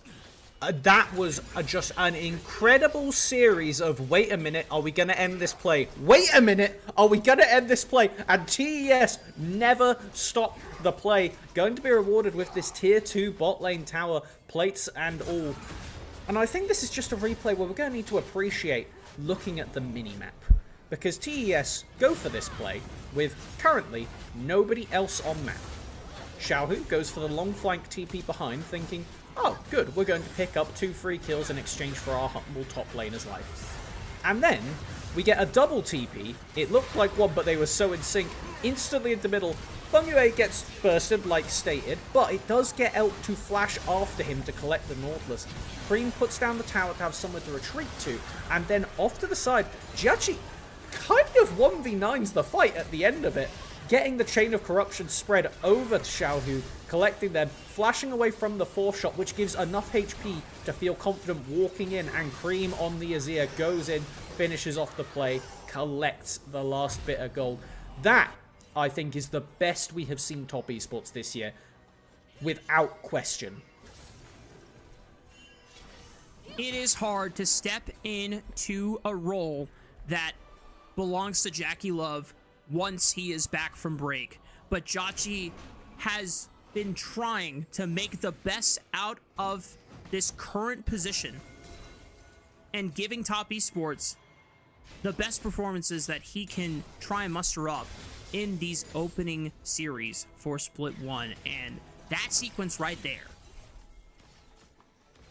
If Jackie Love comes back and understandably gets the starting spot back, I hope teams who are struggling with an AD carry going into Split 2, Split 3, look at this guy if he's able to continue putting out performances like that. It's a good start. We saw in the matchup against BLG, I think up until this point, his MF game was his best one. He punished a lot of the most overzealous plays with Viper and whatnot going in and able to collect return kills where I think most people wouldn't see the line to be able to do so. TES will calmly collect this dragon as Weibo look to try and steal some top lane vision. But now we are in a bit more of a even spot. If we take a look at the map though, massively in TES's favor. They have that mid tier one, even though it'll probably die to a single auto attack once the minions get there. If TES have proper wave control, which so far they're doing quite a good job of, leveraging 5 people around mid, I don't know if that's such a safe TP. I would have to agree with you, Melvin. The turret is gone, and who's the person that TP'd it? Oh no, Weibo Gaming! Oh, I'm getting flashbacks to the BLG series. Top esports are going to benefit off the fact that Shahu just gave his life over, and now Baron is an easy prize for them to secure, unless Jeje can make a miracle happen. I really like this. We see 369 base TP in, going to have the big shield. That extra bit of buffer room to stand in front, either tanking up the Baron or the enemy team. But this is a pretty slow approach. JJ can dash in. Poppy ult Still goes wide. 4.5k. He dodges the Keeper's Verdict. Nio tries to turn, and the Baron resets. They slam Arha into the wall. 369 blows him up. But Zika is about to blow up Jati in the back line with the all-out. Jeje and Elk now trying to reposition and see if they can pincer on the top esports with Zika, but he's way too low on the health bar. But they've done their job. The Baron has been stopped, and Weibo Gaming have bought some time. Xiaohu has now respawned. Nio getting chunked by Elk. If he can get a range with another rapid-fire proc, it is the last bullet in the chamber. It will blow up Nio. But he gets a little bit of HP back off of the Scuttle Crab.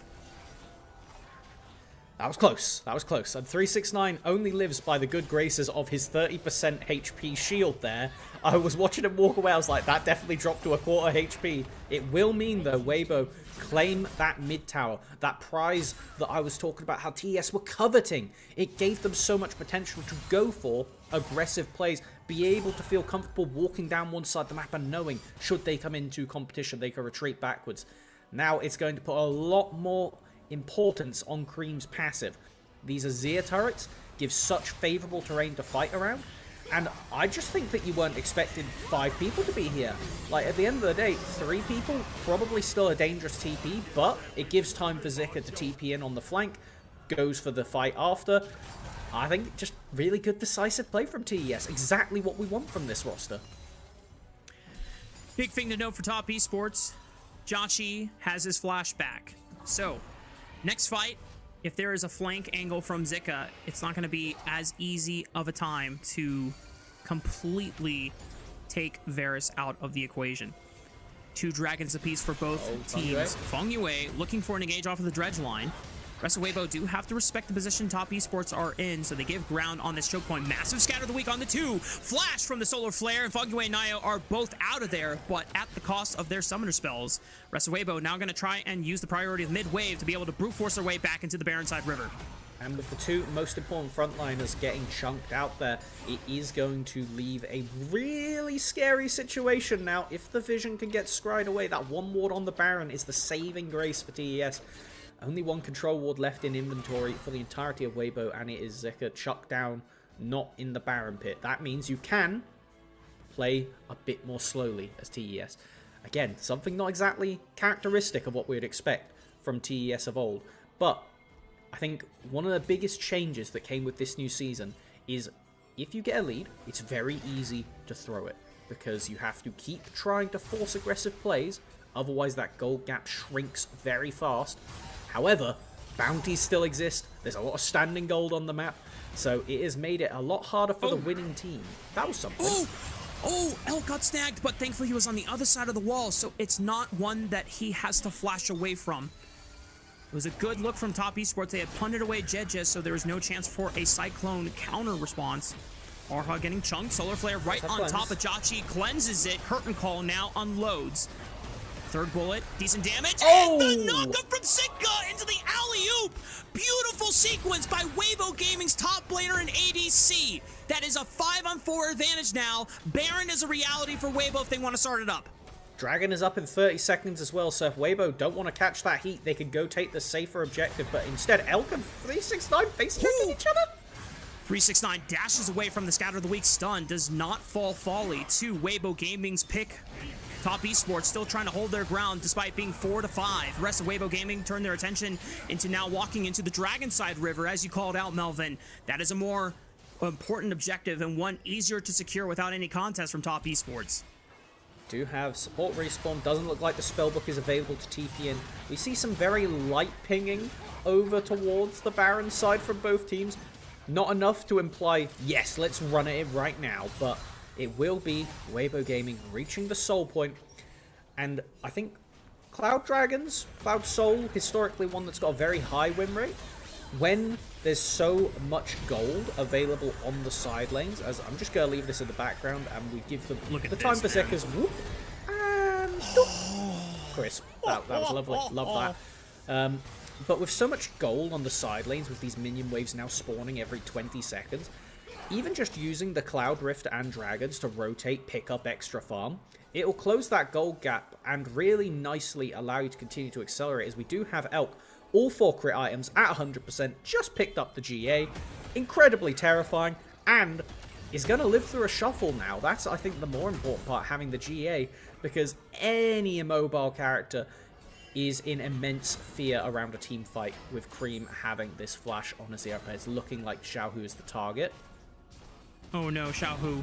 Wall slam, Nio times it beautifully over the wall. Xiaohu forced the flash, but Cream will trade to make sure that the mid laner is gone for the next 53 seconds. That is a beautiful wall to be able to close over, and it's going to be, I would say, Baron, unless Weibo Gaming want to toss it all here. It's going to be very scary. You do have the potential to run around the back of the pit for JJ, but it means that you won't have your primary engager with you. It's going to be very difficult to get in here. Get vision on it, 6k on the Baron. Elk has to set up, looking to target 369 first. The Dominus occupies their attention for now. JJ trying to pick an angle to go for. He dashes into Feng gets hit by the death charge. Baron secured for Top Esports. 369 gets out. JJ almost low, gets the shield from Zika's Cassante, and the rest of Weibo Gaming's 4-man party do manage to escape with their lives, but Top Esports secure the prime objective. Perfect execution from Feng Yue, knew the assignment, do not let Wukong near the pit. As soon as it was clarified this was not the clone, threw the dredge line out, got everything, managed to keep them at distance. It wasn't a kill, but at the end of the day, I think this initial play from Nio and Cream was all it was necessary. And it's actually Cream hitting the ward here that I think gives Xiaohu the expectation that he's okay. Was that lingering vision? How did he see him over the wall to do this? I think it was a minion. I think it was a minion auto attack. That's the only thing that I can think of, because I was also questioning how the hell does Nio have vision that he can cast E over the wall. Meanwhile, Top Esports looking for a pincer. Do Weibo Gaming know that Feng Yue is right below them with Jauchi? Elk has to be extremely careful. Still has Flash and Cleanse available, but he does not want to waste these summoner spells when they have Cloud Soul coming up in 2 minutes. Potential game end angle though, and it's gonna be, I would say, on Cream to not get too overzealous. He has so far played a very good Azir game, rarely been the target of aggression, and managed to survive it all the way through. Does have the stopwatch, as it looks like it's just gonna be a very standard siege. Spell shield down though. Good cleanse. Jauchi pops the cleanse, still has a flash available. Mikhail's got used too, though. That was double of the cleanse abilities used. So now, next ability that comes out of a stun, next stat of the week, is an actual stun you need to be afraid of. I suppose unless you're Feng Yue, who does have the cleanse in pocket himself, as it will just be rotating over, getting that mid lane pressure down. A measured push from top esports does net them the bottom inhibitor. Super minions will be constant pressure for the next couple of minutes. Weibo Gaming will have a harder time trying to get into the bottom side river and their own jungle as a result. Yelp zoning is going to be enough. Just holding that pressure at bay as 369 rotate up to top. Tapped, but it's not going to be a death blow by any means. Dragon's still got a minute to spawn. And I think TES are leveraging to go for 3 inhib towers here, bare minimum. Oh boy. They haven't been able to tag Jachi's Edge of Night spell shield yet either, so even though he doesn't have cleanse anymore, he is quite safe to step up this aggressively. JJ trying to occupy 369 on the top side push, but there's 2 inhibitors now gone in mid and bot. The poke from Jachi is starting to wither away from Weibo Gaming's health bars. And eventually, you called him, Melvin, they finally make their way through all 3 inhibitors. They're looking for the final push. Solar Flare right into the backline. Zika flashes in, but a great steadfast presence blocks the entrance from him. Jejek cannot follow up just yet. Cyclone still at the ready, but Zika's trying to do all the work he can. Cyclone onto 2 members. 369 trailing right behind Elk as he flashes on top, but the great push for the Scatter of the Week. 369 gets dropped way too early. Weibo Gaming have lost all 3 inhibitors, but they still have 1 Nexus turret available, and the Cloud Soul for them is about to spawn. It's enough to hold on for dear life, but it's not enough to feel comfortable with. Double super waves are coming in all lanes, and I don't think between Jin and Syndra you're going to feel comfortable sending Wukong out of the base to go for a clear. We do have Cream teleporting in to make sure that JJ does not get to this pit, but it is all but done. Double soul point for both teams now, as potentially Cream fishing quite aggressively for a play. I think if you get a single pick here, the game could end. Oh wow. My goodness. That was close. We didn't get to see it, but Cream pretty much took JJ for everything it was worth. Nearly got that GA proc, which is going to be very important when we get around to what could be the last fight of the game. Now, as TES, absolute respect. They have been playing an incredibly good reserved game. And when I say reserved, I mean it with the utmost respect. They have not overplayed their lead. Cream in particular has been standout with Jachi getting maximum value without getting caught. And if they can keep that up, this game is all but theirs. All of this minion pressure is going to make it so difficult for Weibo to allocate their damage onto the enemy champions. Cream has made very little to almost no mistakes this game, and compared to his counterpart Xiaohu, who, despite some great plays with the Syndra and this being a great comfort pick, there have been a couple moments in this second half of the game that has given top esports the window completely pry open the game and now set up top esports for a potential victory march now that all 3 inhibitors are gone and Baron will spawn in the next minute. You find Solar Flare and Scatter of the Week on the Fong Yue. Flash from Jejek goes immediately for Jachi in the back line. He's gone. Finds it with the current call. One more bullet in the chamber. Who is he going to look for? Fong Yue gets hit by the Scatter of the Week stun. That's a double kill for Elk. 369 throws everything in the chamber that he has to try and blast out Jejek, but will drop his GA as a response. Zika retreats back into the safety of the base. 369 has to get out. There are double supers pouring into the base, and it's going to call upon the attention of Weibo Gaming. Top esports, do they feel confident in trying to still end? Cream still alive, no teleport available. 369, no teleport either, and somehow just like that, Weibo Gaming hold on for dear life. They see the angle, JJ forces the play, and it is enough to keep TES at arm's length. Those inhibs will be respawning in the near future, but not soon enough to give a walkout angle to the Baron. There's jungler available, smite up. That's the thing, if you get all 3 inhibs, it's just such suffocating pressure. The benefit is that Weibo are getting so much gold fed to them off of these minion waves, along with the extra XP, as we do see both top laners up to their level 20 mark. Everybody, bar the support now, is level 18. We are as strong as we can be on the Rift, and finally, we have that GA picked up for Jachi, which is going to be necessary. We saw as one of the first members taken out in that fight. This Varus poke is something that really can be curtains for Weibo, but it was Elk who sealed the curtains on TES in that last siege. It's so poetic that both AD carries for what could be the last fight of the game have GA. in their inventories. They have been the most important members of this game so far. Cream making a close race for also most important member on this composition in our opening series, in our opening bout between Top Esports and Weibo Gaming of the season. Urha getting chunked, Chain of Corruptions barely goes wide. Decent poke from Jachi in the backline, trying to chunk out the Leona. Zika taking a lot of damage as well. Fengyue locks him in for the dredge line. Curtain call from Elk, poking them down. 369, pressuring forward, forces Elk to drop the ultimate. Dredge line finds Xiaohu. Cream can follow up and just spears them all with the power of his soldiers. Emperor's Divide rams them over, and Elk, even with the GA, it does not make the difference. Zika trying to blast 369, but at what cost? But the Nexus falling, and Top Esports claim the first game in this series. That was an incredible look for Top Esports, picking up their first win of the split, game-wise, and it is such good fashion, I will say. This does not look like the same team in all of the games we've seen thus far. 369, great form, exerting a lot of pressure, and being the backbone to allow a lot of these engages to go off. And I mean, we talked about them so much throughout the game, but they deserve their flowers. Cream and Jachi played an amazing game between them. Such reserved play, very rarely ever picked. In Cream's case, never died, which is an achievement in himself. I'm predicting Cream for MVP just off the back of that alone. Yeah. And yeah, like, if you told me this is how TES are going to end a game, triple inhib off of a Baron, play reserved, force down the Nexus towers with minion pressure, they lose a fight in base, but then they come back after Baron and just let the minions do most of the work. They were putting so much pressure on the flank that I think the Weibo members were just completely stuck at that point. You had to do something, and there was no good angle.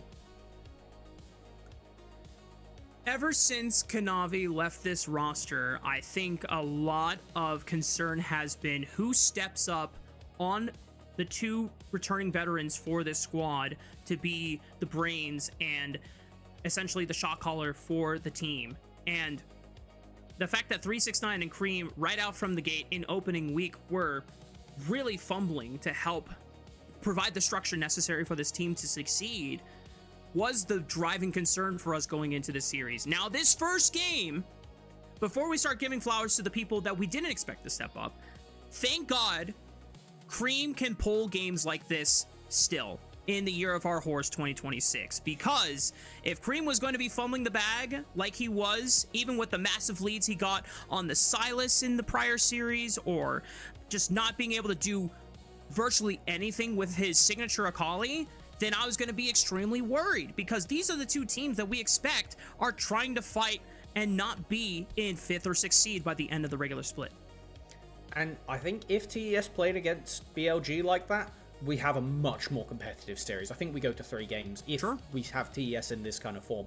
And now the question is this the exception, or is this the new rule? And Game 2 is going to be very telling for what TES can put together, as we get a bit of the post-game stats right now. Again, this is, I would say, considering it was a 42-minute game, a relatively low kill score. 35 kills. I was, you know, don't get me wrong, this is my first split, I'm still new here. But I expected a lot more blood, I expected a lot more death. And this was just a really good game. Like, I want to keep pushing how reserved TES were playing.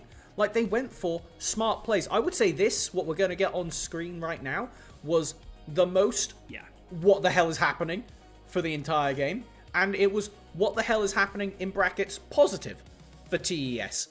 Having more members come into this play over time and Jachi really clutching up at the end there was essential. And it, I don't know. This fight was the equivalent of the back and forth roller coaster of it's so Jover, we're so back, it's so Jover, we're so back. Yeah, this is what I expected the whole game to be. And the fact that this was the exception was good. Good for TES, like, you know, expectations-wise. But also, it showed that Weibo could fight back. They just kind of got ran around a little bit. And so, I know that we've been giving TES a lot of credit. That's because the expectations at the start of the split were a bit higher. Then they were in the floor. and now they're kind of in the middle. And I think that the fact that we didn't have the entire roster show up for Demacia Cup kind of added to the fact that it took TES a bit longer to get going, a bit longer to build up that synergy, particularly with the solo laners. And I would hazard a guess that's probably part of the reason why they look to be so lacking in the first weeks. They hadn't built up that ability to work with the support, work with jungle, and generate themselves a lead. But we saw Nio camping the hell out of top lane this game. 369 got that early lead, and he was not allowed to drop it under any circumstances. And it was really important by the end of it. We saw how much pressure the Crocodile drew. It was enough to get that initial dragon off on the side and just kind of be this nuisance that never let Zika do Cassante things. And we've seen some really stupid Cassante things so far. Yeah, because even then, Zika still found a couple of great moments. Oh, I didn't even notice that auto and minion. That's unfortunate. I didn't see that either. Zika, put behind by the pressure of 369 and Nio, still found ways to influence and impact the game. But this was not just Cream playing his best game of 2026 so far, deathless on the Azir, but also 369 actually stepping up and ensuring to still be a reliable rock for this team. Exactly. At his best, 369 is always someone that you can count on, even when the rest of top esports is completely lost, even when Kanavi and Jackie Love were still on the roster in 2025, right? That's why I was just so concerned where even 369 was rolling threes a majority of the time in our opening week. It's like, oh guys, come on, we can't all be fumbling the bag. But this is a sign of light for top esports. Now, it's still a series. There's still a chance for Weibo Gaming to bounce back. And we have not talked about Weibo that much in our post-game analysis so far, Melvin. And immediately, Xiaohu, what the hell, man? What is going on?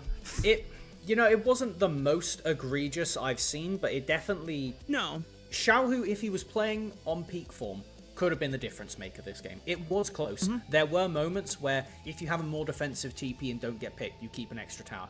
Very deserved. Well done, Cream. We'll keep singing the praises if you keep doing stuff like this. That was crazy work.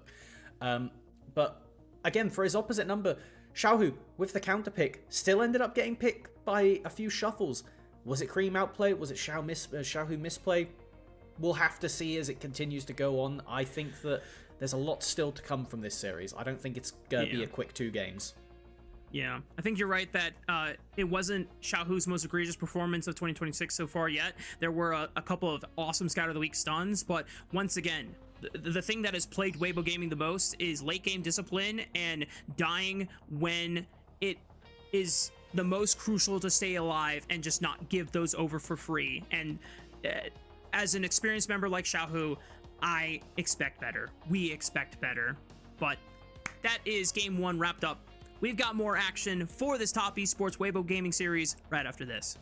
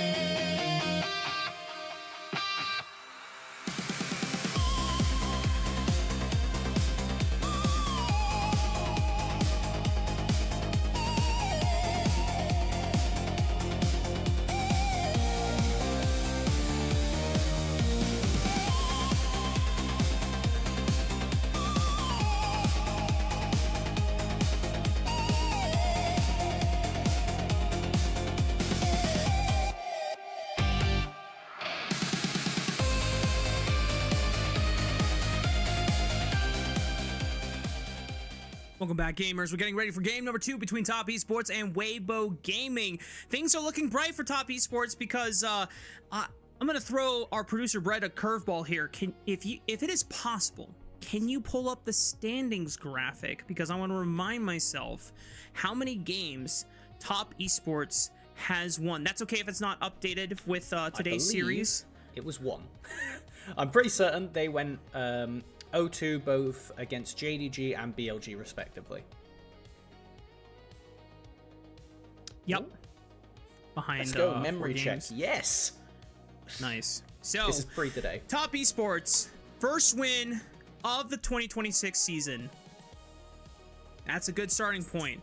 I mean, well, okay, not a good starting point, but it's good that they're finally getting on the right foot here and not letting another series slide completely winless. So now Weibo Gaming are not going to be a team to completely sleep on going into the second game. So it comes down to whether Top Esports can maintain this momentum and the methodical reserved play that allowed them to close out the game so well against Weibo. Exactly, and while we've talked a lot in both the post-game and now about what we expect TES can do and how much pressure is on them to just do it again, Weibo obviously don't want them to just do it again, and so we need to think about the driving forces over there. We kind of commended at the start of the game Elk opting for the Jhin and taking more of a utility role on. I think most likely we're going to see Elk go towards more of a hyper carry. The Unara is something that was kind of played with in the last draft. I would very much expect him to go for something along that kind of route. As we take a look, jumping in, we're about to get pretty close to draft. We've got to think about those other high priority champions. Pinging over to the bans from last game, we had the Jace, Rumble, Orianna, Nico, LeBlanc, and the Malphite all taken away as major things that we need to keep a look out for. The Malphite, I think, is a big one, as we are going to have to see what is really prioritized from both of these junglers. Will we see another utility pickup from Nio on the Poppy going over towards something else like that, or will it be, you know, a bit more standard issue? We'll find out as we head into second draft for this series. So far, nothing too out of the ordinary with the bans. Jason, Malphite, been staples in the jungle. Now, last game, there was some focus on things like the Rumble and the Orianna being taken off the table. I imagine that they will also appear here, but an Akali being taken off the board. It wasn't banned in the previous game, but Weibo, seeing that Cream has pulled out his best stable performance so far, the split just might be the time to start respecting his signature champion. It is something that we were kind of looking at Cream as really the most important person on the Rift. Judgy had an amazing game on that Varus. Now, we have to get a bit more involved. A lot of those utility long-range picks are taken away. The Misfortune is another one that I think is going to likely end up being quite high priority. Will we see Cream opt to go towards one of those melee mids or something like the Rise potentially? As now, support bans, I think it's really interesting. We do see the Karma ban, something that Weibo sent. We're a bit scared about having double ranged bot lane, both Nico and Karma off the table, as it will just be the Ambessa flex pick locked in first. We're gonna have to talk about the Karma at some other point, Melvin, because I think this low-key might be one of the most difficult to deal with supports in the metagame right now when paired with the Sivir. If you don't have good engage tools. Anyway, that's I'll put the end to that TED Talk. I mean, Sivir could still end up coming up in this game. I think with both of these top laners, potential jungle obviously from Weibo, it's something that, I mean, do we see that as the carry angle for Elk? It's, you know, it's on the table as now we are panning over. It will be most likely top jungle picked up for TES, as now Weibo have that full knowledge. Time to make a decision. Is this Ambessa going over into Zika's hands, or is it going to be JJ? Again, we look over those ADCs. If we don't get a lock in here, we're expecting to see a fair few of those high priority bans out, considering TES will get the first pick after the ban rotation. Ooh. we get to see Jarvan for JJ. And as you called it, the Rise, then one of the next highest priority mid lane selections here for Xiaohu, another signature champion for this man's career, both in mid and top lane during his time on RNG. Now, the Cassiopeia has been one of those champions historically that has either been an overwhelming counter or just a pretty solid matchup into the Rise, depending on which version of Rise you looked at in history. But, oh yeah! Yep. Yes! Cream, let's go, baby. The confidence off of an Stellar Azir in game 1, and he's bringing us back with our first Yone of 2026. You have the Rumble, you've already got something that you set everybody up, you stack them up with the Yone ult, and they will just melt. And also, I was very hesitant. The Cassiopeia, Orianna may be banned, but there's 2 champions that Cassio fears over all, and Jarvan is one of them, so I think that would have been a pretty large draft fumble to go that route. Really nice going for this. It does mean now, with the Poppy off the table, mid lane already picked, Talia can't get locked in. Basically all of those dash prevention champions are gone. Cream has all the potential to go crazy. What point and click CC can we find in the bot lane for Weibo to hold them down? Because right now, there is a lot of damage on TES's side. Just going to be standard. All those ADC bans. Yeah, I like the Lucian ban, trying to get rid of options that could easily escape a Cataclysm, even if they do not have Flash available. You're starting to run out of options for that kind of archetype. Ezreal would be the next champion that could escape a Cataclysm if you're just trying to exclusively limit defensive options for Jhachi. Could do... Oh, please don't be a draft remake. Ooh. Ooh. Don't have an answer yet what's happened, but the draft has disappeared. We'll assume for now that everything is going to be as it was, potentially a misban. We'll have to see. Maybe somebody having some computer tech difficulties. We'll let you know once we know. But for now, the way that the draft was starting to shape up from memory was a lot of pretty scary engage tools with a Rise over on the side of Weibo. Yeah, I'm just trying to place who was on which side of the rift. I can't visualize, so this part's always difficult. Let me see if I can grab what we had thus far up on the stream live in the background, so I'm not just prospecting. There we go. Yes, it was Weibo, had the Ambessa, Jarvan, Rise picked up. TES currently got the Rumble, Pantheon, Yone all in pocket.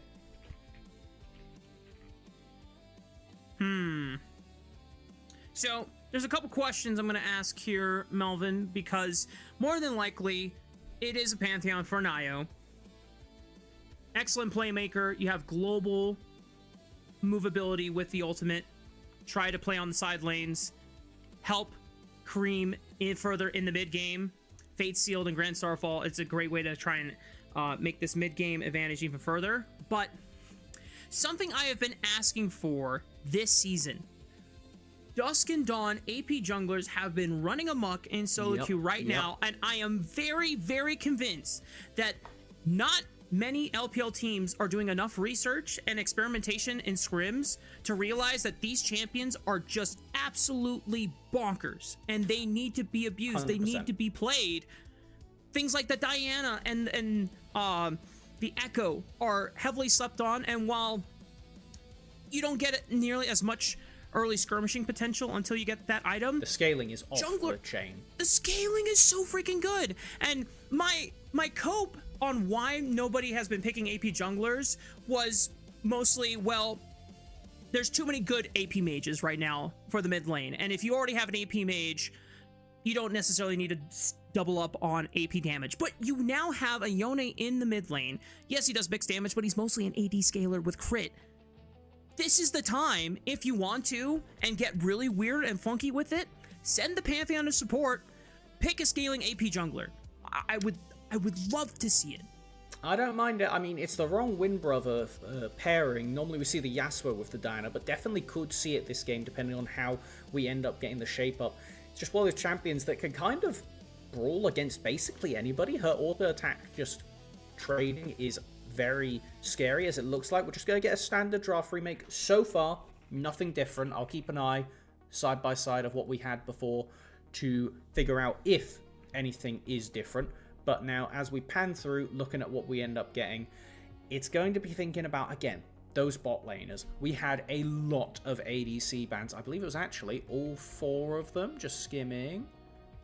Okay, it was the Thorf ban we didn't get to see for second rotation. But so far, it was a lot of ADC pressured out, a lot of Dash champions pressured out. I'm curious if you were kind of positing it could be the Ezreal banned away from Weibo, something that could get away from both the Ambessa ult and the Jarvan.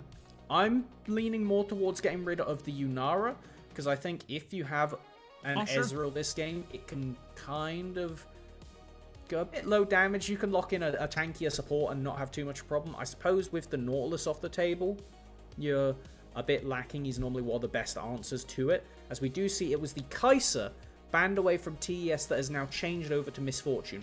That is the most important part. We have a Smolder fan in chat. I hope we don't get Smolder. Boring, scaling, long, yeah, whatever.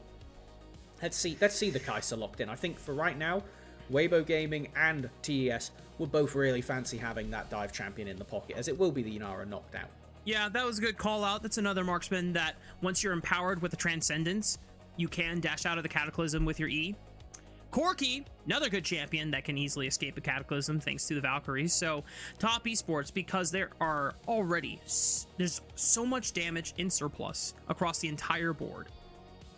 Jhachi can take a bit of a back foot on this Corki and just try and play a little bit distance with the rockets. Maybe be empowered on that mid-game spike with the Trinity Force. But this still keeps things in the cards on what Feng Yue's pick is going to be in the support role. I just want to see them continue to dive in here. I don't mind Dash, actually. Out of all these options, they've hovered basically every ADC on the Rift. I want either Engage or that, and we go for the Engage. Kai'Sa, very good. Don't know if TES are going to regret changing the ban, all in all, as it will be the one picked up with the Alistar. We have got a full committal from Weibo. They want to go in, they want to go fast, and they want to take these, albeit squishy members of TES. A lot of damage, but all very squishy so far, off the Rift ASAP. And I would be surprised if we don't see the Rel, just because when you have Rumble, when you have Yone, having somebody who can clump up the enemy team, it's kind of devastating. Normally we would have, honestly, actually thinking about it, I'm kind of surprised we didn't get full Weibo. I think they probably picked up the Alistar in advance, predicting a counter Rel lock-in, but could have honestly seen Weibo go for it themselves, as now we just have what I expect to be an incredibly bloody game. There's a lot of CC on both compositions here. Now, as soon as the Alistar does get locked in for Weibo, I'm glad that they did not swap the Pantheon over to support. While can be extremely aggressive and can find super early kills and all-ins, anytime you're trying to engage as Pantheon early on in the laning phase, it's just a simple headbutt. Yep. Back off. So not the most ideal setup to make that swap happen, but the game plan remains the same regardless for top esports. Nio has the ability to make plays with this Pantheon super early on, and once he has Grand Starfall in his kit unlocked, you can start playing on side lanes. You can send Corki into the mid lane so that Cream is now split pushing, and if he gets ahead on this Yone, it is very difficult for any of these individuals on Weibo's side to actually deal with a scaling Yone. I suppose, I did ask for it. Point and click CC, the Alistar does give that, but it's not that long at the end of the day. Yes, you can get that point and click knock back into knock-up combo, but Yone can buffer so much CC in such an obnoxious manner. I've recently been spamming the hell out of Zoe, and every time I see Yone, it's just sadness. This champion can get away with so much if you're proficient, and Cream, one of the best there is. It's now as we are getting ready to hop into the Rift.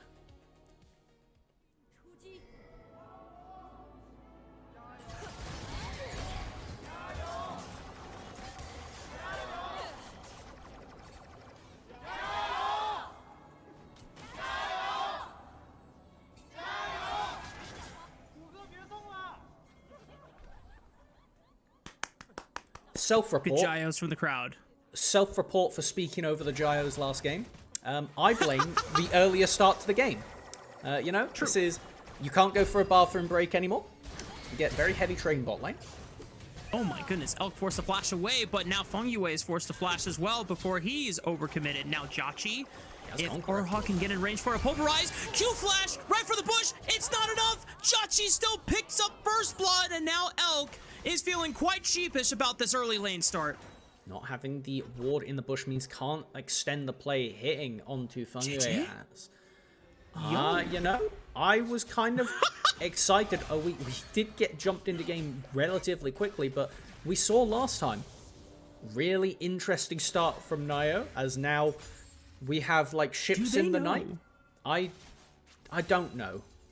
Xiaohu does not look like he knows. He does not seem to be aware. He's like, whoa, whoa, whoa! How is there a Pantheon there when my jungler just walked into their enemy jungle? Okay, we have mirrored creative pathing. Both junglers stealing a camp away from each other and then passing over. Is he dead? Okay, no. Yeah, if he didn't have the root, he was definitely dead, but is going to be able to walk out of this one. It means that now, Xiaohu down both summoners. Cream has basically just been gifted a free lane phase off the back of that. JJ is going to have to do some very serious work using that Rise Rune Prison to get a pretty free combo onto Cream ASAP. You need to get this Yone's flash down, because the amount of kill pressure they can exert just existing, going in for these quick trades and making Xiaohu's life so difficult in the early game, it could be just an instant falling point for Weibo. And I think the last thing they want right now, after picking up a lead themselves, beating IG, one of those teams that we would say, if we look at Group Ascend, there's the top three right now, JDG, AL, BLG, and then this bottom half, who are all competing to try and get that fourth slot. Dropping the game here is going to be so devastating, and doing it in an 0-2 fashion really is going to hurt Weibo's chances of competing for that fourth.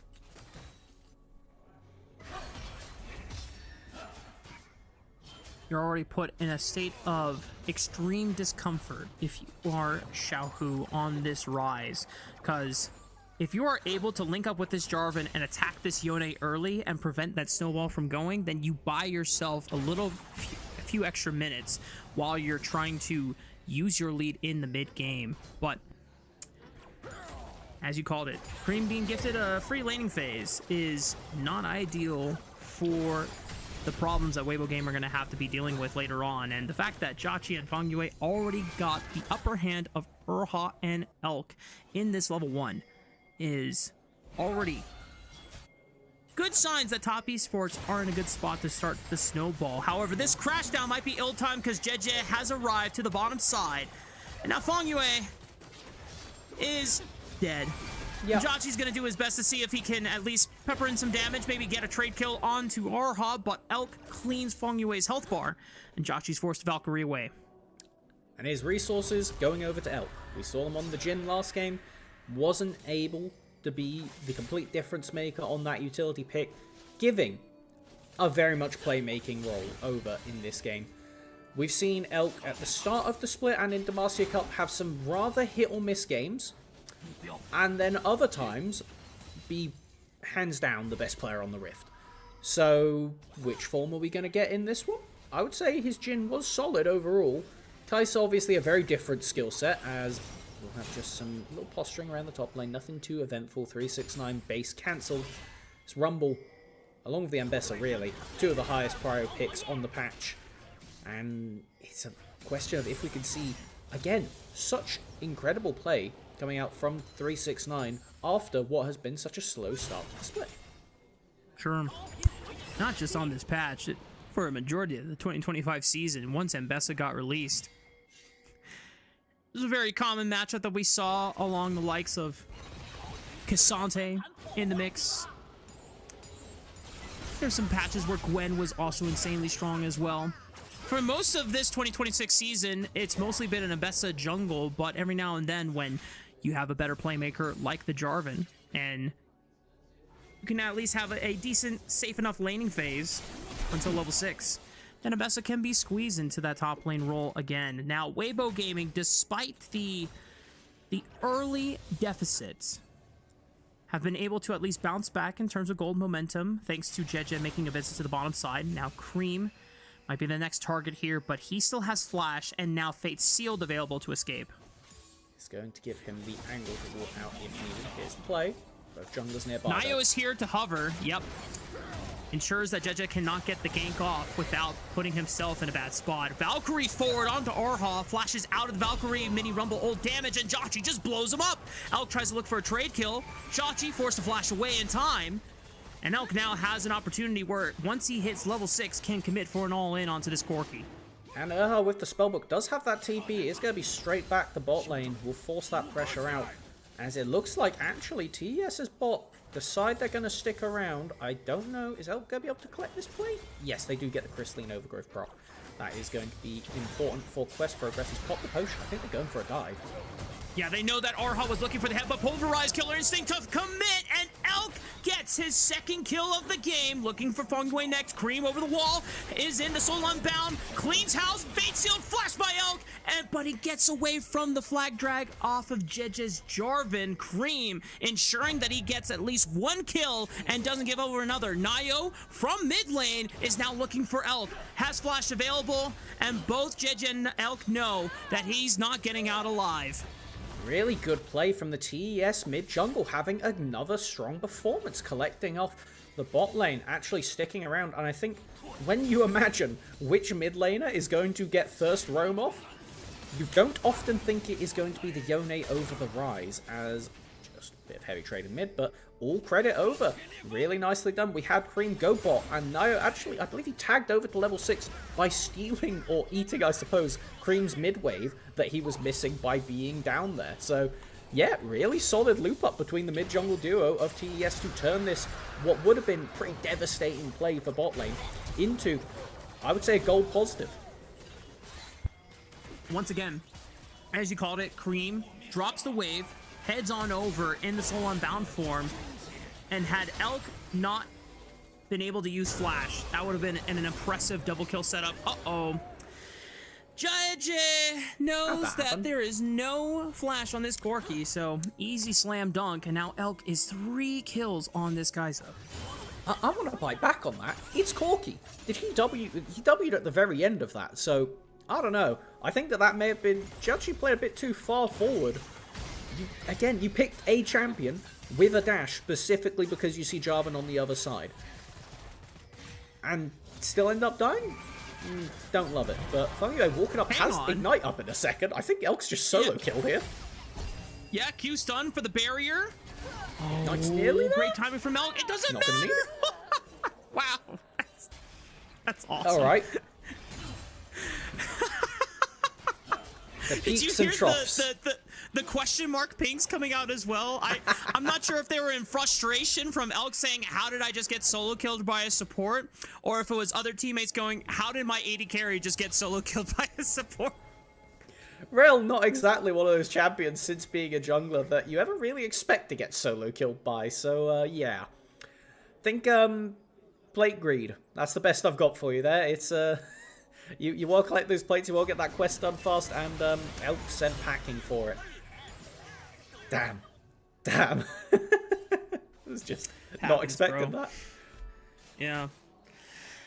Oh, not ideal, but Elk still in a pretty strong position relative to his counterpart.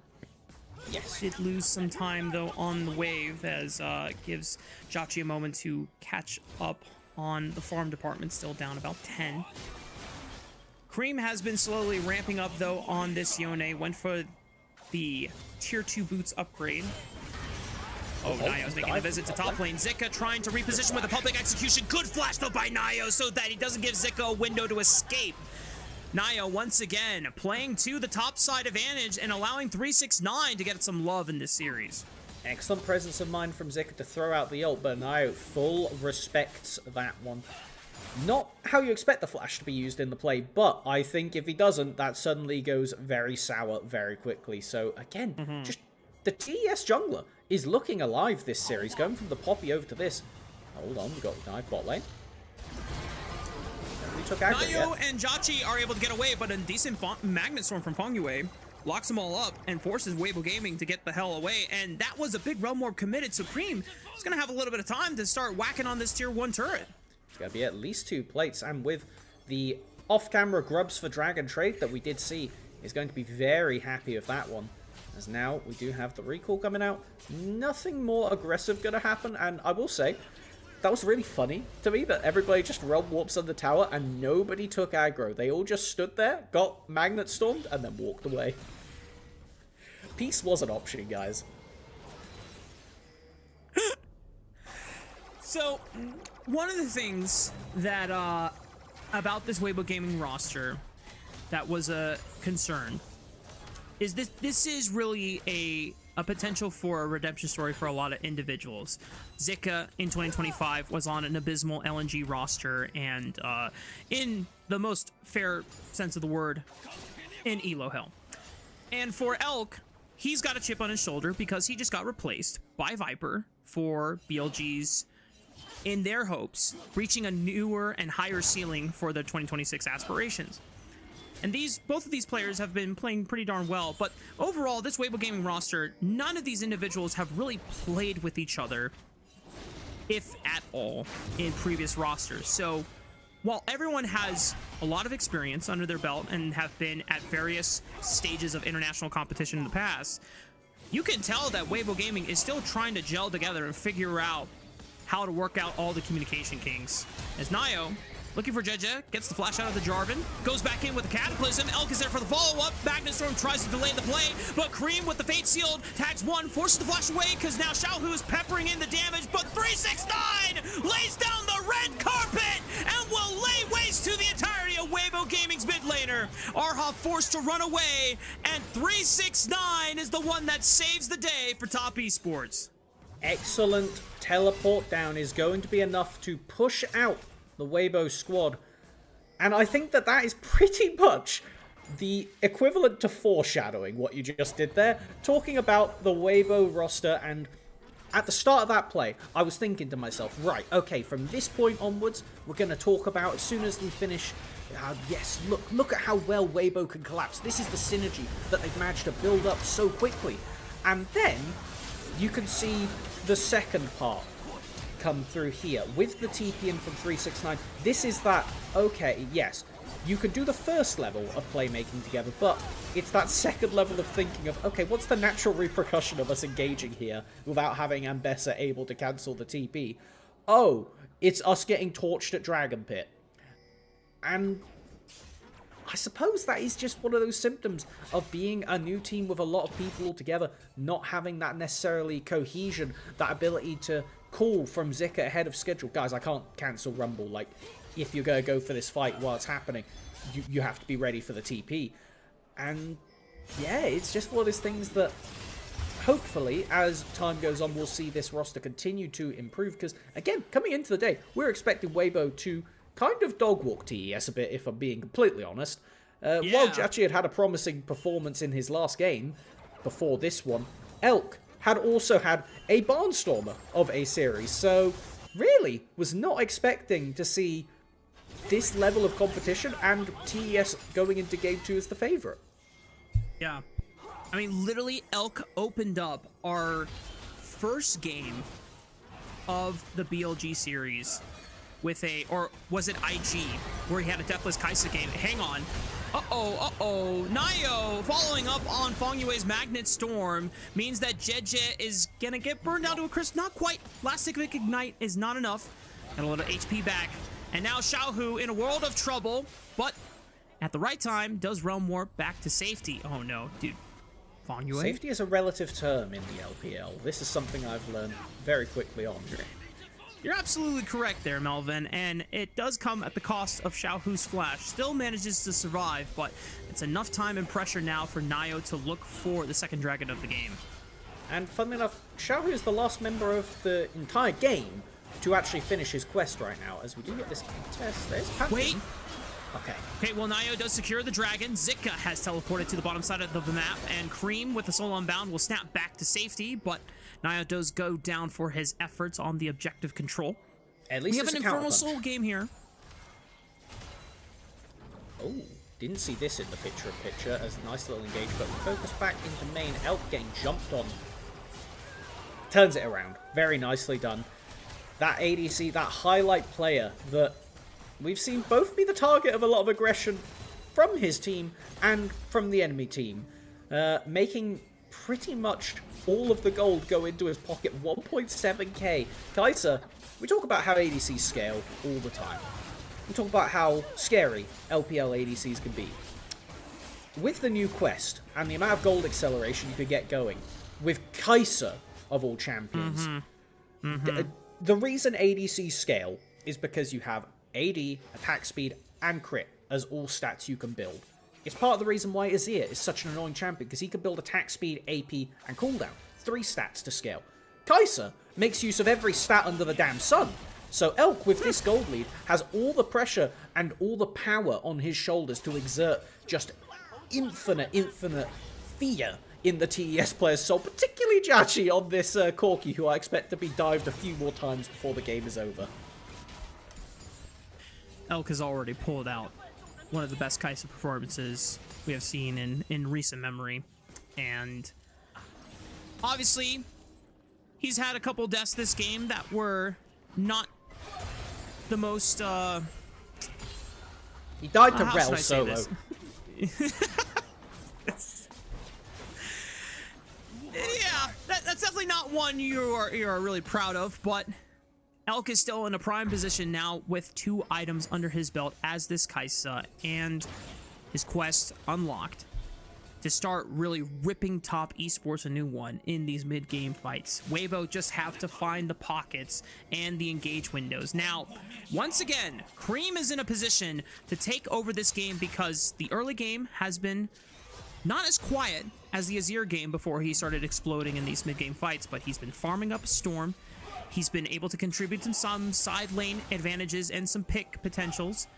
He's trying to hit his second item of the game off of that Noon Quiver, but the Blade of the Ruin King is a good way for him to continue staying sustained in the side lane.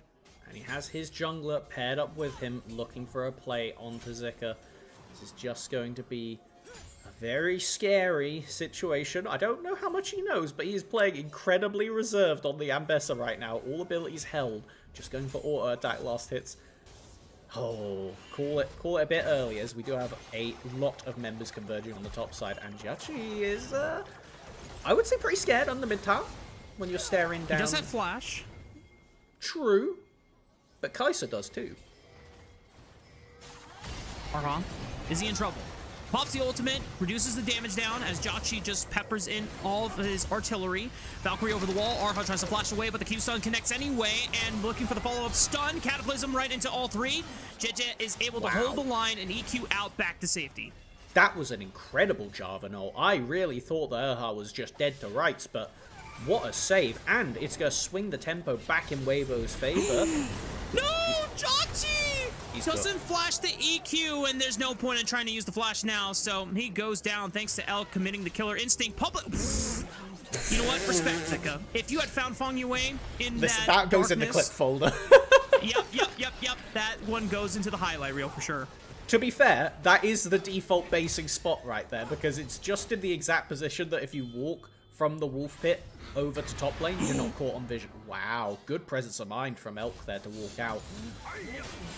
That was a bit scary. Hold on, more stuff happening. Cream, meanwhile, on the side lane. Yeah, Zika. Is he in trouble? Blade of the Ruin King, this early on for Cream, is doing a lot of work right now. And thanks to being the mid lane role quest, he has powerful Berserker Greaves, so even more attack speed under his belt. Weibo, though, setting up for this bot lane, or bot side dragon coming up in 24 seconds. Yeah, I feel like we just got flashbanged by like 6 action plays back to back where very little happened on the kill feed, but we should really take stock of what happened on the summoners department. And I mean, we get to see this again, what looked like very scary situation for Weibo, but that is heal down, an important one. Flash down from the Alistar, another important one. JJ saves the play and his support. This right here, you're buying a birthday present. Sorry, you're buying JJ a birthday present if you're like that. That was true. An incredible save off the back of that one.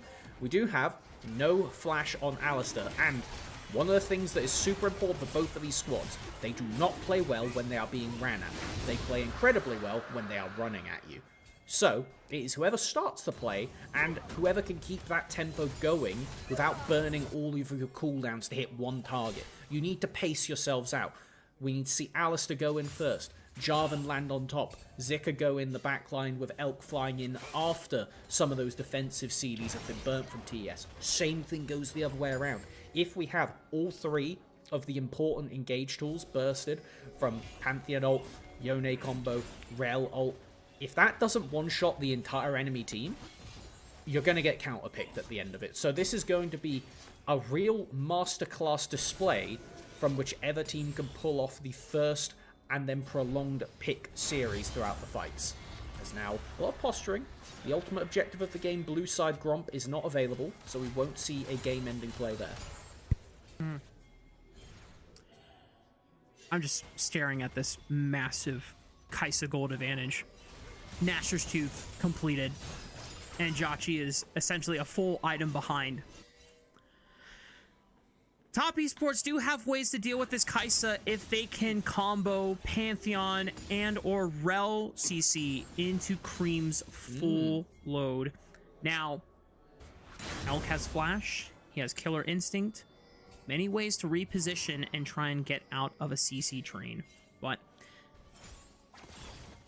you have to imagine that all eyes are on him to deliver Weibo Gaming a third game of the series off of this advantage. It needs to be on Elk, but at the end of the day, no cleanse in pocket. You do have a Baron started. No Mikhail's picked up either. Both supports have these bagpipes.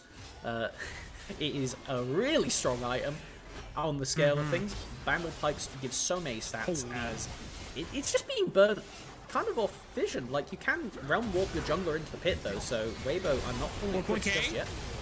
JJ throws a flag down, 2.K. Ah, JJ! I've seen it so many times happen, and even on Pantheon, it's not enough for Nio to secure the Baron. Disaster for Top Esports. Cream gets dropped, so does Fong Yue, and now Nio and Jauchi have nowhere else to run. Weibo Gaming, off of a Baron steal, will guarantee that this one's going the distance. And Elk picks up a majority of the gold off the back of it. Very well executed from the entirety of Weibo Gaming to secure that one. A beautiful smite. I'm sure we'll be getting a replay of that one. And Zika keeps 369 locked in combat in the side lane. You can see a majority of his health bar is gone, but at the end of the day, there wasn't a Rumble ult to turn that play back in TES's favor. And I love this. They engage Snap onto the support, drag the Rel away, which means there's no potential for a wombo combo. JJ gets to the pit, and it is just perfect smite. That is actually perfect smite. Yeah, not much to be done about that one. You get what you get. And now the walk down is pristine. Picking up both kills, losing none in the end of it. And I think Elk has to flash at the very tail end. That is probably the very small silver line you get if you are TES. Oh, and Barrier. For context, Melvin, even on the IG roster, JJ has pulled out so many epic objective steals. And even before then, I would have to go and pouring back through some VODs, but just the 2025 season overall, for the limited amount of time that JJ did get to play in Tier 1, this guy has just been unnatural when it comes to objective steals. Either at Baron, either at Dragon. They have been some of the highlights for this guy during the IG run. Now, Weibo Gaming are up nearly 7,000 gold off of that play, and while Cream was still in a position to be fairly strong on this Yone, that advantage is hard to use and leverage at this point when Kaisa is now 6,000 gold ahead of the counterpart, has a Zhonya's Hourglass in inventory. Cataclysm from JJ completely doing tricks on Fong Yue and making him dizzy. Nio gets clipped by the public execution. It's a double kill for Elk's Kaisa. Cream sends it for the Hail Mary, but there's no hope left for this second game. The rest of Weibo are pushing Top Esports to the brink, and Weibo Gaming are ready for a Game 3. Looking like it in very good fashion, the counter punch. And we went into this game thinking TES had the tools they needed to be able to pull off another impressive victory, but I think the main thing that changed is that 7.1k gold lead onto Elk. Put him on a carry, and that seems to be the identity that Weibo is currently most happy with. If you end up winning this series in a 2-1 as Weibo, I think you're okay with it. Because while the game score is incredibly important, what is more important is knowing how to win your games. And getting that experience on different styles and figuring out where we need to put our engage tools, where we can put our utility, and how many resources we need to give to Elk. Well, if you take a look at the scoreboard, it's all of them. But so far, he's paying for it. He's doing good jobs. Yes. Elk has already delivered in a game where he was this far ahead on the Kaisa. Now, if Top Esports want to have some copium in the second game and find a way to steal away a victory, it's that in every series, in every game that Weibo could have won but lost, it was one person getting caught out. It's the man in the mid lane. Now, Xiaohu, this is the game where we do not let the allegations catch up with us so far in 2026. Hold up, JJ, hang on. This might be a bad position for the Jarvan, but he's got Elk right underneath him. Orha also swooping on in. Xiaohu has poured it in with Realm Warp. Turn for Fong Yue, Cream. Fight Field right up the 2. 369 from over the wall with the equalizer as well. But Xiaohu blasts Cream and ensures that there's no comeback happening in this second game. 369 gets dropped as well by Elk. Nayo will be forced to run away. And just like that, the hopes for Top Esports fans for a comeback has been dashed away. A massive 10,000 gold lead and multiple members gone for the next 30 seconds. It should be enough time for Weibo Gaming to push into the base. The wombo combo comes too little, too late for TES. Never mind, I lied. It looked like cinema. It was very close, but it is going to be Weibo at very least picking up a lot of gold. And you know what? We might be getting deja vu, but the other way around. Last time we had TES collect ban and then go for a very reserved end, a very calm, picking up all of the inhib towers, all of the inhibs, and then just a slow siege over the course of another Baron duration. Weibo could very easily pull off the same maneuver here, and the thing is, you have one range champion, and it is Kai'Sa, who is not renowned for long range, so sieging is difficult. Now we get to see how that all kicked off, and I kind of want to try and dissect, because there were so many particles happening right now. This is one of those images, like in about 3 seconds, that you show somebody and go, can you tell what's happening in this image? And everybody goes, yeah, I played League for 10 plus years. I know what's happening. Kai'Sa ends up having to dash to safety, and Elk does get off the important stopwatch to survive. And this is what I was alluding to earlier. If you get the initial pick, you then need to not use all your cooldowns, because if you don't kill everybody, it won't be enough. And guess what? They don't kill everybody. Weibo get away with murder and are able to collect the Baron and look for, at very least, a siege, if not an end angle here. With a 13,000 gold advantage, I would be damn near impressed to see Weibo chuck this one. Top Esports will still try to play it out as best as they can, but it's pretty damn tough when Elk is this far ahead on the Kai'Sa. He is pretty much Thanos, and he's ready to snap his fingers. Already deletes one off the rip. Jet just sends it for the engage. Elk is peeled off to the back line. 369 tried to burn him down, but he goes golden, bets the triple. Still has a killer instinct available. Never mind, he doesn't have it anymore. I thought there was going to be an angle for a penta kill for this Kai'Sa, but Weibo Gaming will get the ace. They'll delete the Nexus turrets, and they're going to bring us to a third game of this series. 18 kills. 18 kills. I don't think we need to spend too much time pondering on who's getting MVP for this game. That was decisive fashion. Actually? Go on. Hang on. I know Let him that cook. Let him cook. Elk's Kai'Sa is probably going to get it and definitely deserves to be in the conversation. But Jedge's Baron Steel. I thought that's what you were gonna say. Oh, like... Yeah. Cause hear me out. Elk is a massive problem, but Top Esports still had effectively 3 other champions that were still in the game and had the ability to at least mark them pound for pound, stat difference wise. The call for the Baron, I understand it. Pantheon usually clears every other jungle when it comes to smite secures, because you have empowered Q, and usually with the new 1400 smite, you can look for it as early as 1700. It's at 1500, JJ immediately calls the bluff and says he's gonna look for a Q smite right here, and he sneaks in his smite just as Nio tries to thread in the Q. And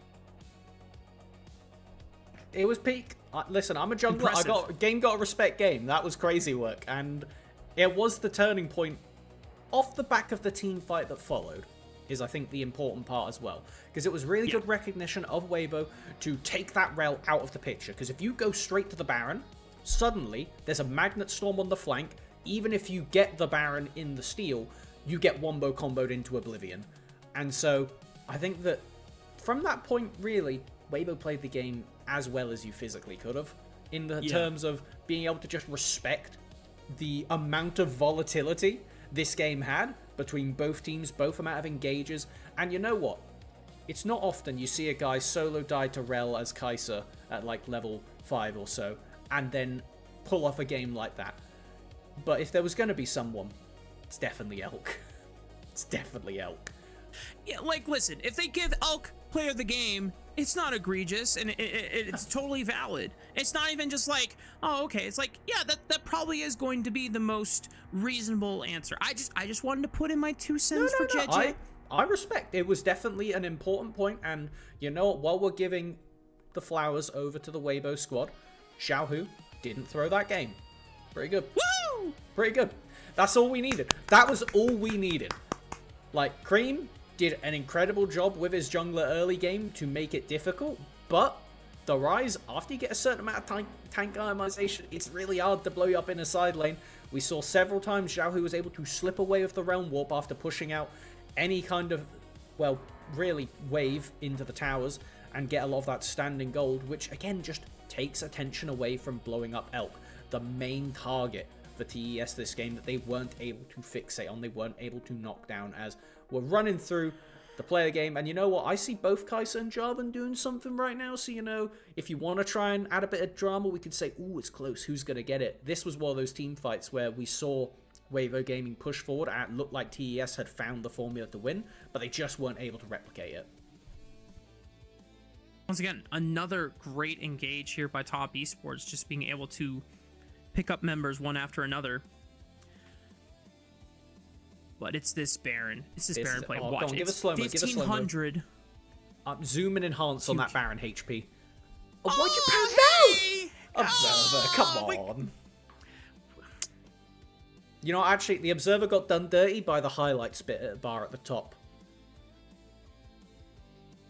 Oh, you know what? You're right. That's a possibility. That is definitely a possibility. On their feed, it definitely shows, but without the bar, what can you do? Yeah, no, that's a shame. So, if you're a Top Esports fan, I think some of the concerns that we had going into the series and started to alleviate after the game 1, I think it's still fine, because yes, 369 still had a pretty good Rumble performance. His equalizers were fantastic, and Cream did. I wouldn't say Cream did was everything a that he tried to. Yeah. None of the solo lanes were a problem this game, like they have been for the opening week of LPL Split 1, right? Literally, this just came down to Top Esports feeling like, okay, guys, Elk is starting to become a massive problem. We just need to flip, and we need to rely on Pantheon Q Smite to just secure us the Baron so we can get back into this game. So I think if you're a Top Esports fan, you don't have to fault solo lanes at all, because that was it's less of a, oh my god, Top Esports through, and more of a, holy moly, JJ's a god, right? Like, he just pulled out an incredible smite steal. So Going to game 3, this now sets us up for hopefully top esports and Weibo gaming at their strongest. The fact that Weibo were able to prop up Elk yet again in a strong point, but this time ensure that Jachi was not nearly as much of a problem as he was in game 1, I think now puts a grand focus on bot lane, especially for top esports. 100%. It's going to be an area where we're just going to have to stare, as on the subject of that bot lane, you know, it was I wouldn't call it a 50-50 of who was getting it, but I think, you know, Elk very much earned it. You know, after the early game, I think he was 4-3 from memory, and then didn't die from that point onwards and just hoovered up gold with no remorse, and it was enough to push them over the line. I think we're about ready to prospect for what's coming forward, but we're going to have to think now which of these teams can really pull it together to finish out a series that means so much for the final standings. Only time will tell, and it is so important for either team to get a win here in the books, because the rest of Group Ascend is looking damn near terrifying, and they need to start making work of getting some wins of their own so that they are not immediately in contention of losing a playoff spot potentially to one of our top Perseverance teams going into Knight's rivals at the end of regular season. We have our third game of the series coming your way right after this break.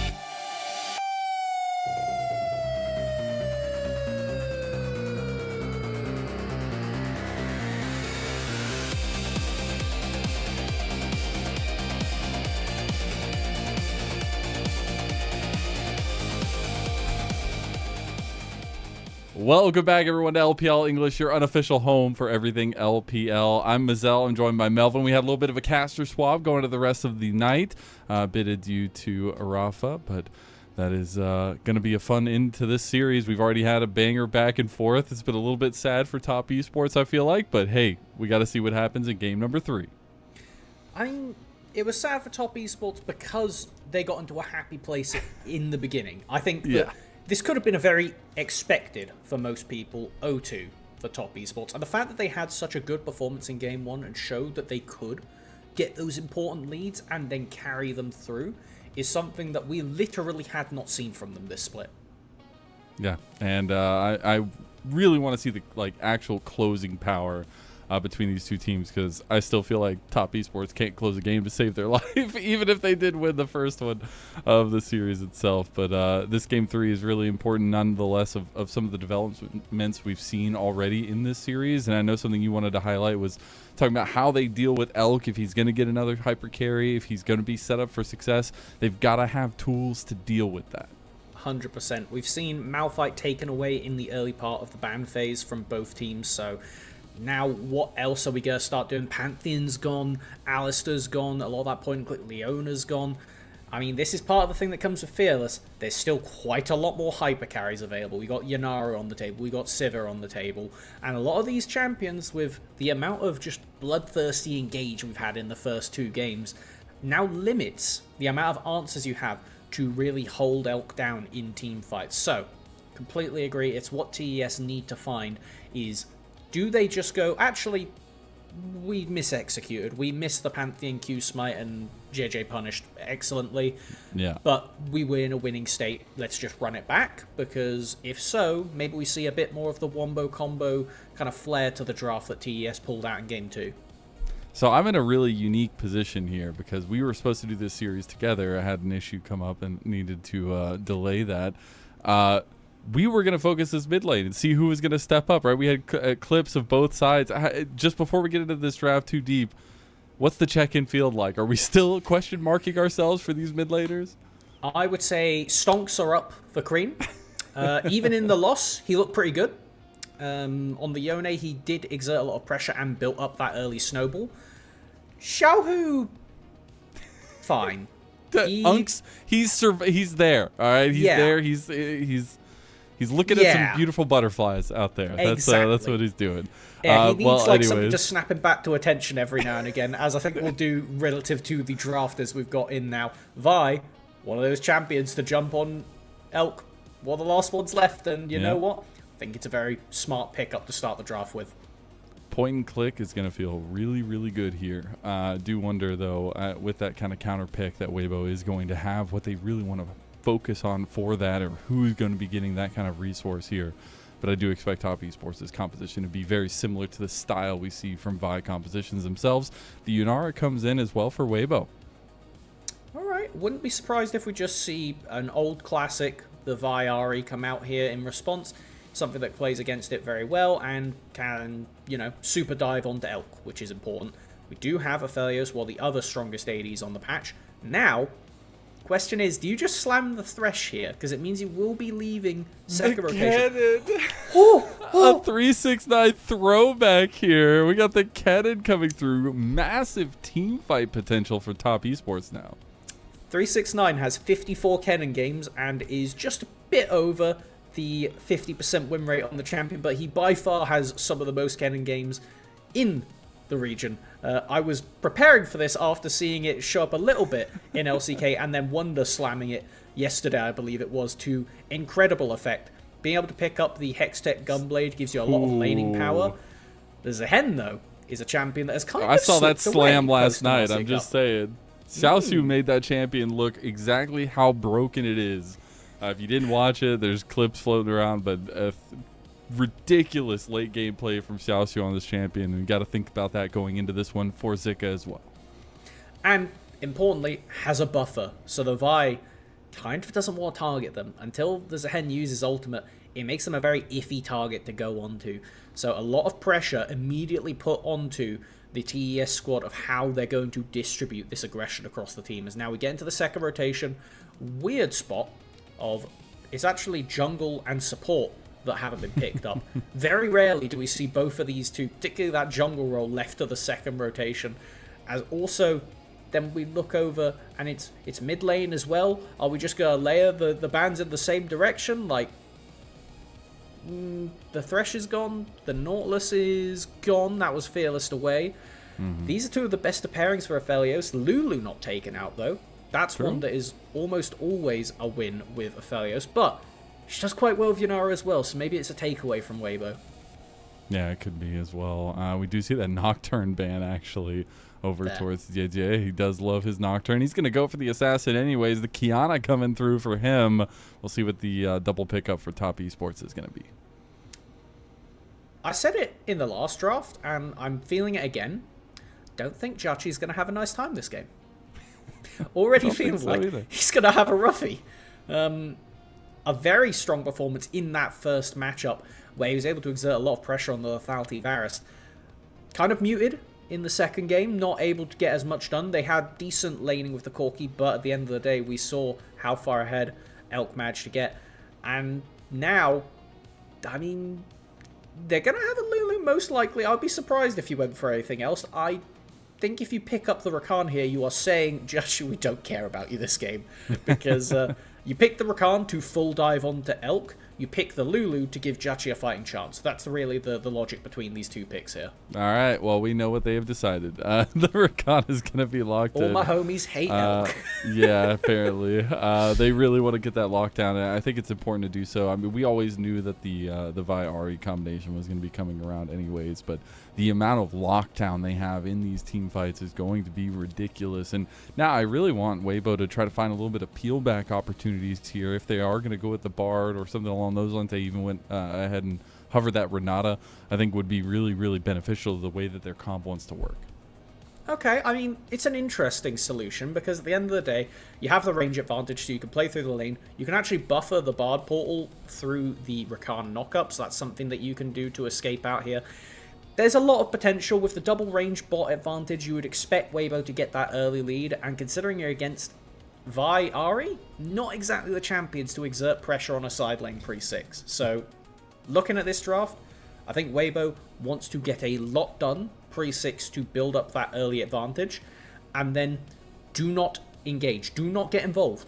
Your Kiana and Aurora do have like big wombo combo ults, but they scale so much better with money than the Vi Ahri does. Yeah. I think if Weibo are playing this game, optimally, air quote, they go very far, and then they do nothing for like 10 minutes and build up gold, and then they go in completely.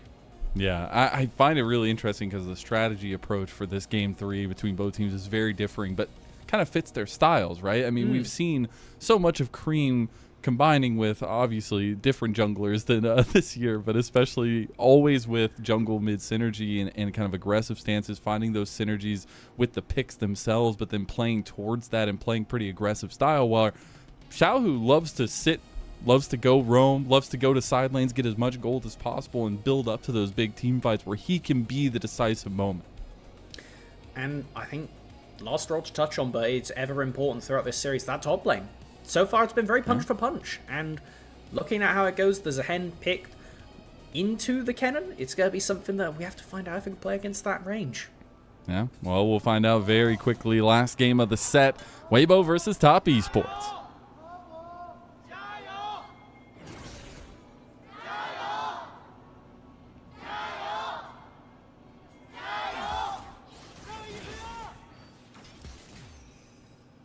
Gotta love those gyos. Getting a little bit more clear with the crowd mic. Any runes that pick your fancy here, Melvin? I see the Electrocute Cannon got that Ultimate Hunter, ever important. Not seeing a lot that is surprising. We do have the cashback from both ADCs. Really allows you to snowball once you pick up that first item, just immediately onto the next component. And I mean, for a long time, people were taking the magical footwear rune to sell the shoe for 300 gold to get their first item. Now obviously you can't get the cashback proc until you buy the first item, but it's really damn good for snowballing you into second and third and whatnot. It's just those little extra pushes with how much extra resource is in the game, with minion waves spawning quicker from 14 and 30 minutes on respectively, that if you are able to, as we have seen from both teams at this point, build up a small lead and then hold it, but not let the enemy team just get free resources themselves, you can run away with the game. Well, we will end up seeing a quick back, actually, completed here. As, interestingly enough, JJ has just taken the quick one to go back, get a longsword, come back out. We already get the flash out of Zika early in the top side, and here comes the flash out of Nio. He wants to clear this kill as well. 369 throws a shuriken to the back, and gods may be gods, but they'll still die to a Yordle. And you know what? Nio has been really performing in these early games so far, with unique pathing, flashing over the wall as the Poppy level 1, looping back around in the second game, and both junglers passing like ships in the night. Again, on the Vi, I was talking about how it's very difficult to get a lot done early, but synergizing with his top laner, this is something that, pre this series, don't think anybody was placing bets that we were going to see Nio getting early ganks off on utility champions. It was carry champions that he looked best on. Mechanical, give him an Ambessa, give him something that he can go in and flex with, and he'll get work done. But no, it's actually been on that secondary role, allowing his laners to use the lead he gives them to proficiency. And you know what? It's been working, generally speaking. Yeah, they're hoping to continue that trend. Now, Zedye is going to make his own stop up towards topside. This control ward really buying a lot of space for Weibo up here. Isn't going to take the trigger now. At least he's going to move around, but still a lot of mobility and a lot of proactive plays potentially for Weibo through this Kiana jungle. Now, I know you said a little bit of scaling there. We'll see which route they really want to opt through, but there is a dragon in about 1:20 that they should be eyeing. It's definitely pre-6, especially without flash. Now the Vi is not that good of a skirmisher with the flash. I mean, we saw what you could get done with targeted CC set up from 369, but at this point, I favor JJ in the play if we were to see a fight around the dragon, but it looks like it is just going to be continued farming, both of these junglers rushing towards that level 6, which is ever important for the pair of them. Jiachi will actually manage to grab a plate, though, accelerating towards that quest finish a bit earlier on. And we've all seen the crazy Aphelios gameplay. I mean, there's a reason why he got hotfixed so quickly.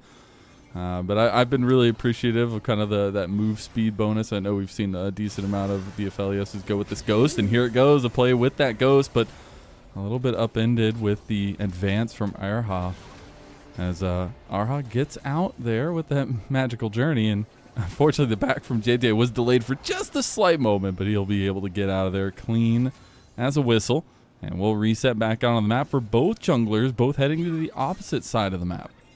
And with the cleanse being blown at this particular point, it means that there will be a very reasonable window for Yue to get that level 6 flash charm onto Elk into the guaranteed knockup, and it should be all but said and done for Elk, which he is being very respectful of at this point. Level 5 Vi, listen, I'm new here. I don't think this is a dive angle. It's always a dive angle, Melvin. It's always a dive angle. No, he's not going to go for it this time around. Might use some of this priority gain in the lane to start up the dragon, though. I think that is a very reasonable option. Vi loves taking early dragons with that attack speed and armor shred from the W. It's something that makes her one of the more proficient junglers, which also covers for the fact that without this flash, again, Vi can't do much. So if people walk at her, she's going to have to use her main damage tool to escape, and it looks like it will just be TES doing a very good job closing up, keeping their jungler safe, and denying JJ going for another miracle steal, which really did save Weibo in the last game.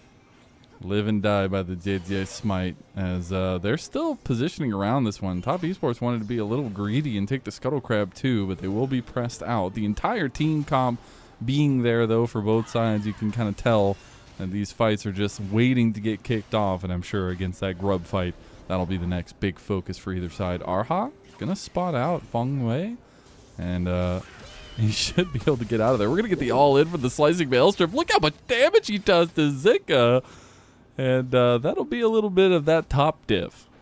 Just forcing them out of lane really does threaten a dive, and I mean, you don't know where the Vi is right now. You can vaguely predict if you're properly tracking the pathing. Just an ult trade mid. Doesn't look like it'll be lethal for Abe, but it is the triple tonic adaptive force potion used.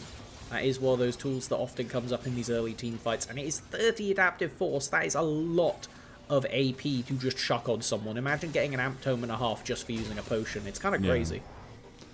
It is pretty insane. As we're going to take a look back at the map and the state of things now. We finally do have that level 6 combination, at least for top esports. But on bot side, it's going to be a little bit of 2x. The flash from L trying to get the kill, but the healing comes through from that one. And now they're just going to get the combo straight onto Diati as JJ comes up with their own kill.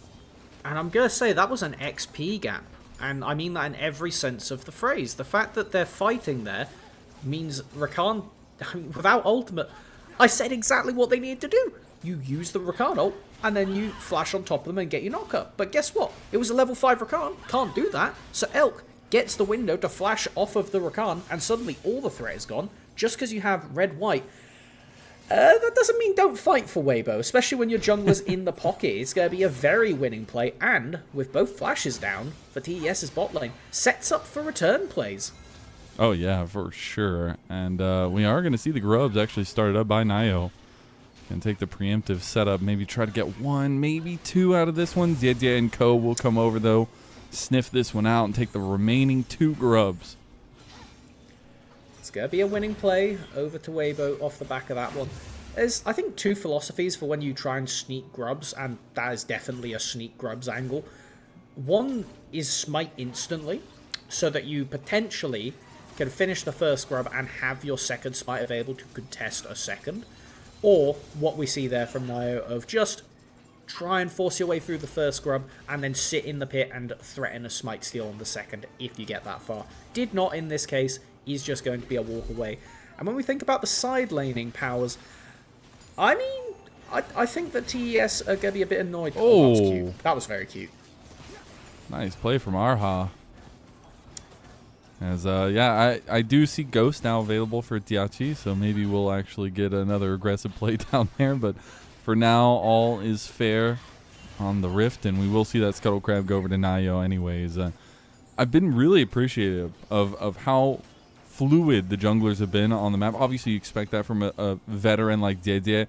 It's so funny to think of some of the lackluster performances in 2025, but still has the opportunity to kind of upheave any game he's in. And then you have the kind of upstart coming through for Nio and how proactive he's been on this Vi pick that is essential to the top esports game plan. Absolutely, and I think the second part of that plan needs to be pairing up with Cream. We do have the Vi ultimate on the table now, and the fact that Jalu hasn't been targeted out, I'm not going to say surprises me, because both junglers have been doing a pretty good job of leaning to the spot side whenever they've got nothing to do. Like, even now, there is something for Nio to do. He could go over and take a Raptor camp, but instead, running to this bot lane, with the Gravitum available, there is the potential for this turn to a dive, but that cleanse is back up because the play wasn't forced sooner. The biggest thing is flashes, though, still right on the cusp of getting some of those back. The dive is set from top esports. Changed over to Exhaust off of the Summoner's Spellbook. I think that this has... It's a scuff dive. I don't think you have damage to get through Exhaust right now if you go for it. I do love to see return to the Spellbook meta. Oh, I That's love probably my Spellbook. favorite change in 2025 that we actually saw in pro play. You can see that Weibo playing very hesitantly. They walk back up anyways. Arha stepping up confidently here. 4 members of top esports, and they still don't feel like they can hit the dive. They do get the chain straight onto Xiaohu. He's going to flash over the wall, but still get killed in the end by Cream, who gets a reset for the Spirit Rush. Now Xiaochi tried to find his own angle on Arha, but not going to find anything else. Top esports get a big pick. Meanwhile, top side, 369 trying to get his own solo bolo. Not going to find it. I don't think the play is necessarily fully over bot lane, as TES are just trying to leverage pressure. Ooh, Grim Deliverance. Grim goes Deliverance. back in. I think he still dies. One more auto. Oh, it's not enough. 369. Gonna flash dash for it. He truly is living his Sonic dream.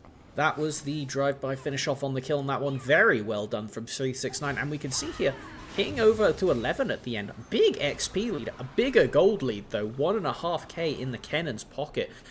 I mean... I was prepared to talk about Kennen because it's a great counter pick into things like Renekton. Evidently, Zehen not acting too differently to it, and now with the Gunblade already built, 369 is terrifying. Elk has been paying too much attention to what is on the bottom half of the map, and is going to need to pay credence to the 30% HP shield Kennen teleporting on him in team fights to come. I'm just like full on John Hamm meme. Kennen rocking the Hextech Gunblade. Oh man, am I back in time right now? Xiaohu needs to go back in time to when he wasn't dead because he finds himself completely caught in the mid lane. But I gotta say, massive props to 369. I think this has been one of the biggest question marks for me on Top Esports, on a team that is in such fluctuation and is relying on two veterans at this point with Cream, but more so 369 to be those pillars for the team. To go with some cold classics, to go with something that you know he is comfortable on, and find this kind of performance already in this game 3 it's so important. 100%, and I think as well, just picking something that can leverage so much impact in these fights. Ooh, okay. Uh-oh. Tempered Fate set up. He's going to get the double stun. No, he doesn't get it. Jiachi does heal up decently from the Moonlight Vigil Severum. Feng Wei needs to be careful. Elk goes through the magical journey here. He's getting surrounded by Cream. Cream activates. Now Nayo is there. Tries to get the flash play there. Cream is going to get one kill, get a reset on the Spirit Rush, gets another charge, and is just dashing away now. Unfortunately, though, Nayo needs to find his own exit strategy. Everybody had their own. Break glass if emergency, and unfortunately Nayo, he might just be broken himself, as slowly but surely Xiaohu will claim that kill. However, one thing to note is Zika did TP in a tail end of that play, so 369 should basically just get a free top tower here, which 1.5k gold lead. I think that's going up to 2 quite rapidly. It will be a relatively TES favored play by the end of it, and I think it goes to an exceptionally TES favored play in about 3 seconds. There you go. There's the couple seconds you needed to wait, and a massive gold lead already for Top Esports. It kicked off with this Bard ultimate that looked really promising at the beginning of the play, but the Tempered Fate barely not able to connect. Really good spacing from Hungyu at the end of that, and Elk plays aggressively. They do escape into the river, but TES were ready for it. They had every angle covered up by someone, and even with the Kiana ultimate damage, Cream, honestly, is so slippery. Real chef's kiss escape here. Xiaohu does a good job to make sure that Naya can't escape, and they at least get the one return kill in the end, but I mean, yeah, TES are looking like they're in game 1 again all of a sudden, and guess what? That was a really good game for them. Yeah, I would say so. Bring back the memories there. They've had a pretty stellar start for objectives as well. Everybody's got their quest completed. The only person that doesn't is unfortunately Xiaohu. We're going to see still more contesting in the jungle, and honestly, this is something that we talked about a little bit coming into the game, but the propensity for violence that Top Esports have between this mid-jungle duo, which aren't together right now, is extreme. I mean, they want to be looking for these big picks, these big moments, and Cease and Desist is going to be coming right back up. And I think it's something that we need to keep in mind that realistically, if we look at how these comps play out, TES have pick tools. Weibo have teamfight tools. Kennen kind of covers the gap both ways, but with the amount of AoE on the top side, and honestly, Elk as well, from Weibo, I think the best fight they can get is everybody stacked up on top of each other. The issue is you're rarely going to get that when there's a Kennen in the game, and 369 is so far playing it expertly. He's just taking so much pressure, and meanwhile, Top Esports are just freely taking the Rift Herald here. Really nice side move from Feng Yue, trying to get over and make sure that there wasn't going to be a problem for 369, and kind of leaving the other two to deal with the objective on the other side of the map. And I've been really impressed about some of the decisiveness for Top Esports so far this game. I think early on we saw a little bit of reservation, kind of pull back on some plays, but here when they're hitting those spikes, we already are seeing kind of first items, almost second items come through.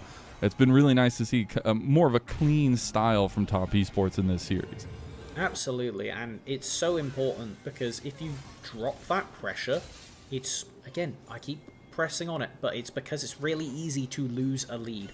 Right now, TES just playing forward and reserved. You were talking about how you don't think that... Hold on. Okay, well, And get the supreme display of talent coming out. Cease and desist going to be used too. A little bit of chaos here behind the dragon pit. Nio trying to chase down JJ. JJ dodging out but dying initially anyways. Now Xiaohu hits that between worlds but goes to his own world, and that world is full of death. As Top Esports wipe the floor with Weibo. Rift Herald in the mid lane, and they're going to take so much from this. This is going to be a pretty insurmountable gold lead, and the thing I was kind of leaning towards is you mentioned you don't trust Top Esports to end a game for their lives. I feel like when you got this much pennies in the pocket, it's kind of hard to mess it up. Hard, but not impossible. That's the beauty of it. No, but this is such a... Because I think another recollection from the draft itself is they just have a very oppressive fight. And if you're fighting into that, which they're going to force you to do so, it can be so difficult. Absolutely, and I mean, we get to watch right here how it works of just the amount of gap close that we have from TES means that a single pick from Weibo is just not the angle. They need to be getting multiple people in a go, but the problem is, when you're behind in a game, your general rule of thumb becomes pick one, then try and fight 5v4. Get an unfair fight. That's the best angle we can get. When your comp, however, is saying a different story for Weibo of, well, we need to wombo combo everybody. It doesn't really work. Like these two things are different. And if you have to use your wombo combo tools to kill one guy, or in this case, not even kill Nio in the jungle, then what are you supposed to do? It's so difficult, and during those replays and everything, we did see that third dragon go over to Top Esports, and they're now on Soul Point. Jiachi is just melting through Elk, almost kills him outright, double TPs. Look at the Avenger beams coming down to save their ADC. Ooh. As it's going to be a long-range snipe with the chakrams, and Cream is just going to activate his Spirit Rush and go for the kill. Diete is down. Mid lane should be the push. Incredible support from the solo my laners. God. That is a was life-saving Tempered Fate. One of those ones where the Tempered Fate tags and then gets you after you flash, because if it doesn't, I'm pretty sure at least one of those two die. However, I just want to give more credit over to TES. Oh, the snipe. Oh, he's not in range anymore. Release Aphelios would have killed there.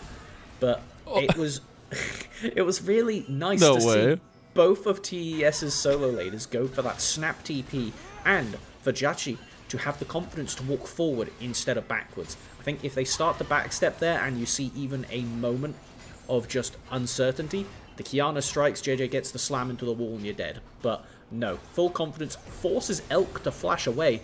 The player who we were coming into this game, he just dropped an 18 bomb on Kai'Sa, and now he's getting absolutely rolled over by Jiachi.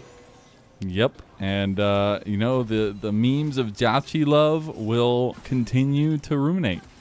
As he's got the spot now, and he's at least in this series has had some pretty good moments. I still think there's a little rough around the edges here, but Zika, speaking of, it's been a rough game. The Zahen has not looked that great, and now it's going to look even worse. As Zika will go down in the side lane yet again, doesn't even get the passive. Yeah. Not a lot to go off of that one.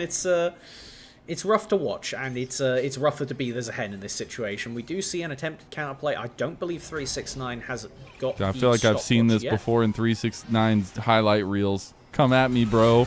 Just gonna pop the slicing maelstrom, try to buy as much time. The Hextech Gunblade's doing work. He's healing. He's dealing. He's doing damage too. The turret shots at 369. He's rolling at least a 7 there, as they will get the couples kills. At 4 members are down now, which means Baron on the table for top.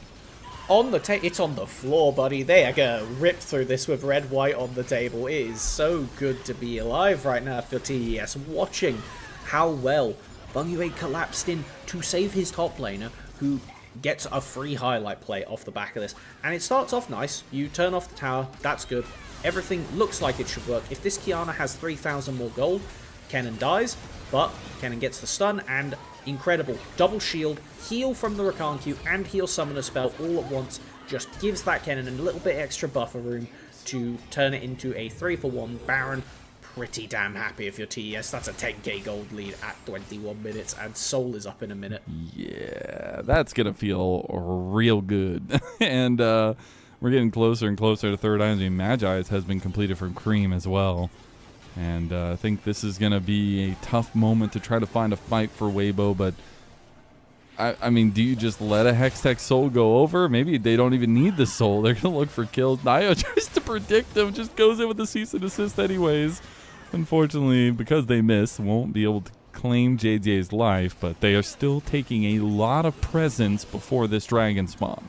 I think the best thing you can do is sack the dragon and try and kill whoever is mid lane while the dragon is being taken. Because, oh my god!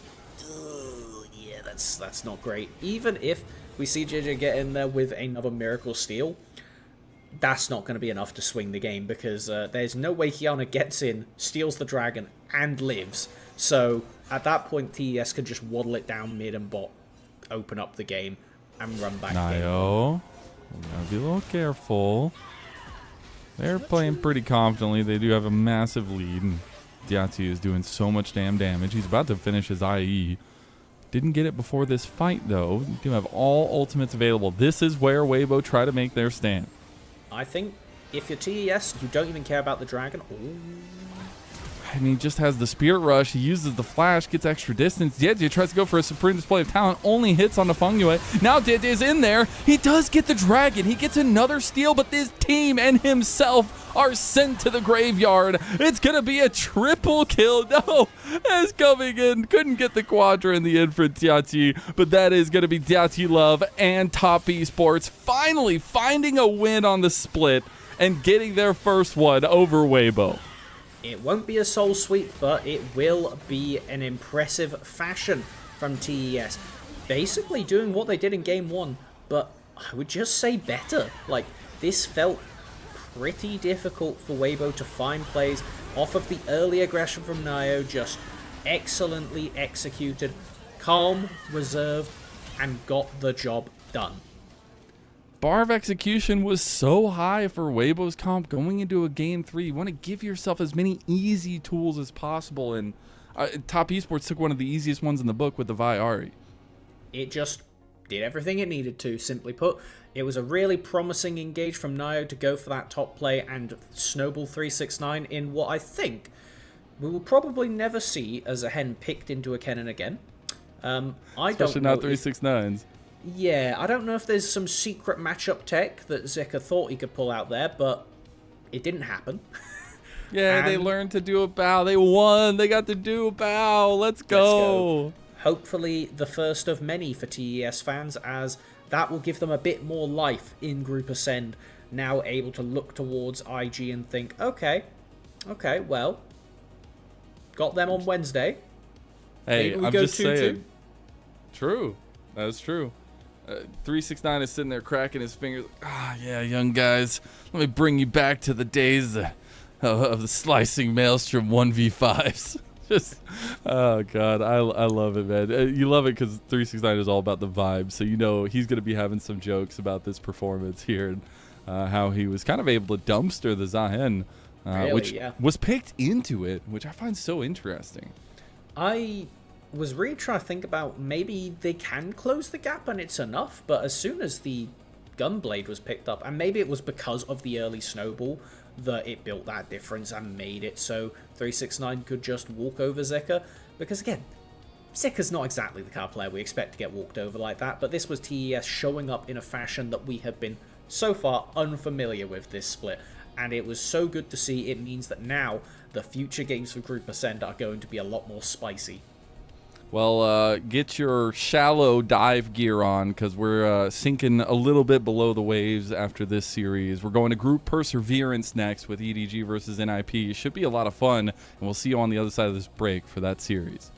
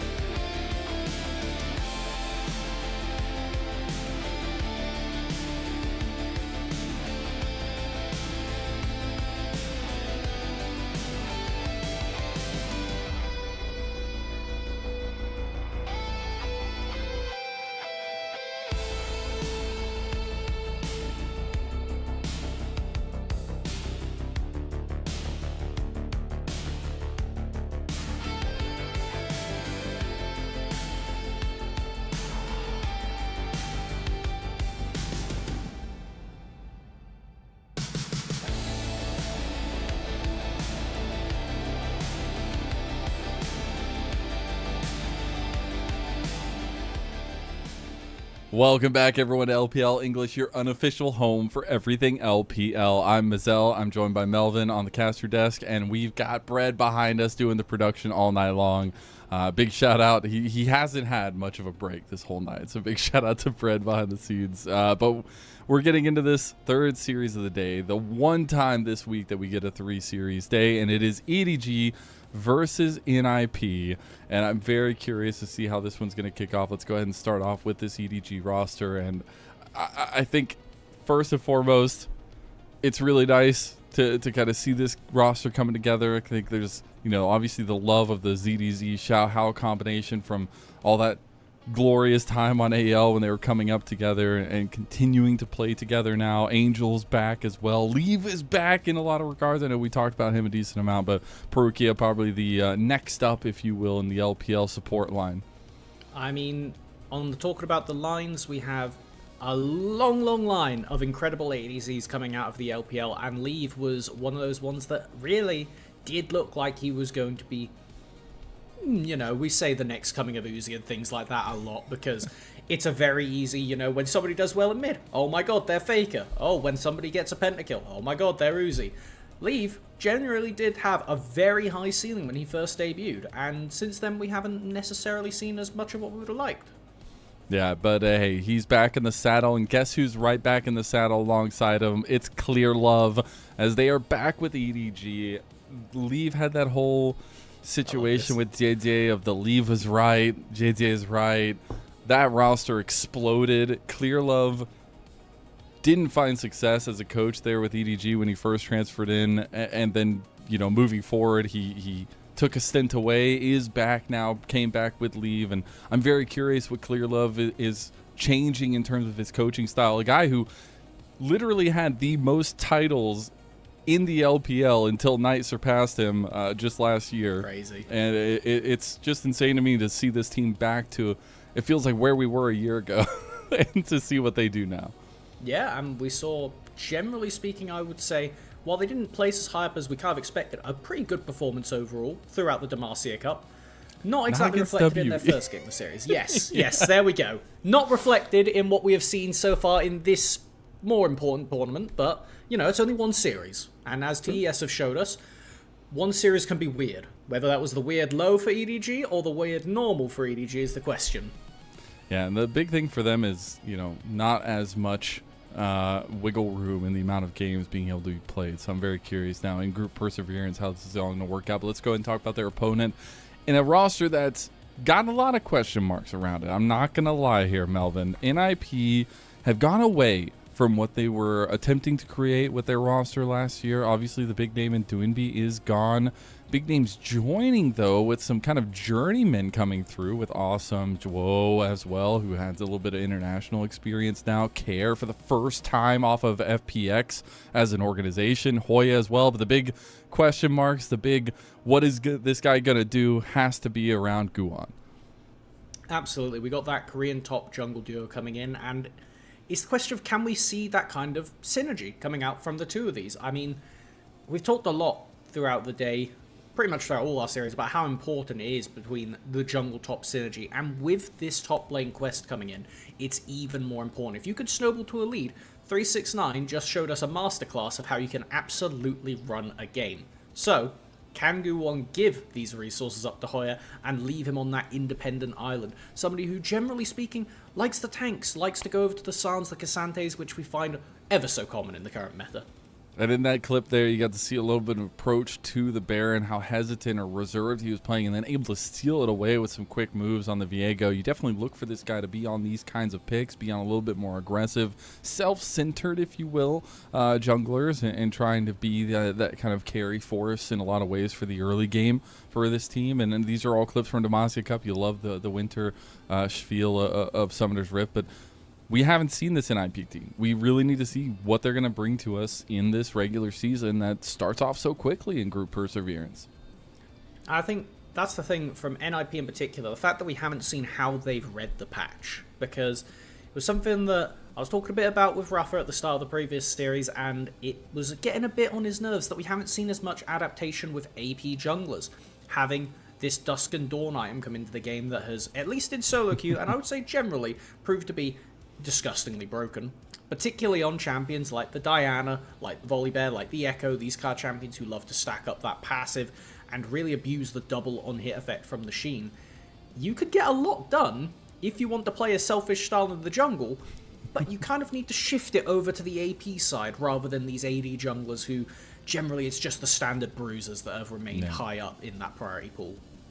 Well, we'll talk a little bit about how that's going to set up in the draft as well, but another little spotlight we wanted to have was on that mid lane, and we'll start off with Angel first and foremost.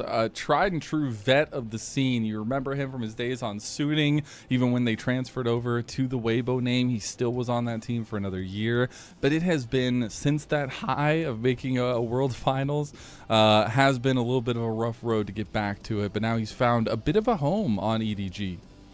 Yeah, I mean, when your debut team hits World Finals, it's a pretty high mountain to try and climb back to. But at least now with EDG, again, a storied roster, a world champion roster, at least the organization itself. No remaining parts of it anymore. Now the question is, can they build their own story again now with these new parts? And, you know, I'm not projecting them to be world champions with these players necessarily, but you at very least want to be projecting to get into that group ascend. EDG were favoured to be the #1 team in group perseverance, and then when they start off the tournament by going, I believe it was 0-2 to WE, it was it was not good fashion. It was not very good fashion. In fact, what I've written down in my notes for their first game was EDG arrive at the Hex Soul Point with a lead, completely into the approach, and then lose the game. Nice. And that is all I've written down for game 1 because that is all you need to know. Well, hey, we'll see if NiP can give a run for their money on the other side with their mid laner in Care. This history graphic is going to look a lot different because this is a guy who has just either been stuck or lovingly stayed with FPX since his inception, even into the LDL. And it was such a cool story for me, Paul. I'm a little bit biased. I know Care hasn't been the best individual player of these last few years, but that is so rare in the LPL to have so much tenure with one specific organization, and now he's on NiP. I'm going to show my newness to the league, but just checking timeline, is he just jumping into whichever seat Rookie was, Doinby was last in? Yeah, a little bit. You know, it might be a meme or something. You know, it's at very least, if it happens a third time, then we've got a pattern, but nonetheless, it is pretty big shoes to fill. I mean, while Doinby had just come off of a break and didn't end up getting as high of the peaks as we would have liked to see, I think probably Fearless was probably a non-negligible part of that, pinching the champion pools. Care got to craft his own story, and again, as the newbie here, tell me more about this Care guy, because I look at the champion pools and I see Yone so high up. I'm like, is this guy like Cream? Is it? Do we get some fancy stuff coming out here, or is this? You just know, he might be budget Cream. I find that he's a little bit. He's not at all. Especially not in this day and age. It feels like in the LPL. I feel like he's always been a little bit of a jack of all trades, trying to be a little bit more fluid with the way that he plays, fitting the styles of the team, especially because the FPX team had revolved so many times around him in so many different fashions. And so I don't have the highest of expectations mechanically speaking, but if he can find a piece that works for him to fit into the team, that's where things happen so fluidly for him and so well. I mean, with Guwon, most played champion Viego, somebody who can work with resources, when you're kind of unsure how you want to piece together a roster, if you're telling me that Care... Yeah, I think I allegedly unfortunately just lost the mic. He's gone mute, if you will, for the LPL. Hopefully we'll get that fixed up coming here soon. We get to look at his beautiful face till then. But we'll be getting into the game here very shortly, and then let's see. No, nothing. All right, cool. Anyways, we'll hopefully get that going. But I'm very curious. Oh, he's back. He's back. Yes. All right. Draft setup though, what are we thinking in terms of what the big pick strategies are going to be? We have seen EDG already one time, obviously, but I don't know if that's much track record to go off of, and seeing what these focuses are going to be early in this draft #1. I think that one thing that does come a bit telling is that Xiaohao, who I personally believe had a very good Demacia Cup performance, was one of the better Malphites. And so I think that when we get into the ban phase, we've seen Malphite super high priority in the LPL. And it makes me wonder, does Guwon have the Dr. Mundo counter ready? because that has been the pretty standard. All right, 1, if they pick Malphite, we have a Sylas mid. 2, if they pick a Malphite, we slam Mundo jungle, and suddenly the Malphite can't CC you twice, and you just are a better tank all in all. And then you get to outscale off the back of that one. I think Xiaohao, if we do see him edge towards some of these engaged tanks, these engaged bruisers, can have a very promising performance, and that's where we need to kind of fixate on those first few picks, because there's a lot of ADCs that are very strong right now. The Aphelios, the Inara, all very high priority. These kind of things can be left to like second rotation. It's usually the mid lane, those Syndras, those Azirs, those Orianas that we see that are pretty much taken away in the first draft every single time without fail. Okay, well, we'll have to kind of keep an eye on that one as we go forward. But, something else that I love, especially with, a newer person to the LPL fandom, Melvin, we get to talk about all the cool LPL stuff. Do you know that ZDZ has his own emote in our chat? Have you seen the ZDZ emote? No. I need to. No, it's pretty funny. It's uncouth for me to open Twitch chat right now. But No, don't worry about it. You can look at it later. Yeah. Just think about that moving forward, but also some of the history. I think I foreshadowed it earlier, but Xiaohao and ZDZ were part of that Anyone's Legend roster before their big glow up, if you will, where they were even struggling to finish in top 10, right? And they were pushing for that. And there was an unfortunate loss, obviously, back in that day, and did not make it to top 10. But that next year, Xiaohao and ZDZ found themselves transplanted across and finding their place in a little bit higher tier team. So I'm glad to see that combination still alive and well. It's another one of those rarities we get in the LPL. But as we hit the stage now, I think it all comes down to NiP's debut and EDG trying to come back from a devastating loss in their early season. Absolutely, and kind of to look a bit back to the Demacia Cup, because that's the only footage we have on NiP. Funnily enough, the only series they won was against, well, not EDG. I get hesitant because they basically won the series.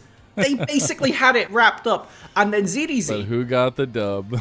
on Ambessa, comes in having a pretty terrible game, all in all, and just 1v4's a team fight. And, Hoya, top who lane's had a balanced, they say. Clearly. ADC doesn't need buffs, they say. If there is a split for a similar performance, ZDZ can come out and have a bit of a barnstorm, because EDG, they 4-0'd their group. They looked like they were going to be really strong, and then kind of trickled out after that point. But the fact that NiP was so close to just walking all over EDG, and their one win was actually against IG, who won... It's like, there's stuff here, right? NiP has legs. Yeah. Probably. If they can play on this new season. I hope they have legs. I hope so, too. I don't know how they walked onto the stage. True. We went two different directions with that, and I love it. But getting back to that draft point, I know we put a lot of focus on this mid lane. I think it will end up coming a lot down to how proactive they can be from that mid lane. But are there any picks in the meta that maybe you weren't as expectant of coming into this year, or things that you've been really excited to see more of? I think we did get to just see it, but the Kennen in the top lane with the Gunblade as well being the first item is something that I didn't necessarily foresee, but the fact that you also get a big shield when you TP now, it helps. And the fact that part of the reason Kennen kind of hadn't been seen as much is not just because of the itemization wasn't necessarily in their favor, but also the fact that you kind of get rolled on in a lot of lane matchups, but the fact you can now take a pocket combat sum and then hold off a lot of these lanes where you would normally get run down or junglers would camp you and this kind of thing, and it would be a bit unplayable. Ranged top laners are definitely winning right now, and it's something that we haven't seen a lot of exploration for. We've seen a lot of the very standard, the rumbles, these kind of things. I'm hoping potentially we could see it. I believe I would need to double check exactly the stat, but one of these top laners has played Kennen and not the other. So, leave that as a mystery for the draft. All right. Well, it does look like EDG will be on that first pick. So they will be on that red side. Now, we do see the Rumble, the Nico, and the Malphite ban. There's that Malphite you were talking about before. A little bit on Xiaohao's side, though. As the Orianna and the Varus ban. I really appreciate the Varus ban because I do think this champion is just insane right now. We've seen some crazy damage numbers with that poke-style build. And the Jace finally gets taken away, too. I think we've only had the one game of Jace so far where he's actually slipped through the ban phase, and, you know, I think understandably so. This pick is really scary ever since they made him a disgusting jungler, for lack of a better term, as now back and forthing. And deciding actually no Azir. I did kind of allude to Azir being one of the main picks on the patch, but you were giving away a little bit of an answer there. You can just slam Ziggs into it. We've seen Syndra as another potential answer. True. Talia is probably the one I expect Care to lean towards, a bit more of his preferred champion, and can pair up with an AD jungler to give Gu a bit of a better time in that matchup. The Aphelios, you know, he's really good. He's really good right now. He's really good. Really good. I do love, though, if we're going to get that kind of dueling mobile mids coming through, as we do have a very proactive jungle for Guan in the J4. I don't love that. I don't love that here. You see a super mobile mid, and the enemy has not picked ADC, and you slam Jarvan this early? That's a really weird read to me. Yeah. I think that the way you phrased it of a proactive jungler is the only way that I see this being like a really good thing. Because you need to be going for some tricky pathing, jumping over Dragon Pits level 2, stealing enemy camps, finding them early ganks, and snowballing away the game. Because otherwise, I don't know, I think that picking it this early, we see paired up with the Yanara on the other side, the Azir, neither of them are going to get caged like for more than a few seconds. I really love the teamfight tools already picked in for EDG. We get the Aurelion Soul for Care. This is a throwback as well. Oh my god. Okay. Yeah.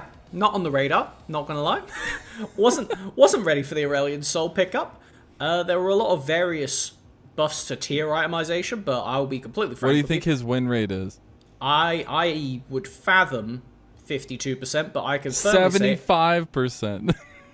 But he's only got 4 games. So. Oh, Care specific. That makes sense. I thought you were talking about the champion on the patch. I was like, I don't know.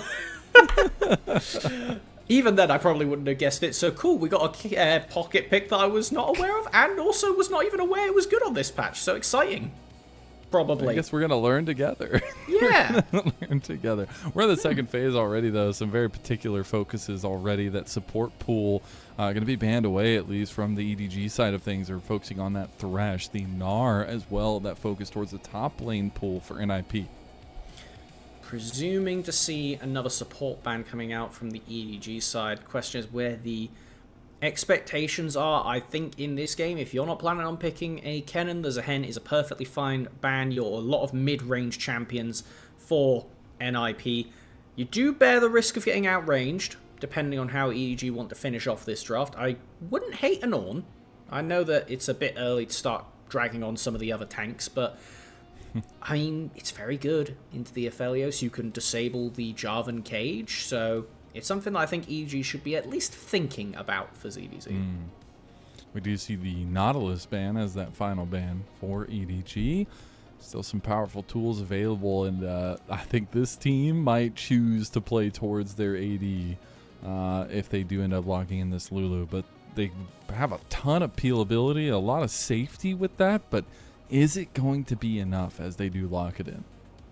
It's definitely a middling damage profile at the moment. Once you get a bit later into the game, 2-3 items or so, then NiP doesn't have much to worry about on that front. But in this early game, you know, I mean, you have support count pick for EDG. What do we have that could get a bit funky with it for Perukia? As we do have just the blind top laner time. The classic, you may be on red side, but you have lost your counter pick privileges, I'm afraid, ZDZ. Just going to slam Renekton and exist. I mean, did allude to the Kennen exists. You have been given a blind Renekton angle, and you have a Jarvan. So I think if NiP are feeling confident to slam a Kennen here, it's fantastic. It's so funny because for ZDZ, it's his second most played champion, but you're not going to like that win rate.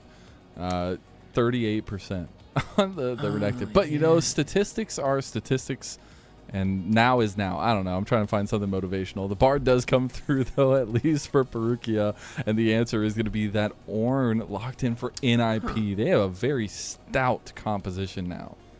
As far as front to back goes, I think NiP is going to be very happy, but your early tools are, again, to paraphrase you, Jarvan. That's about it. You have the winning lane matchup, at least in the ability to skirmish with that double ranged into double range. The Aphelios Lulu is no joke. But if Guwon doesn't get a lot done early, I highly expect that EDG is just going to walk over this game. You have a Bard, which means you can put a lot of pressure on the other lanes in the early to mid. And so I think that generally, EDG have a winning position, but if they aren't feeling confident, NiP just win the late game. Yeah, and I could see it. I mean, played out right in front of it. It's so funny because it's so obvious what NiP want to do here, and I think a lot of that onus is on EDG to find the little gaps in the armor, if you will. But it's nice to see Clear Love back with EDG. It's nice to see Leave back with EDG and getting a little bit more wiggle room here in this game, number one, and trying to offset some of the bad vibes, I guess, from their first series loss to WE. And for NiP, it's the first version of this team that we're seeing, at least of this year, in the regular season. Demacia Cup is a far-flung idea at this point, and I'm very excited to see these two teams go at it and kind of figure out what this group perseverance is really all about.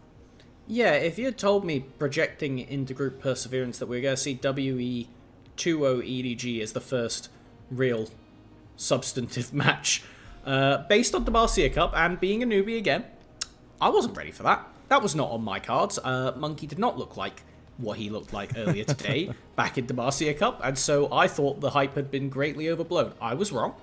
That's okay. And you know what?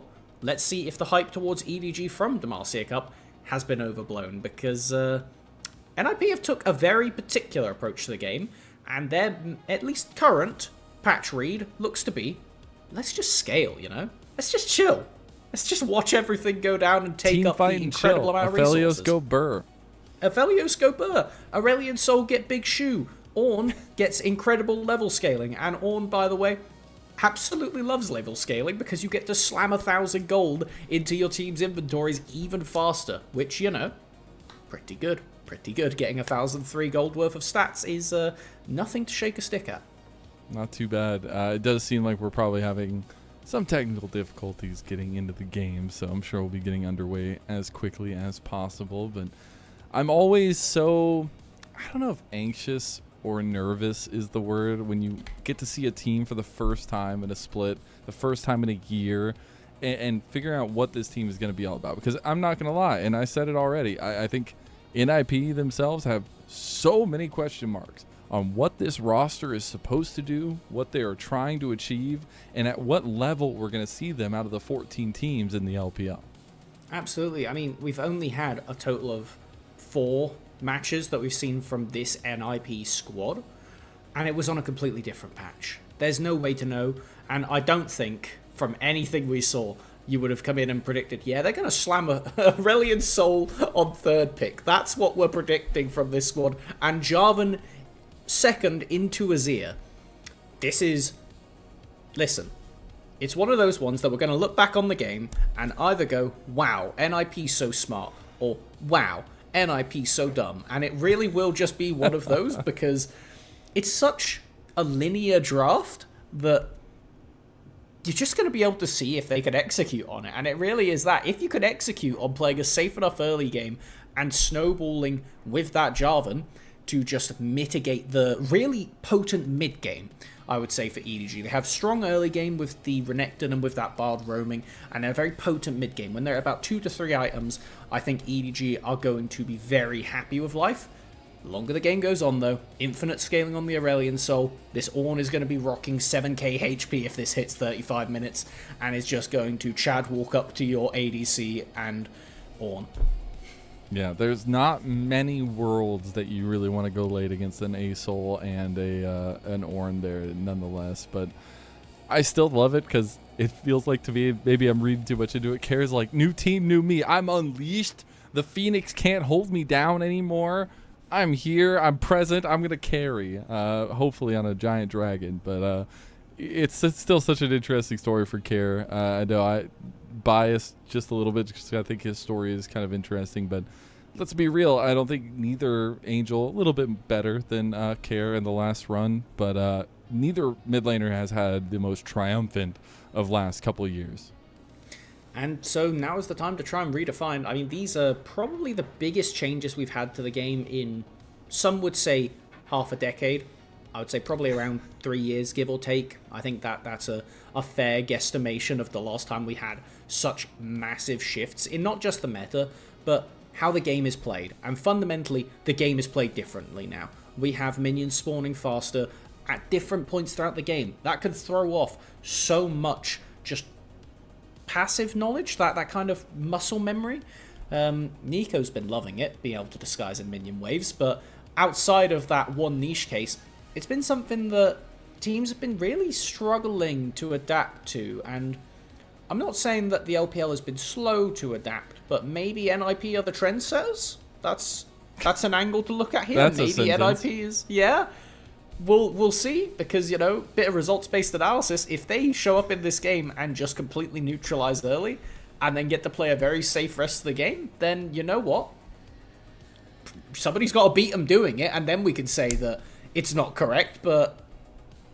I'm just saying, Melvin, you're now my favorite person. You said the 3 words that I wanted to hear most, and that's results-based analysis. I thrive. The LPL thrives off of results-based analysis. That's how we do all of our analysis. No. It truly is. And I know we're vamping here for a long time. Hopefully still trying to figure out the tech difficulties before getting into the game here. But they just really want to build up the tension for this series coming through. Maybe NiP are nervous. They just really don't want to do their first game. It's like... How use computer? I don't know. It's been so long. We saw EDG lose their first series, that the expectations are low for them. It may be, you know, like, oh no, it's the KT effect if we're not the underdogs anymore. What can do? Wait, does Leave have like a mullet? Wait, like I see hair on the bottom of his neck. Did That is grow not out, like, flattering the back of his drawing. hair? Hey, okay, they tried, all right? Oh no, it's a good Our drawing. It's fans just not tried. flattering. Does that mean it's not a good drawing? I feel like It's I feel a good like you're- drawing. If it was a self-portrait, I'd be worried. I feel like you're being very EU right now. I don't know. No, I'm being very British. Just half toxic, okay. half complimenting. And I'm trying my best to lean into the complimenting side. Well, how's the weather over there, Melvin? Since it's daytime where you are. Well, I mean, it's pretty sunny outside, which, you know, I'm hoping, you know, by the time we get to game 2, maybe 3, if we're that lucky, you get to see a bit of sunlight. But no, I will say, pretty blessed to be casting the LPL from EU. Wake up in the morning, roll out of bed, see the first series happening, getting to have breakfast, and then rock on up and Must enjoy be some nice. quality gameplay. Yeah, I mean, what's it like for you, you know? Oh, you know, it's 4:20 in the morning. We haven't started the 3rd series, so it's fine. You know, everything's good. It's gonna be plenty daytime by the time we get done with this one. But hey, that's what we do it for. That's what we're here for. A little bit of chaos is needed when you want to cover the LPL, I feel like. It's good. you know, It's I getting into started- character. I was on the East Coast for Demacia Cup, doing admin stuff and stuff from there, and I would not wish that on my worst enemy. And for everybody that's on the East Coast that works on this product and covers or loves the LPL, my God, hats off to you. I thought I was crazy, but West Coast, best coast, at least in the United States when it comes to covering the LPL. So I'm clinically afraid of time zones. I hate them. Just as not the concept of a time zone. So what do you think of but daylight savings time? morally opposed to it. Sorry, farmers. Love you, but it's just too inconvenient at this point. You know, it's outlived its necessity. Like, come on, just go to bed a bit earlier. It's that simple, right? But no, in all seriousness, what time is it then on the East Coast to start the LPL broadcast? Because I just speak to people and from all over the world, literally all over the world, and I'm like, oh wow, that's a truly hellish time to wake up or fall asleep. Or it's like, oh well, you know, I woke up. Oh cool, what time? Midnight.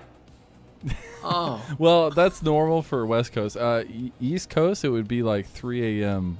start time. But you know what time it is right now? It's time to start this dang series that we've been making on. We are diving into Group Perseverance, and we are going into EDG versus NiP.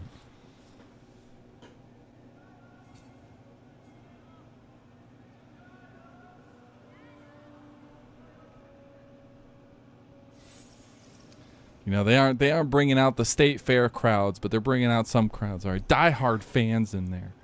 I was really waiting for a like. There was a small one, tiny gyro.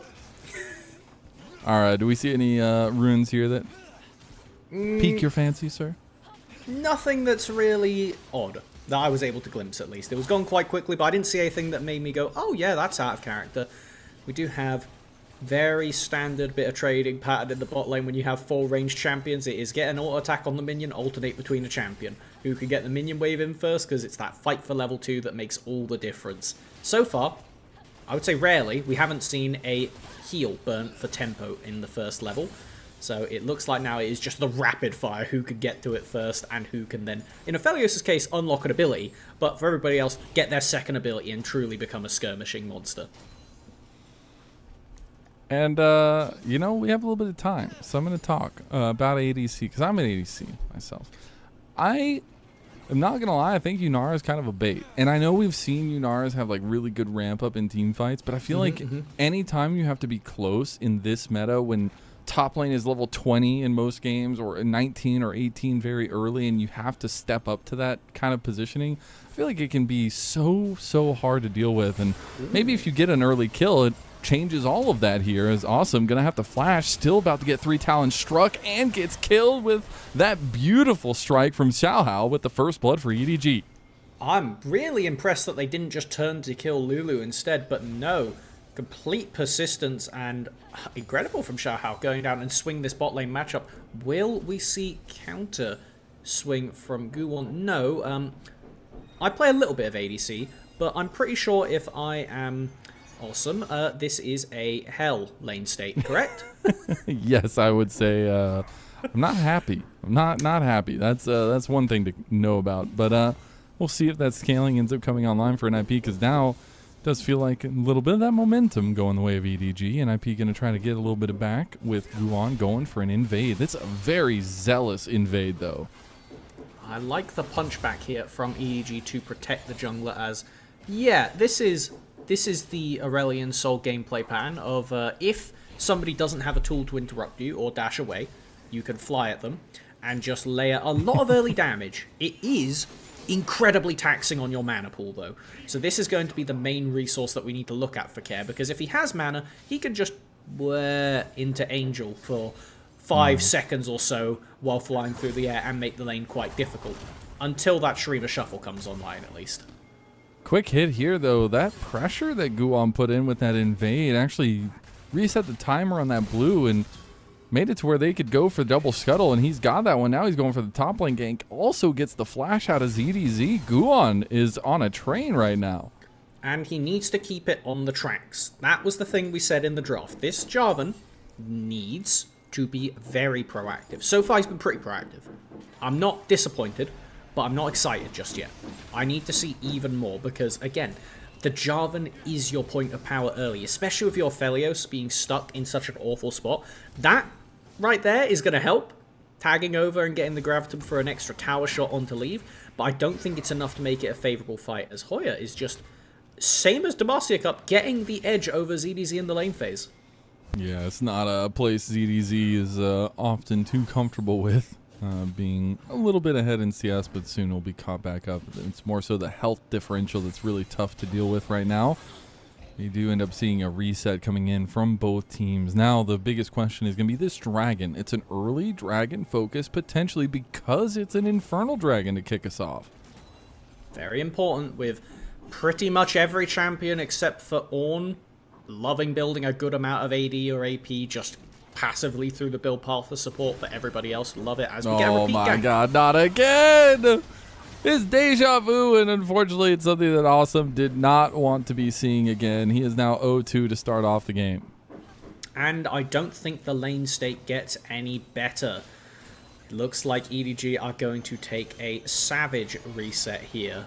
with potential for Gulon to fix the wave, but at the end of the day, the best case scenario is you push the wave in, and Leave still gets all the CS, so it's not even that great, as Dragon is being walked past, not actually acknowledged by either team, as it looks like Assam is heading the wrong way. He, thought they were maybe doing a lane swap. I don't know. He is going to walk his way back over to the Dragon setup now, though. Hey, just let him stretch his legs. Yeah, hey, right? It's a little stuffy down there in bot lane, okay?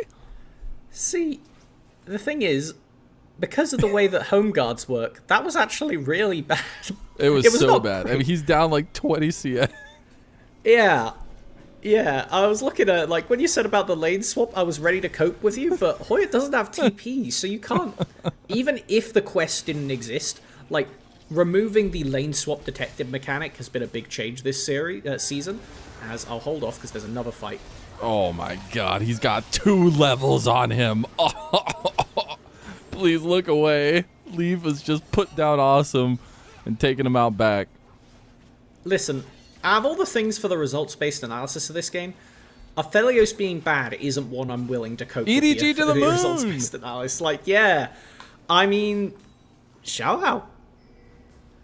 Sick. I don't so know. Tough. He's done great. It's so tough because you literally see the dominoes falling in front of your eyes. He was delayed so long getting back in a wave. He had already been punished twice for overextending, and then he just loses like an entire 2 waves of farm. Instantly just gets ulted as soon as he's back in there, dies, and now it just compounds further and further. And the thing is, I'm not saying this is the Aurelion Soul's fault, but I am going to say, if you had a Talia, it would be a lot less brutal to sack a wave mid, roam bot, help fix a wave state. You know, it's not good. It's already a bad spot. And it's definitely not the scaling comp's fault for being in the bad spot, but having a few less scaling tools around the map would give a very reasonable, still difficult, way for NiP to fight their way back into this game. But with 2 kills worth of gold in the pocket of Leave, and 2 actual kills in Xiao Hao's pocket, I think that EDG have all they need to turn this into a stomp. That's the best well put. Ornn and Aurelion Soul should not be having massive team fight impact for the hot minute. It looks like NiP are actually just going to sack everything, go for grubs with bot lane, and hopefully try and get some kind of recovery kill on the top here. I don't think it'll work, personally. Alright, they were going to start up or help with the grubs at least, decide to go for this top lane instead. Only the dragon secured finally, pretty late, by EDG on the other side of the map, but I feel like they are going to be extremely happy with the way that this game has gone so far for them. The 3 grubs is nothing to scoff at, and there will be the TP towards this bot side by Hoya. Leaves gonna... In what day and age have we ever seen a bot laner is the one that's proxying? Wow. I think it's just correct. Like, what's Hoya meant to do? Sacrifice 2? He's a top laner. He knows this game. I can't walk back there. Otherwise, I drop 2 minion waves. If I get a kill, you've still got a wave. Like, this isn't even that favored.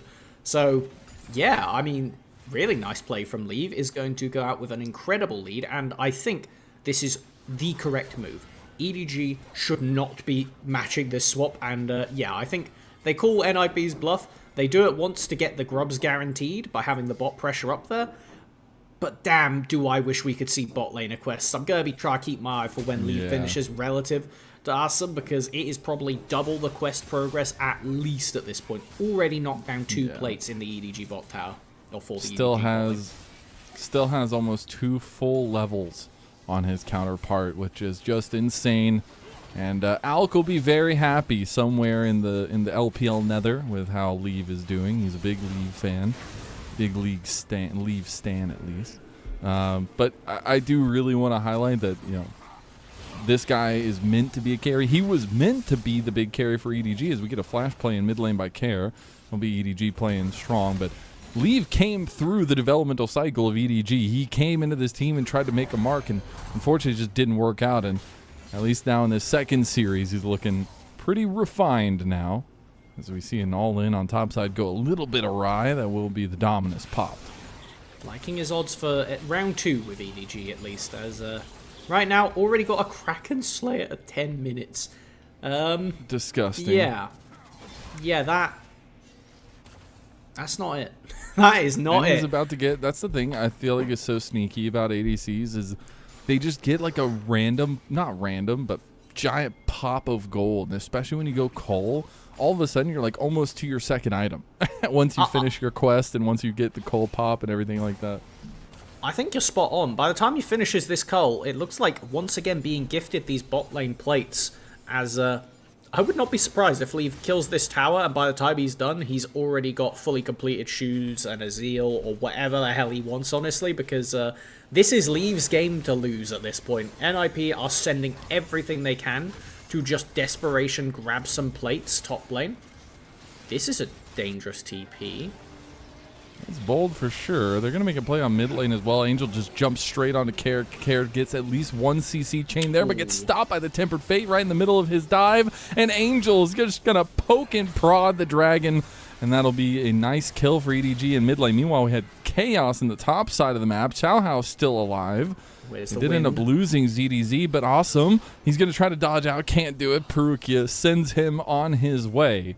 And it's still an almost 5,000 gold lead for EDG.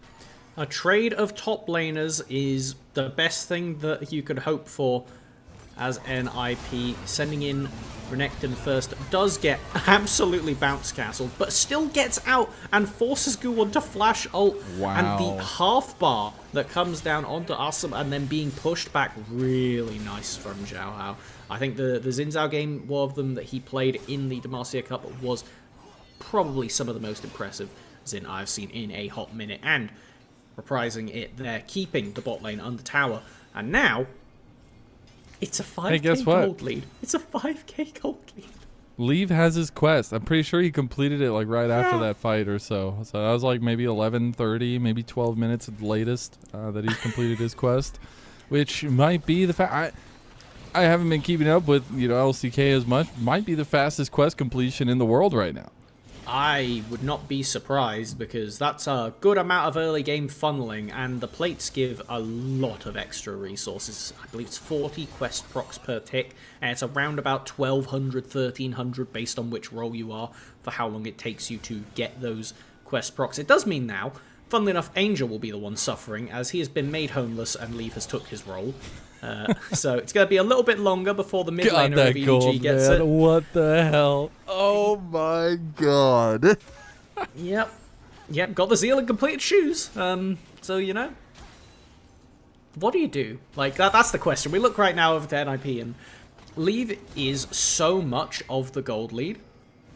There's still a good amount of gold lead left over, don't worry. Zhao Hao's, no slouch. But the best thing you could hope for from NiP is that Leave does a pretty, I'm not going to say uncharacteristic, but does a pretty egregious overstep. It's something we've seen him do before, but at the end of the day, with this much money in the bank, with this many resources, I think he would have to do something truly ridiculous to not just be able to fight his way out of it. Now the dragon goes down to the might of Edward Gaming. We'll be on first item spikes for everybody at this point. We also got the Bandle Pipes there for Perukia. I think one of the most undersung items in the new patch.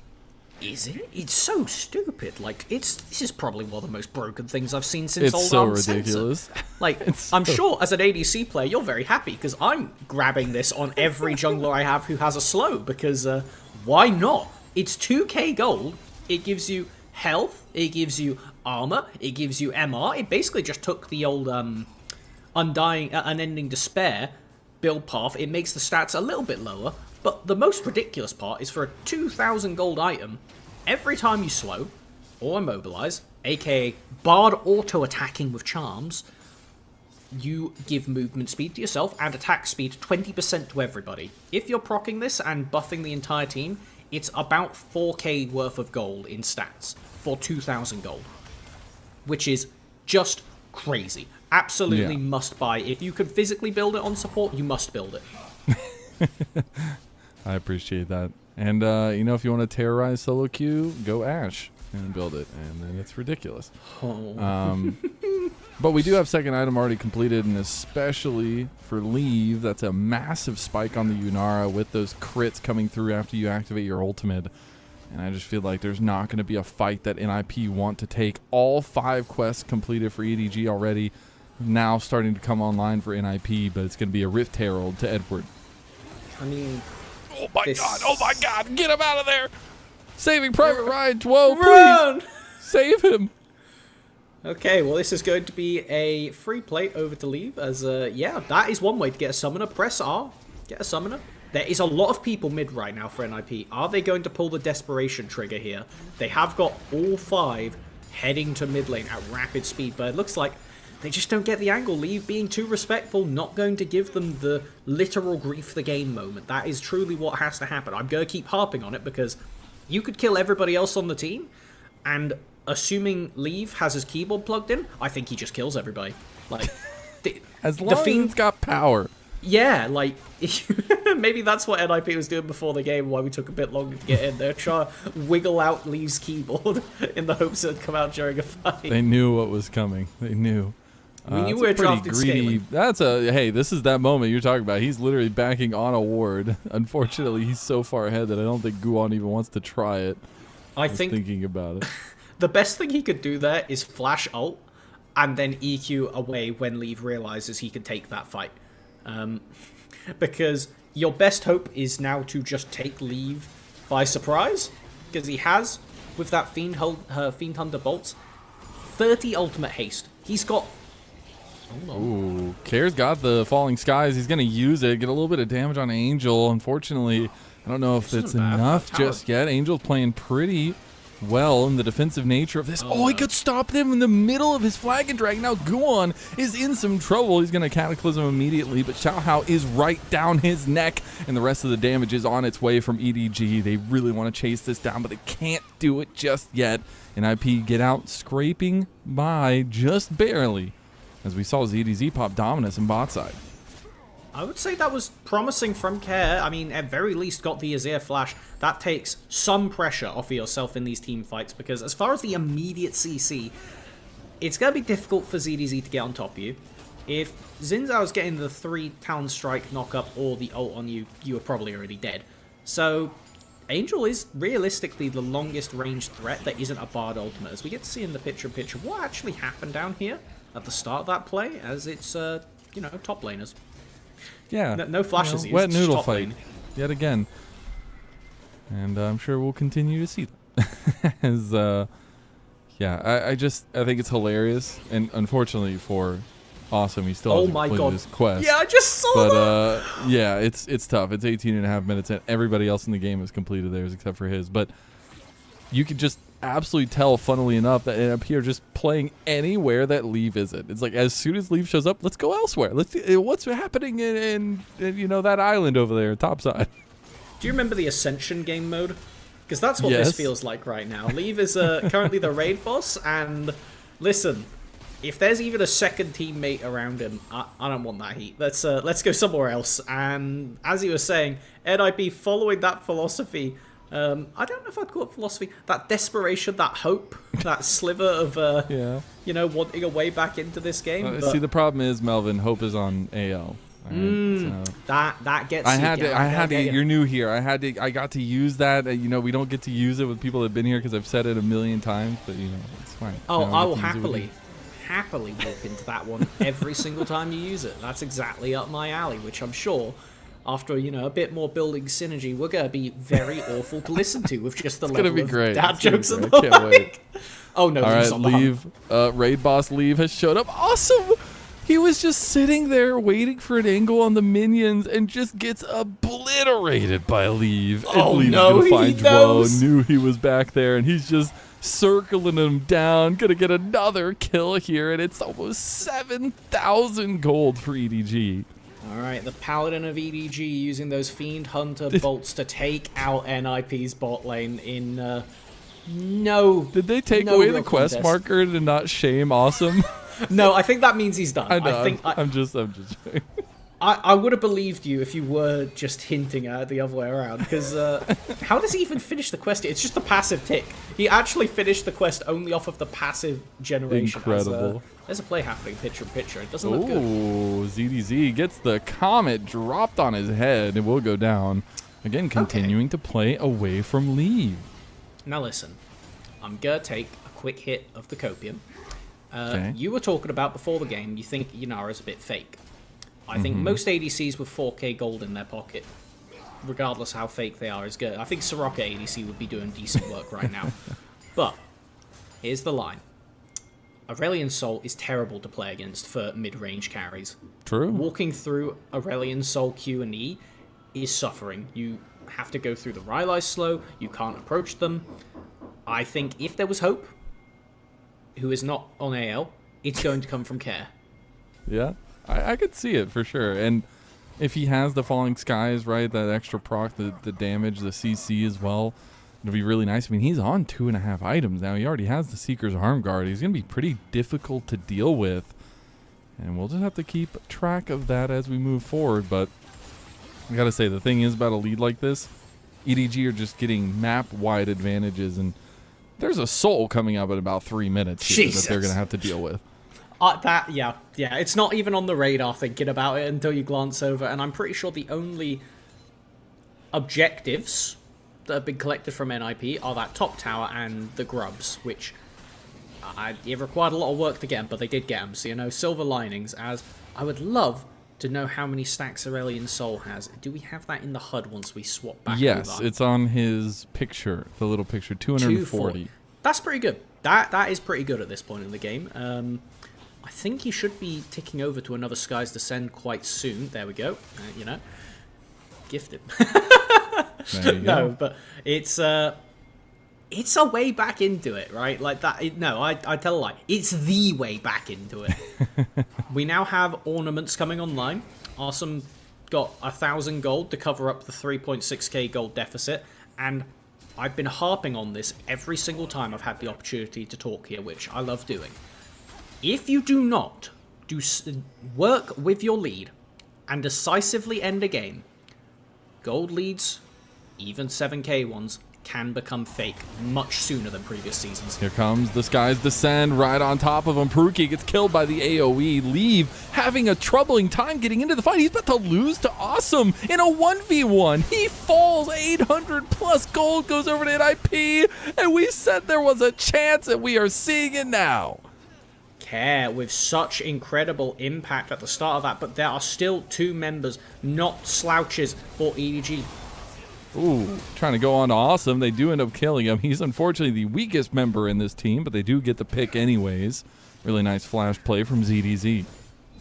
And now with 55 seconds on the Ocean Soul spawn for EDG, Baron on the table, it's time to look at those summoners that just got blown. Let's take a look how this started off. It was Hoya getting the double knock-up, followed by another with the Wombo combo off the back of the Aurelion Soul. The Xin does cancel the fly in, but the reset off the kill allows Care to continue to get that work, which is my favourite way to talk about Aurelion Soul. As awesome, I don't even know how you managed to do that, if I'm honest. This is just, Aphelios is broken. Aphelios thing. Aphelios is truly in a disgusting state that you could be 2 levels down and still get away with that one right there. So, yeah, this is the best case scenario, and even then, the best case scenario for NiP results in a barely winning fight that easily could have turned into an ace should they have walked forward into Angel, who hasn't had to do much this game, but is still a level 15 Azir with 2 going on 3 items. Unfortunately, NiP don't have much time to rest on their haunches. Dragon's Soul is on the board for EDG. They're going to start it up. They have a beautiful flank here from ZDZ. He has not been spotted out yet. They have no idea. Guwan's going to walk straight in. Dominus has been popped. He's going to use the Slice and Dice to get away from the Falling Skies. A lot of damage coming in from Care, but there's more coming from ADG as Hoya has to flash away from Angel, and that's the Ocean Soul going to EDG. The only member that matters even for NiP is Dead Care. This would have to be a Smite Fumble of all time to get this.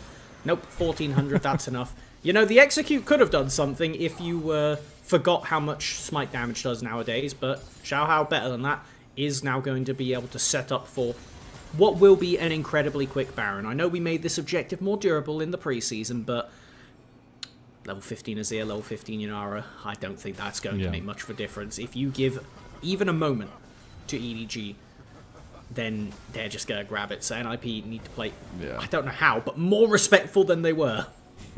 Yeah, Leave is 3 levels up on Awesome, and it's a little something. I mean, obviously, we've talked so much about Leave coming back to EDG, but you've got to also remember he was literally on NiP last year with that Doonby roster. So, you know, having this kind of advantage in the first game of a series is going to feel real good against your old org. And see if he can kind of bring that one home as the Baron goes over. All of these buffs going over to EDG.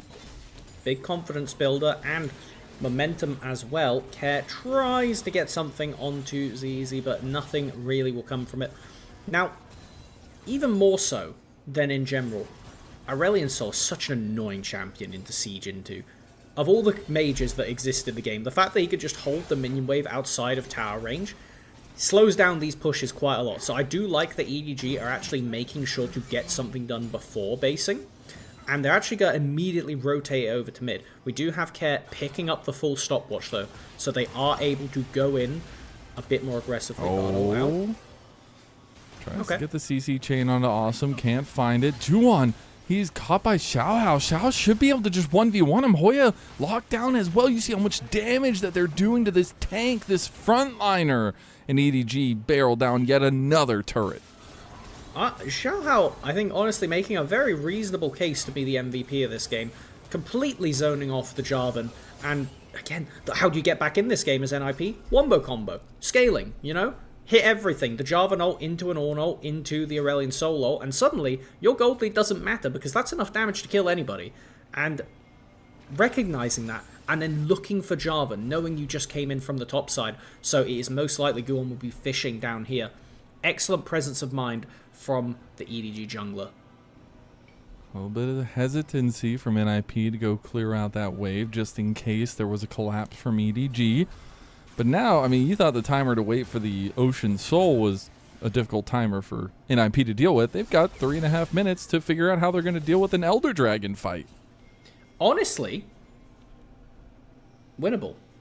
I think that's the way you got to look at it. If you can survive this Baron push, suddenly a 3-IM ADC isn't massively different to a 4-IM ADC in terms of damage output.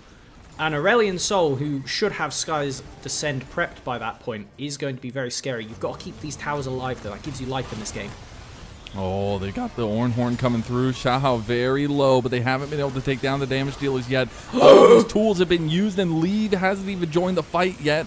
Awesome's already down, and that just means the defense will not be there. EDG going to look to mid lane now, too. Xiaohao, that was incredible. This is not jungle propaganda. Give this man the MVP. That was disgusting. Awesome just went from 100% HP to dead in an instant. I think that, honestly, might be enough to end the game off of, because now, going to be able to knock down at least 2 inhibs, minion wave supporting in from the 3rd lane if they want to go for it. Baron, oh my god, they're just going for left. it. You brought it up. They need to live through this Baron butt, but unfortunately they're being squeezed for everything they've got in this game number 1.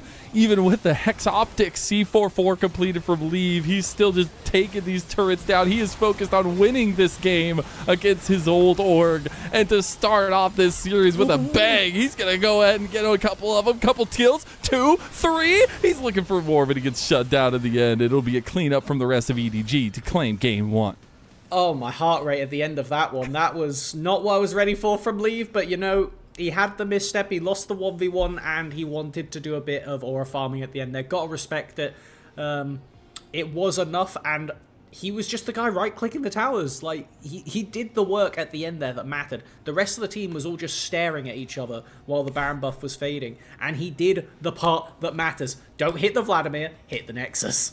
Yeah, and really nice execution from EDG. There was a massive fumble in that game, though, for just a moment. They lost like 3,000 gold, but it spoke to some of the strengths and some of the ties that NiP draft had. I mean, you could see some of the strength that was possible in that draft. They just kind of shot themselves in the foot early, and I have to look at that bot lane and how many times they were overextended in lane with no vision on that river section and just getting caught for it.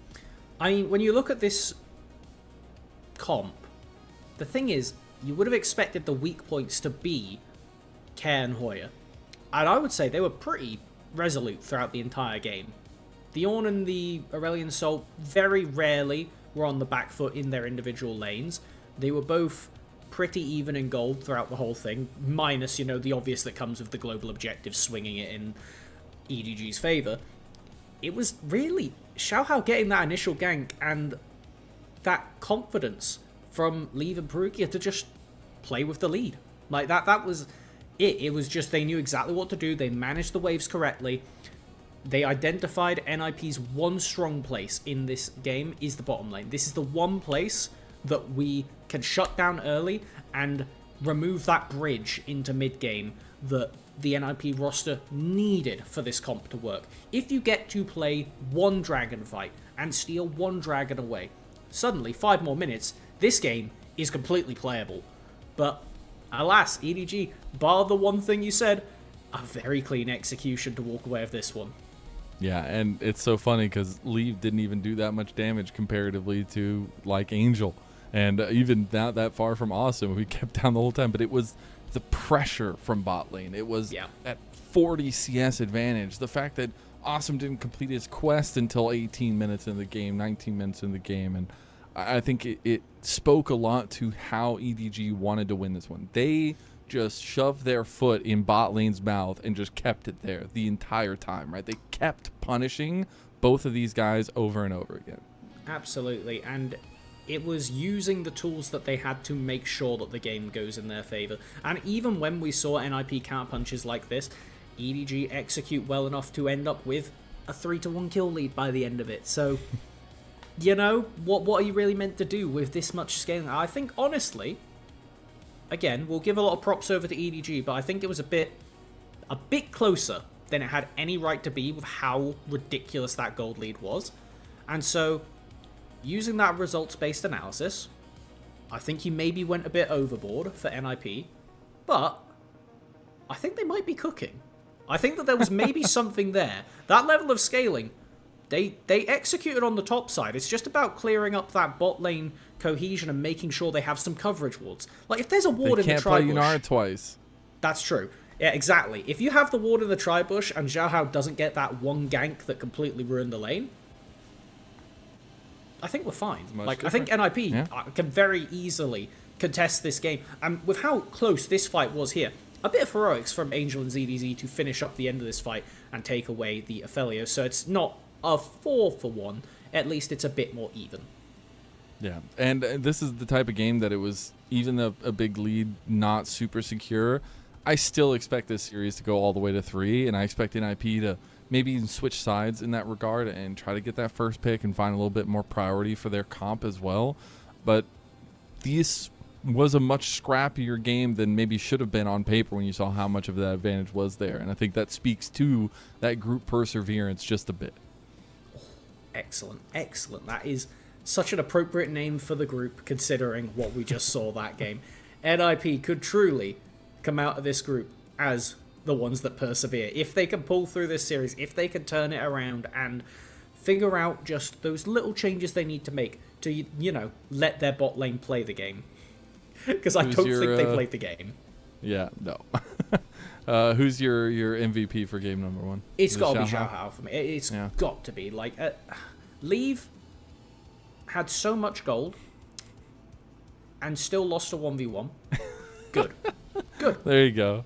Every play deserved. Like, that one death was the only blemish on this game for me. I think Xiaohao played an immaculate Xin Zhao game and just did exactly what he needed to. Not only did he generate the lead that won EDG the game at 3 minutes, but he did not drop the ball. And that is so important, because if you drop the ball at any point for a few minutes, you can have one singular bad play. Then it can really just completely fall apart.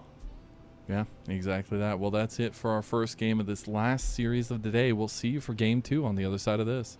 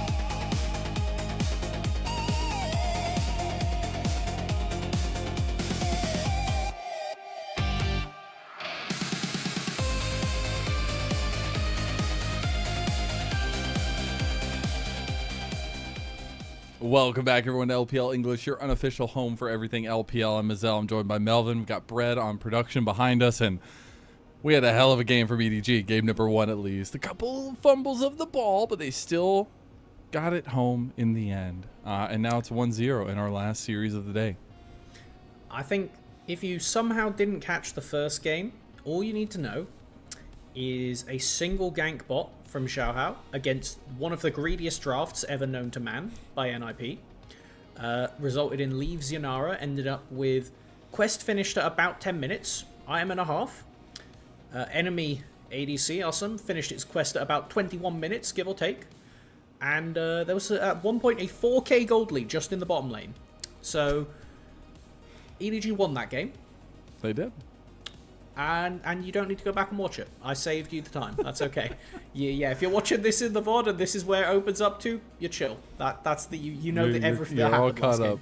You're all caught up. Yep, you're all caught up. But that brings us to the conversation and bringing back some of the focus into was something I know you wanted to refocus into was that jungle matchup and how Xiaohao just had the number of the entire map. It felt like was roaming around, and we talked so much about you need to be early proactive with this J4 pick, and it was proactive, but unfortunately Xiaohao just got the better end of it. Yeah, I mean, it's one thing to be annoying in the Ornn versus Renekton matchup and put some pressure up there. It's another thing to completely gimp your bot lane. Like, the one gank from Xiaohao did everything it needed to, and then he repeat ganked as well.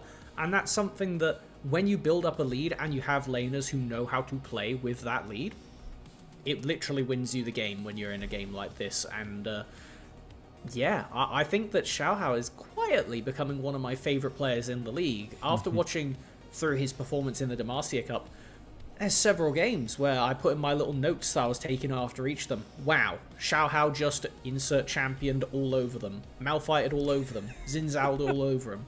And it does feel like that. He's a very constricting jungler who doesn't necessarily do anything super flashy mechanically, but is playing a very solid game, knowing where he needs to be, and feeding that lead to his team where it's necessary. And so Guwon is left in a very difficult position as somebody who wants to play more of a carry style, going towards that Jarvan utility pick and not being able to get enough done in the last game.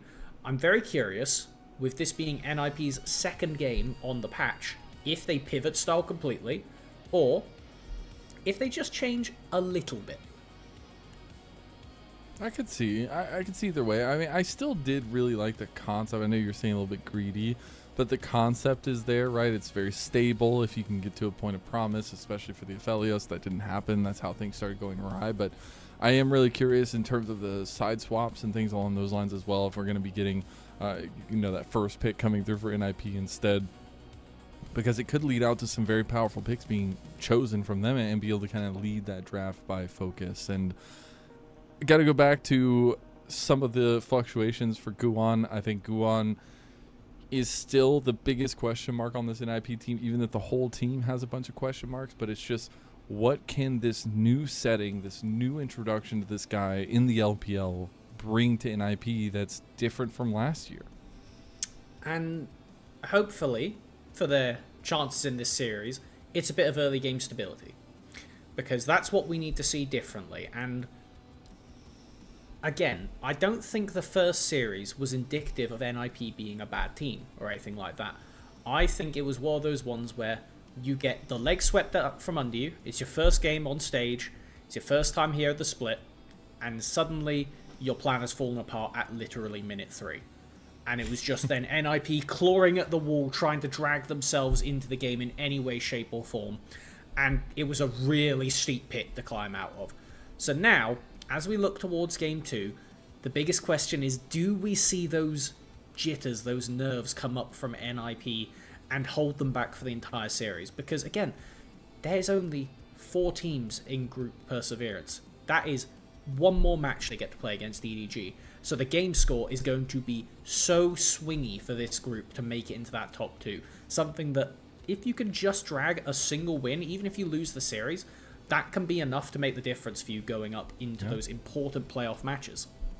You know what I bet NiP will do in this game number 2? Ward the river. Yep. The Phaelite, I bet it's going to be warded this time. EDG, we were correct. They are going to do the kind of swap-a-roonies here. So we will see continuation of some of those similar bans, though. It is the Varus and the Orianna banned by NiP. It's the Jace and the Nico banned by EDG. And so, if everything goes to plan, Rumble is the last ban here. Let's see if trends hold, because that is a Sylas ban instead of the Malphite, which typically means you want to open with Malphite, and then probably EDG will respond with Mundo jungle if global meta thinking is the continued case for this game, as LPL loves this first pick Malphite. They do, and it is not banned away, and there you go. It's locked in, so they'll get the Malphite coming in for Guan, potentially, instead of Xiaohao, and see what NiP do with this pick. I look through, I see the champions. I also don't mind Trundle. That's a very good one that we could see. It's something that Xiaohao has piloted with proficiency. Yep, these are the two champions. You pick one, or if you're really feeling yourself, both into Malphite, and he has a terrible time. That is not one of them. Do not do that. I know we don't like talking about hovers generally, but bad Xiaohao. Just because you played a good game doesn't mean you get to play Kiana into Malphite. Well, hey, we do get the tried and true Mundo, so that'll be interesting. They also have a lot of scaling already in their first two picks for EDG, and just going to have kind of beefy bodies, if you will, on that squad so far. Ooh, the Ambessa for Hoya into the Cassio, so top trio already locked in for NiP. And you know what? Mundo, not a champion that punishes Cassio very well. How do you get on top of Cassio's Mundo? You run at her. What does Cassio love when people do? People running at her. So I think NiP is looking very happy with this first 3 rotation, as we do now see what does EDG want to respond with. EDG did play a bit of Zehen during the Demacia Cup, and we know how bad it does into Kennen. However, Ambessa does have to fight you in melee range, so I don't think that Hoya will be able to get away with as dominant of a lane phase as we saw 369 get over this champion earlier today. Yeah, you know, I'm just hoping we see a better performance on the side. I got to see Xiaosu last night, and I got to see whatever the hell that was earlier today. But, you know, we'll see as we go into the second phase. It is going to be the Nautilus focus for EDG, so they're going to take away some of that supportive pool. We'll see what NiP want to focus on. I'm looking at this right now, and I'm thinking you probably don't want the Leona getting through if you're NiP. I think that can make Care's life quite difficult. We look over to the other side. Sivir is something that I think should be on the table for both teams right now, because there's a lot of dashing that is going to go on, but it's, for at least EDG's squad, mostly running at you. And the Sivir can both avoid the Malphite ultimate, provided you don't get your spell shield smited away. That's kind of a reaction check between the jungler and the ADC. Winner takes it all in that instance, very much so. But I think that being able to run at the other team, particularly when there's a Cassio in the game, is going to be pivotal. Min-maxing on the movement speed, regardless of whether it comes from support or AD, is going to be very important. As now we get the final ban. It will be the Ezreal, actually, one of those champions that's much safer against the snap engage of the Malphite and Bessa. Yeah, just trying to take away any safe options there for Leave. He's going to have a similar performance to his game number 1. He will be the final pick, it looks like, here for EDG. Varus is open. But you know, funny enough, he's going to have counter pick. Yeah, Varus open, Ziggs open. Like, these are immobile champions. That's the thing. A lot of the champions that beat Cassio lose to Malphite, and that's the really unique situation that EDG have been put into here by NiP's draft. I don't mind the Kai'Sa here. You've got full dive. I think Arsum's got a chance to redeem himself on this one, as now there's a lot of potential pairings up right now. The Rakan, it's not one you really love into the Alistar, but it is fantastic with the rest of the comp. So I think, yeah, they're going to be very happy with that one. Probably the Varus. Varus is banned, unfortunately. Oh, sorry, yes. Yeah. Probably... That wasn't what I was thinking. I was thinking Sivir. If you pick Neela, that's incredible. I would love that. But yeah. Nah, it's gotta go with the Sivir. So they're going with, this time, a full scaling comp, it feels like, for EDG. Just really trying to hold on as best they can while NiP tries to figure out what advantages they can find. A bit of a role swap with how the two comps are going to go about this game. NiP wanting some more proactive tools, and they did a full pivot away from the Game 1 draft. They have got plenty of ways to get on top of you. Angel, going to have a tough time is all I'm going to say. He's got a brutal lane matchup. Junglers do not help you whatsoever on either side. Post level 6, you are terrified of Malphite landing on you. Pre-level 6 and onwards, Mundo's not going to do a lot. Very easy Landry's angle for Care as well. So I don't know. I think EDG are going to have to really show their stuff to be able to fight their way out of this one. NiP, if they can play with a lead and generate it in the first place off the back of the jungle, I love their chances.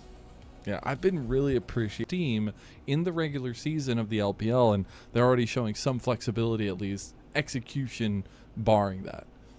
We'll have to see, because again, I think short of not warding the bush level 3, I don't hate NiP's execution in the first game, which is crazy to say when there was a 10k gold lead at like 20 minutes or so. But I think that this team can have legs. They do have Cassio, she can buy boots now, so let's see if that's enough to change it up.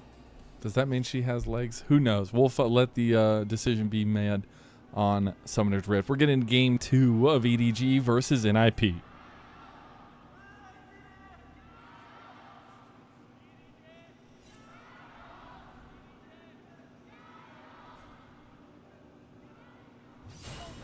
There we go. We're getting settled in now. I was a little scared there. I was like, ooh, when's it the gonna start? spellbook Malphite. I like that.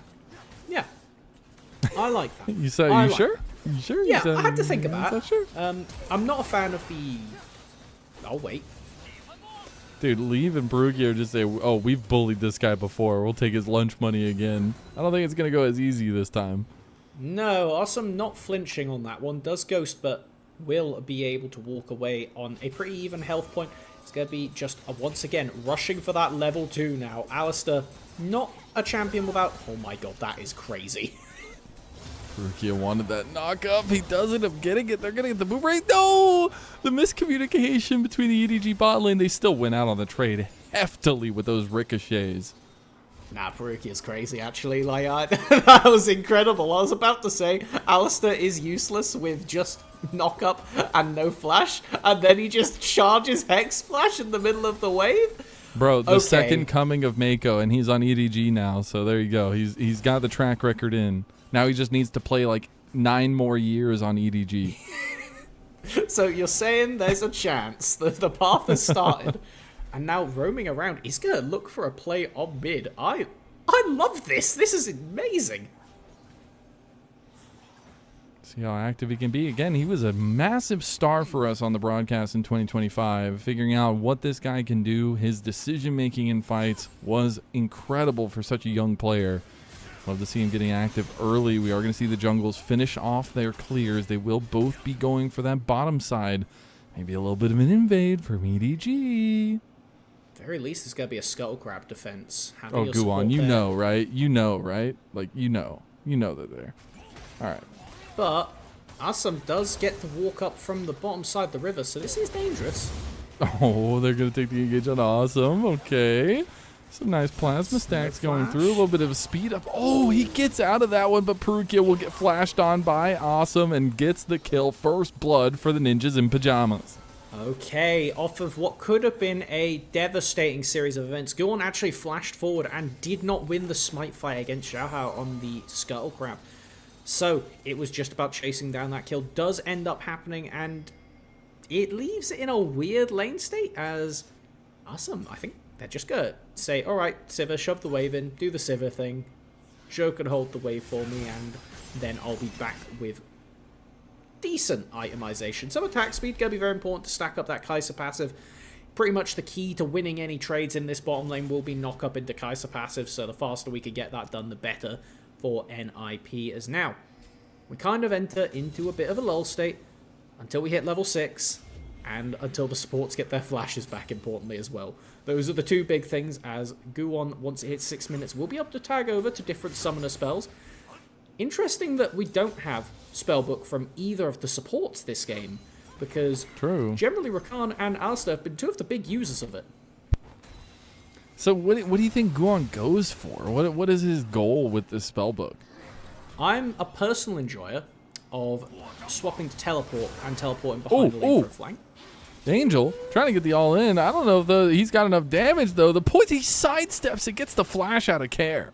That was fantastic. If you don't sidestep that, I'm pretty sure Care could DPS you down in time. But now, left under tap, Angel could flash to trade here. It would definitely be a trade of kill rather than a kill on so. He's staying so long. Guon's going to go for the long con here.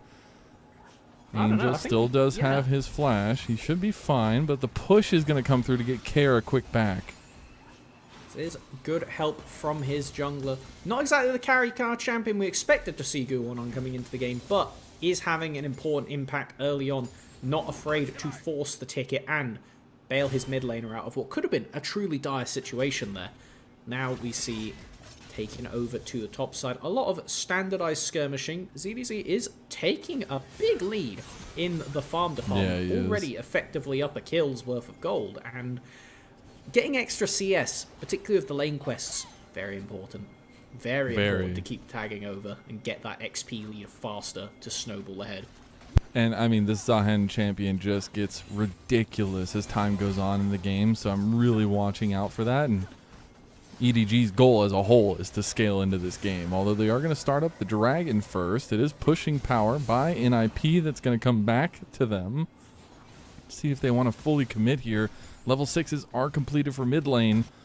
And Dragon has reset there, but the fight continues. Leave is here in a fight against Awesome, but he does lose that 1v1 with the plasma stacks and the lethal tempo coming through. It's going to be a lot of damage from Awesome, and that's exactly what you expect from an LPL Kai'Sa. Realm Warp going to come in. That's going to bring a double trio, at least now coming in for an engage on Awesome, and Awesome just stayed a little bit too long. The tempo play from Angel gets them a kill. Very good Roman collection, and it's off the back of getting that mid lane Grim Deliverance. Oh, I thought he wanted the kill. Good buffer, good buffer. It's enough to get Hoya out of the play with some level of safety. Care will be able to knock down a play in the middle lane, but I think you're more than happy with swinging the lead in that bottom side, keeping Awesome down on this Kai'Sa. Somebody who could really, really run over fights if given the chance. And to pivot over to the Malphite, you're asking about the spellbook. This, what he has got right now, Exhaust. I think one of the biggest problems of this Malphite jungle is if you're asked to be the primary tank of the team, you don't get the gold to get it done. So you need to be a utility tank, because normally we see Malphite press R, go in, do nothing from that point onwards, really. The PTA gives him the chance to skirmish, and it does okay into low damage comps, but it's not really enough. Going for this Zeke's Herald route, which we'll be picking up quite shortly. It's a very cheap item. With the ultimate haste it got given on the new patch, it's very, very good for Malphite to start off. Does make him a bit of a utility champion, but with the spellbook you can pick up things like Exhaust to really mitigate ZDZ in these fights, Ignite to chuck on that Zehen or on that Mundo to cut away the healing, and again, teleport is always an option if you wanted to go for a flank play onto a side lane. So I think this is a very good game for the spellbook on the Malphite on the scale of things, and it's just about the execution on it, because if you use spellbook well, fantastic. If you don't, it does nothing. Now we've got a couple lane states coming up to influence these objectives, because both objectives are on the map now at the same time. Grubs has spawned in top side, Dragon on bot side. Look where these junglers are, though. It's a little bit of a tempo potentially in favor of EDG.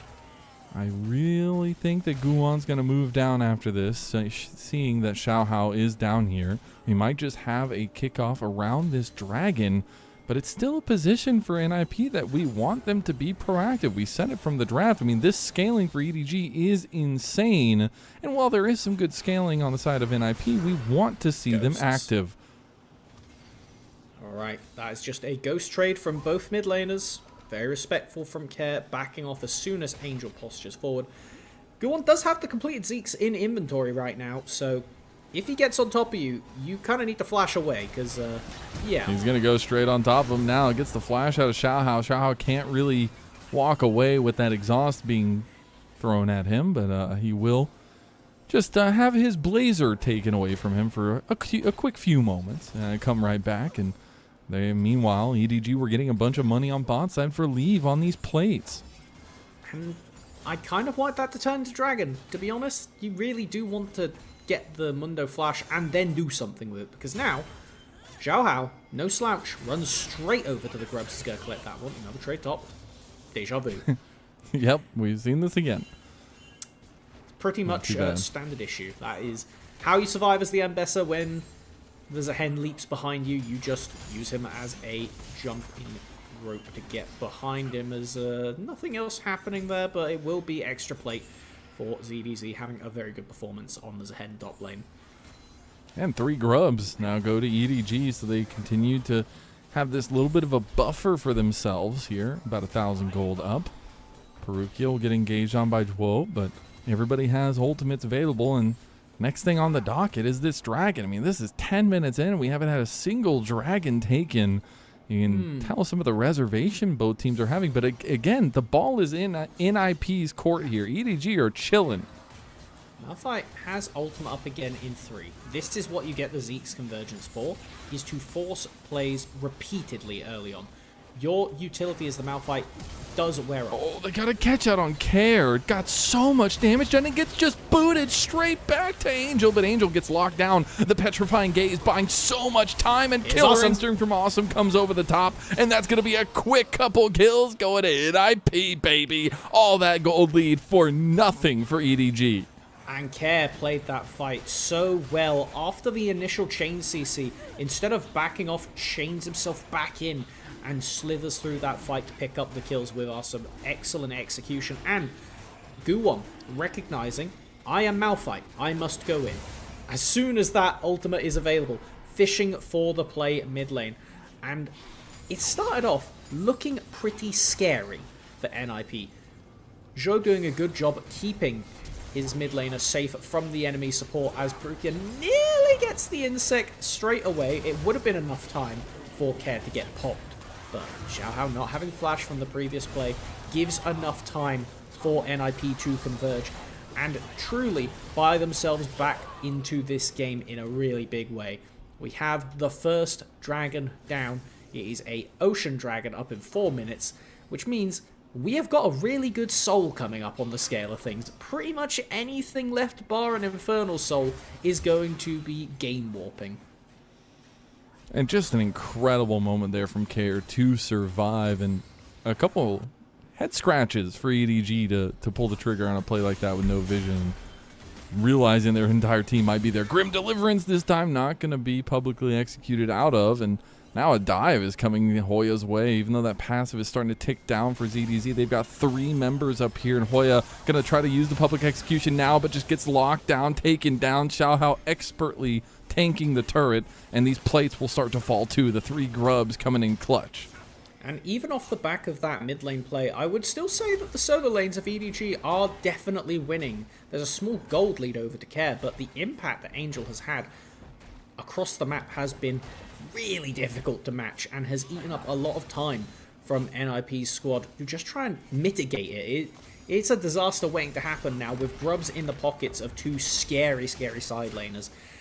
Considering this Cassio is generally considered to be a pretty hard counterpick to Rise, Angel has been navigating the lane expertly to get to this point, and even with that bit of a head scratcher play from a few minutes ago, I don't know, I think that they've got a really promising chance for EDG to play a 1-3-1 comp out here, and if they can execute on it, I don't think NiP have great answers to go back in, but it will be a second Zeke's picked up to force that ticket with the Malphite again.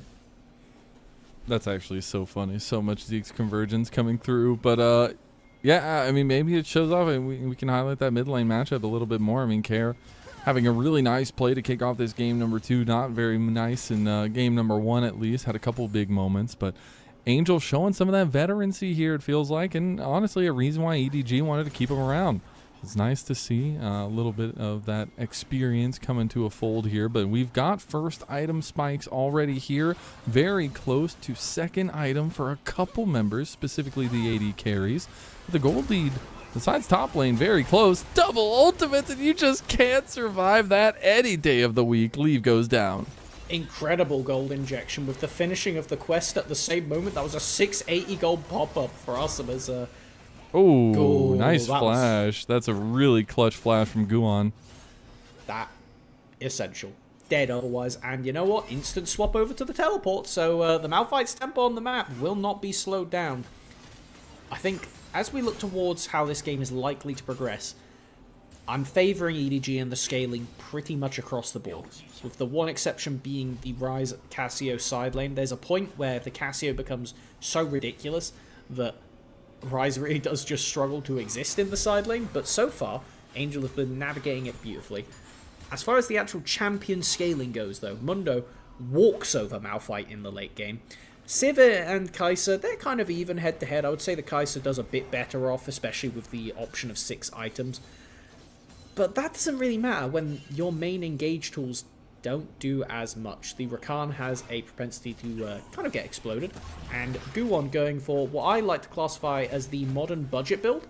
If he builds the Bandle Pipes next, this is truly one of the cheapest and most effective builds you could get, but it does not do much once you get past 4 items. Yeah, and we do see Rift Herald going the way of EDG, so they've been really good about taking those top side objectives so far. Let's see if that continues on into the Baron, I guess, as time goes on here. We're going to see a little bit of a setup on bot side, but pretty calm state of things as we move forward in this moment. And I really do want to highlight that setup when you're talking about that scaling. Like, is this lead enough in this top side to detract from what NiP want to do? We've got Dragon about 15 seconds. ZDZ, if he's involved in this, can make a massive difference for EDG. And that's the ticket. Can you get stuff done when ZDZ isn't there? Really nice start. It's going to be enough. Force the Alistar away. Doesn't have the spellbook, so he can't teleport back into this play. Now, you must seize the moment, NiP. You must start this Dragon, or at very least, find a secondary pick and keep this cycle going where EDG is left in awkward spot after awkward spot. Leave beautifully spell shields the initial ult, but it doesn't matter. When all the CC is there, it does not matter. Here comes ZDZ, though. He's trying to make a difference. He's just getting immediately taken down. No passive, and he's down before the Grim Deliverance even does what it needs to. That's 2 quick picks from NiP, and straight to the Dragon they go. Yeah, keeping the miasma in the pocket there, so important to hold off the Zehen, just stopping those abilities who, considering they were surrounded by 5 people, would have stacked up that passive very quickly. I don't think this Herald even gets to charge. Wow, really good stuff from NiP to mute that topside objective that EDG put so much effort into securing. And that's immediately how you turn the game on its head, and again, you said it in draft, I feel like, as well. Leave just not going to have a good time. Any of those setups are going to get him 100-0 there. You could see even beautifully spell shielding that initial ult. Doesn't matter. The follow-up is just too damn good. I can't tell if Guwon smited a minion or just smited early there, because he definitely tried to do the smite away the spell shield. Either way, still same result, and here we go. It's the miasma into perfect execution chain that keeps ZDZ down. Nearly gets off a bit more after the Grim Deliverance, but he's just all said and done too much to handle at the start of it. So now we find ourselves with an actual gold lead established. Small plays happening, but nothing too substantial.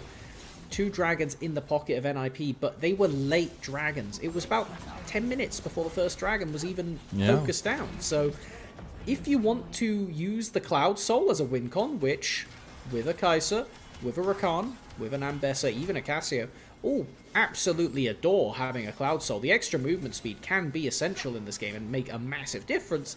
Yeah. But I was alluding to that. Malphite does fall off. And 10 minutes from now, I think 3rd, 4th items are going to start being looked at, particularly from the ADCs.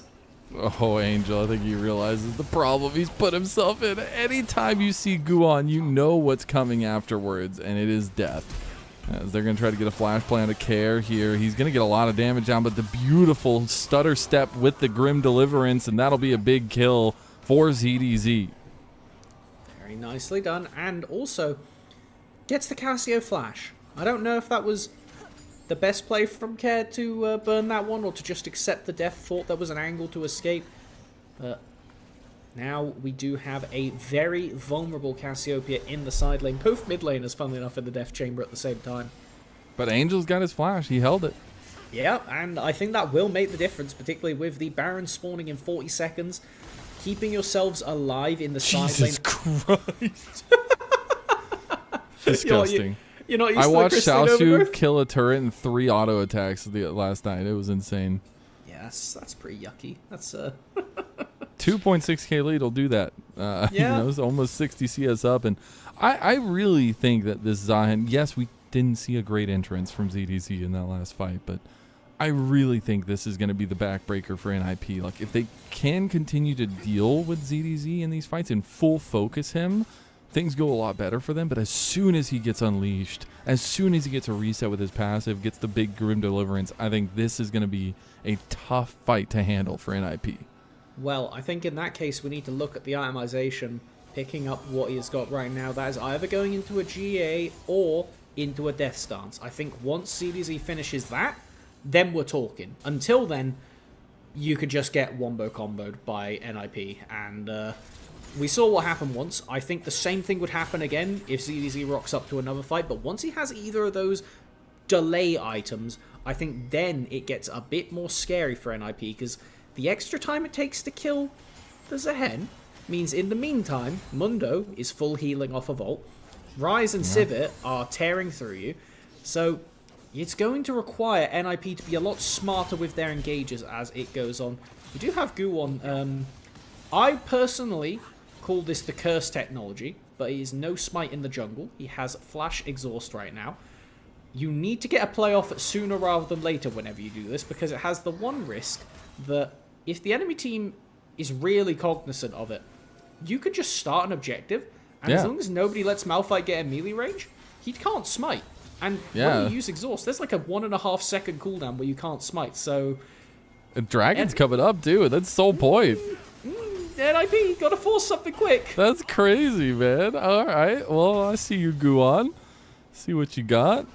As I see a couple stats there. EDG, I think they now see it. As long as they tabbed, they will see that he has those two. So they're going to push forward with a little bit of confidence. They already have ZDZ on the bot side of the fight as well. And I think that... Okay, good. NiP trying something. Ultimate down. Okay. That's a pretty big ultimate down. That's the kind of combo that Guwon and Dwell have been pulling off on Leave. Now Leave can play a little bit more freely. Uh-oh. Still not going to use the exhaust. This is very dangerous now for NiP to fight in the river. Oh no, they got the catch out over here with the Petrifying Gaze. Awesome goes over to try to get the kill, and CDC with all of that gold is just down. EDG are scattered to the wind. They will get 2 out at least with a Realm War from Angel, but the execution is really tough to watch from EDG right now. If they have such a massive lead for ZDZ Zion, but he keeps getting picked. And I equally have to give the respect over to NiP. Excellent threat recognition. Knowing we can't fight this objective, or start the objective, better said, we need to fight around it. And even without the Rakan ultimate, I'm excited to see this replay because ZDZ looked like he had a very scary flank, and just watch the fact that it's a Cassiopeia you're trying to run into. And what did we say in the draft? Cassiopeia loves it when you run at her. You know what she loves it even more? When you have to run away from her. And Arsum coming in to collect the kill. And I think the fact that he walks back onto the miasma thinking it should have expired by that point means no Grim Deliverance, means dead Zehen. Leave then has to be the recipient of the Malphite into exhaust wombo combo. You don't get to play button as, NiP get a bit of revenge for how much damage Leave did to their mental last game. Yeah, and didn't even need the smite for the dragon. He loved to see it. I guess it didn't matter. Now they still have about a 2,000 gold lead. Again, there's still some fluctuations here, but Awesome is now almost 3,000 gold. And I just keep coming back to the fact that you got to do something about LPL Kai'Sa. It feels like every ADC in this entire league can pop the hell off on this champion, and there's just been no answer. And we are blessed for that. We are truly, truly blessed for that. As now, we are left in a strange position where NiP have a lead, a pretty decisive one. Soul point up soon. Perugia is going to be able to get away off the back of the phase rush, but forced onto the Mundo. Will we find a kill here? That could be Baron if he dies. Double CC chain. He's going to get melted by Awesome. He gets a little bit of healing back. They try to get Awesome back on it, but Leave can do nothing. He's literally trying to auto-tag. He gets nothing done. ZDZ finally comes into the fight, but look, they all turn to focus him. Grim Deliverance onto 3 members. He's going to get a lot, but he's not going to get his passive back. My God, just send it to bed right now. NiP going to 3 games. Care carrying that fight. Awesome does the setup and Care knocks it down, doing everything that was needed to win out what could have been a massive game throw. Right in front of the Baron though, EDG will fall, NiP will secure this and put themselves into what should be a winning position for the game, bringing this into a real series now. They're not going to do the wait around to trade over and give the Kai'Sa the Baron buff, but this all started off with a pick onto Xiaohao, which he then Ismundo does get to walk away despite having that giant sled passive. This positioning from EDG is insane. I love the collapse attempt here, but watch Care and watch ZDZ. I'm pretty certain we get to see big stun as soon as the Grim Deliverance ends, and then pop, pop, pop, execution, done.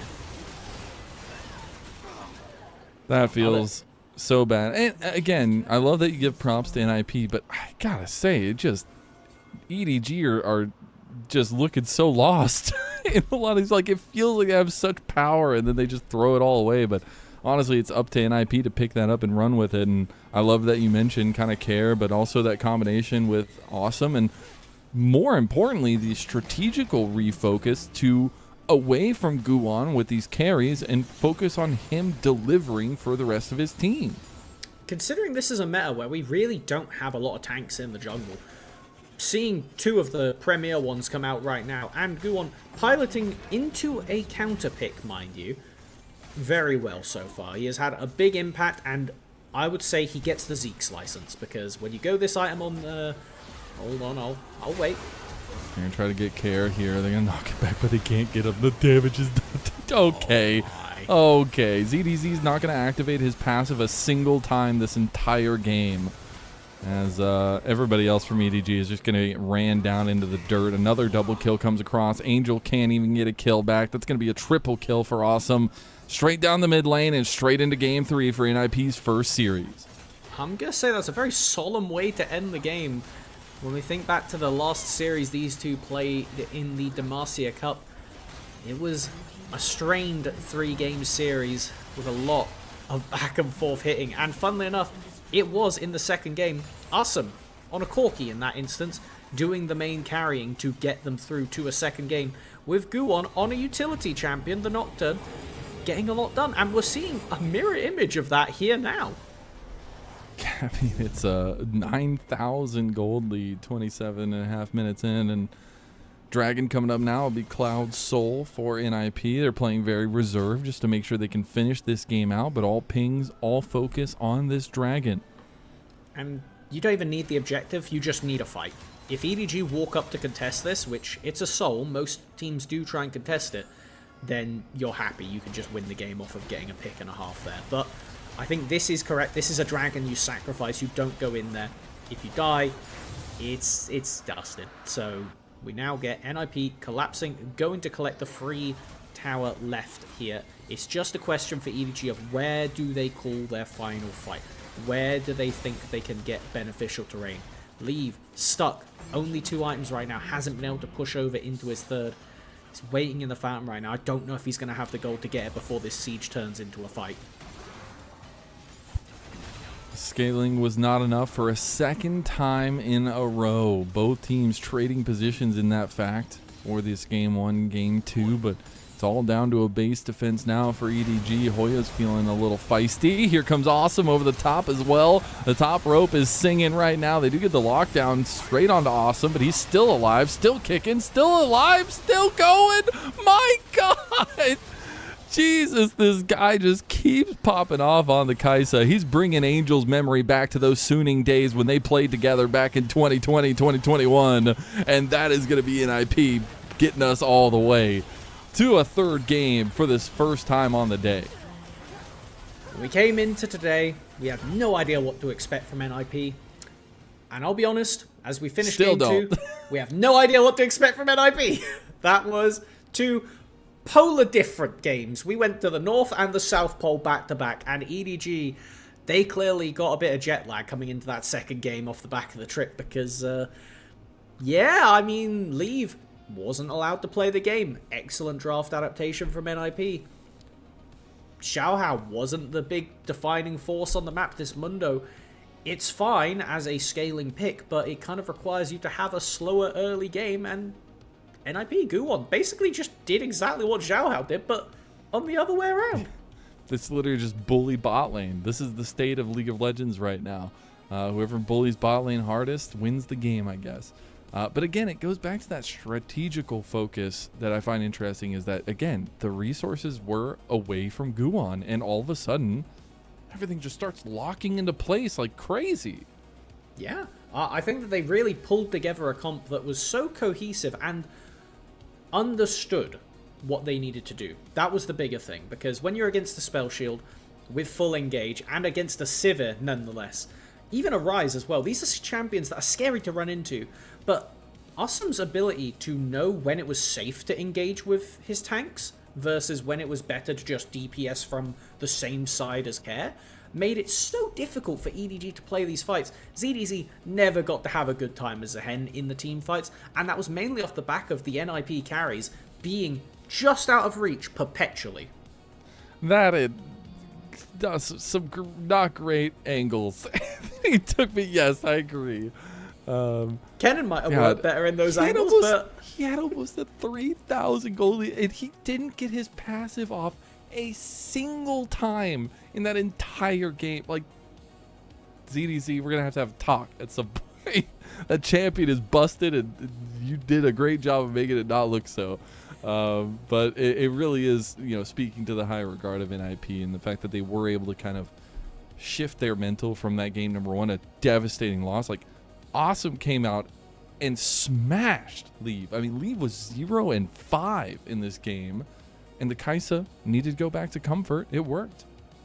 And I think complete pivot of the draft, even if you think there's legs in what they did in the first game, which I personally believe there were, I think that this was a really good idea just to do the thing of players talk about it a bit behind the scenes of coaches will, my fault, bad draft, like, whatever, we go next game. And it's a really easy way to reset the mental of, like, what was I supposed to do?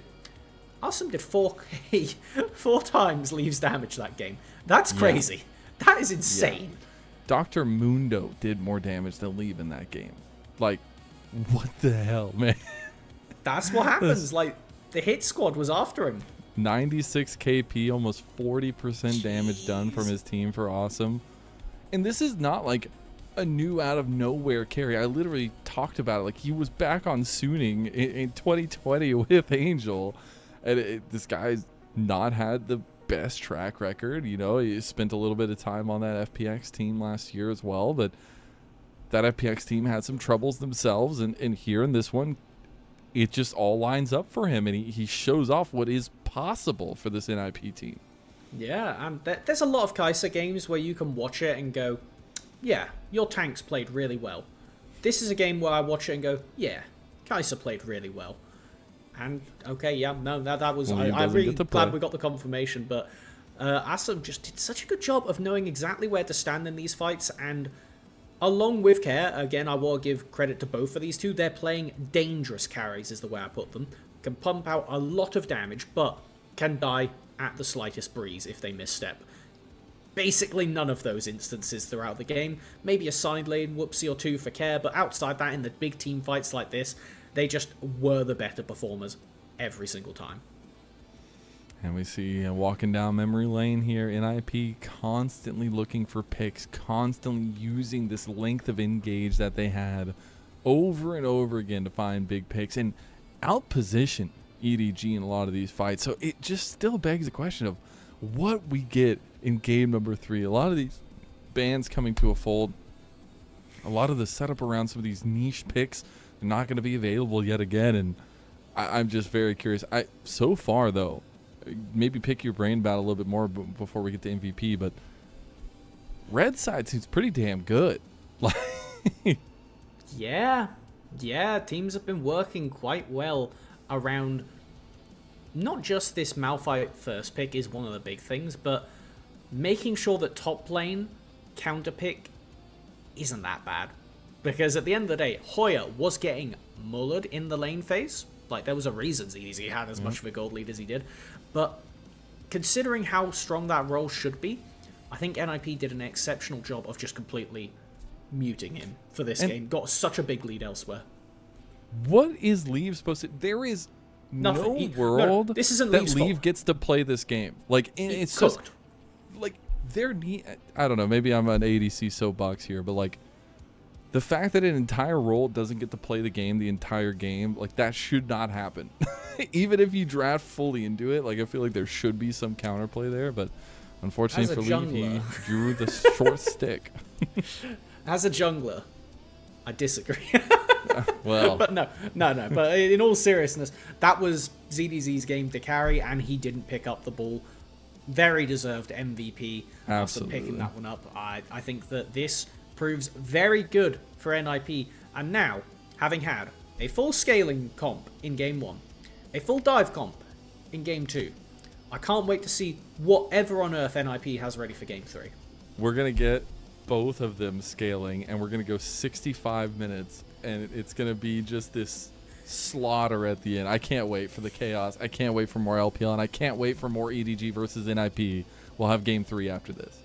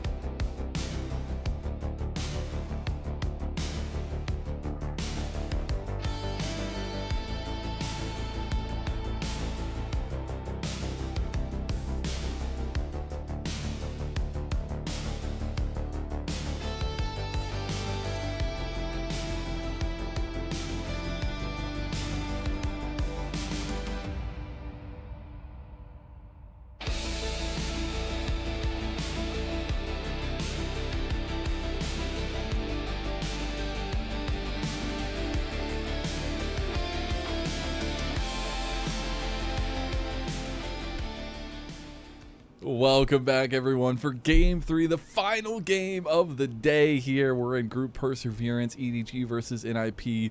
Very night and day games in Game 1, Game 2. Swapping sides, swapping shoes, whatever you want to call it. But now we have NiP with that first pick on that red side. We will see some similar bans coming through.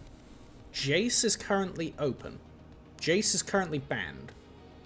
Oh, it was actually first pick on EDG's side. So we do have a little bit of a swap up coming through. So they elected that first pick. And then NiP chose red side. That is unique. We were talking about how good red side has looked so far, but that's mostly because red side has been first pick, generally speaking, after the changes with first selection. So this is a, I suppose, interesting return to form of normal drafting for all of the other years of our wonderful esport, as now with a lot of the priority champions ticked off, ADCs have had both an amazing and terrible time this series. True. Assum decides Misfortune is the way that he can try and be on the prior of the two. Now as we take a look through the rest of it, a heavy priority towards the top side, slamming that down and actually leaving Leave second rotation for the ADC pick. Yeah. I don't know if this will come back to bite them. We'll have to see. Maybe they could still pivot their mind, but Angel looking to take away that Talia. Ari is the expected pickup for Care here to go with that Vi. We saw it to great effect earlier in the day. I'm not going to lie. I think Leave is still not going to have fun in this game for a second game in a row. So maybe they just don't care what he gets at this point. They need to make sure that this top side is set up. And it is a classic for Xiaohao. You get that Wukong coming through. But, man, everything is looking right as rain for NiP right now with this combo and the wombo that's going to be followed. I'm checking Hoya stats right now. He has played a decent amount of Gwen. This is the thing I want to be banned away if I am EDG. You should not be letting Gwen get through when you have a Cassante, especially when you look at the potential enabling tools that the rest of the squad has. This is something that, especially, again, with a Wukong jungle who does not like AP threats, I want to see this banned out from EDG. I'm not exaggerating how silly Gwen feels, particularly with this Dusk and Dawn item right now. It's primarily being picked in jungle because you get the free scaling, but ever since post-Worlds, Gwen got all of her nerfs effectively reverted. She's just back to where she was before, everybody. Yeah. It's Gwen. You've all seen it. Like, if you've watched one pro play game in the past year or so, there's a very good chance you saw a Gwen take over, and EDG, I think you should be very wary of it because NiP has been more than willing to reach deep into champion pools. All right, we'll see. It's open right now as Jin was the focus for NiP in the final ban. It's Karma by EDG. We've seen Leave had some incredible Jin games as well, but we'll see what NiP want to go with. And you still got to remember there's going to be that counter pick available. Yeah, there's a lot of good options, and actually opting to take away the Poppy technically is a flex between top and support, but more realistically expecting it to be in that bottom lane. There is the Ashe Seraphine angle alive for EDG. Do it. Or Ashe support. Could do. They were very confident to let Leave go through to second rotation. So that indicates either, as you were leading into, they don't care about Leave anymore and he's going to have a bad time regardless. Or, what it seems to potentially be, EDG is cooking. We have the Ashe. Look at this CC chain. Like, I just feel I like need to it's see still Seraphine. Not going to matter. I think if you show me Seraphine, there's legs. If you don't show me Seraphine, what are we doing? That's where I sit right now, because Leona, Could I we suppose. see Renata? I don't. Yeah, I mean, there's full dive. It's all right, but you don't have a quick tool to cancel the MF ult. Is the part that I'm worried about now. If support, whatever it is, whether it be the Poppy or otherwise, stands in front of the Misfortune, bullet time's gonna be a real problem. So, I mean, EDG, we'll have to wait and see what NiP finish off the draft with. These two can get a lot done in early laning phase, which has realistically been where a lot of the games have been decided out of this matchup so far. Interesting. It's gonna be the Poppy Toppy. It is Poppy Top. Okay, all right. Okay. It's I don't love it. Poppy does do very well into Cassante because she could just kind of outtrade him and mitigate any go in from the Cassante. Even if he holds that W and tries to push forward, Poppy can bounce him back off. So it's fine. It's a fine matchup top lane. Is leading with the Poppy and then flexing it to top worth getting a Misfortune Leona lane? Yeah. I need to see Guwon do some magic level 3 on Vi to snowball this bot lane ahead, because that has been the name of the series. We have seen how impactful it can be if you manage to get a lead down there, and I think it is all but essential to win this game if you are NiP now.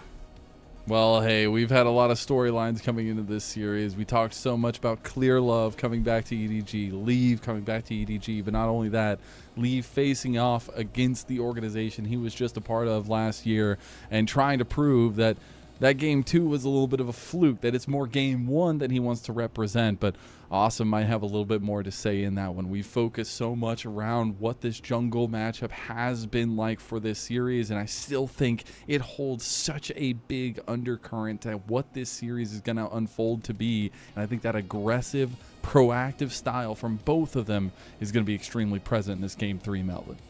I think for Xiaohao, it's so much more difficult on this Wukong. Just doesn't have the tools to get a lot done early, but we'll have to see what it ends up being. Game 3 kicking off now, EDG versus NiP.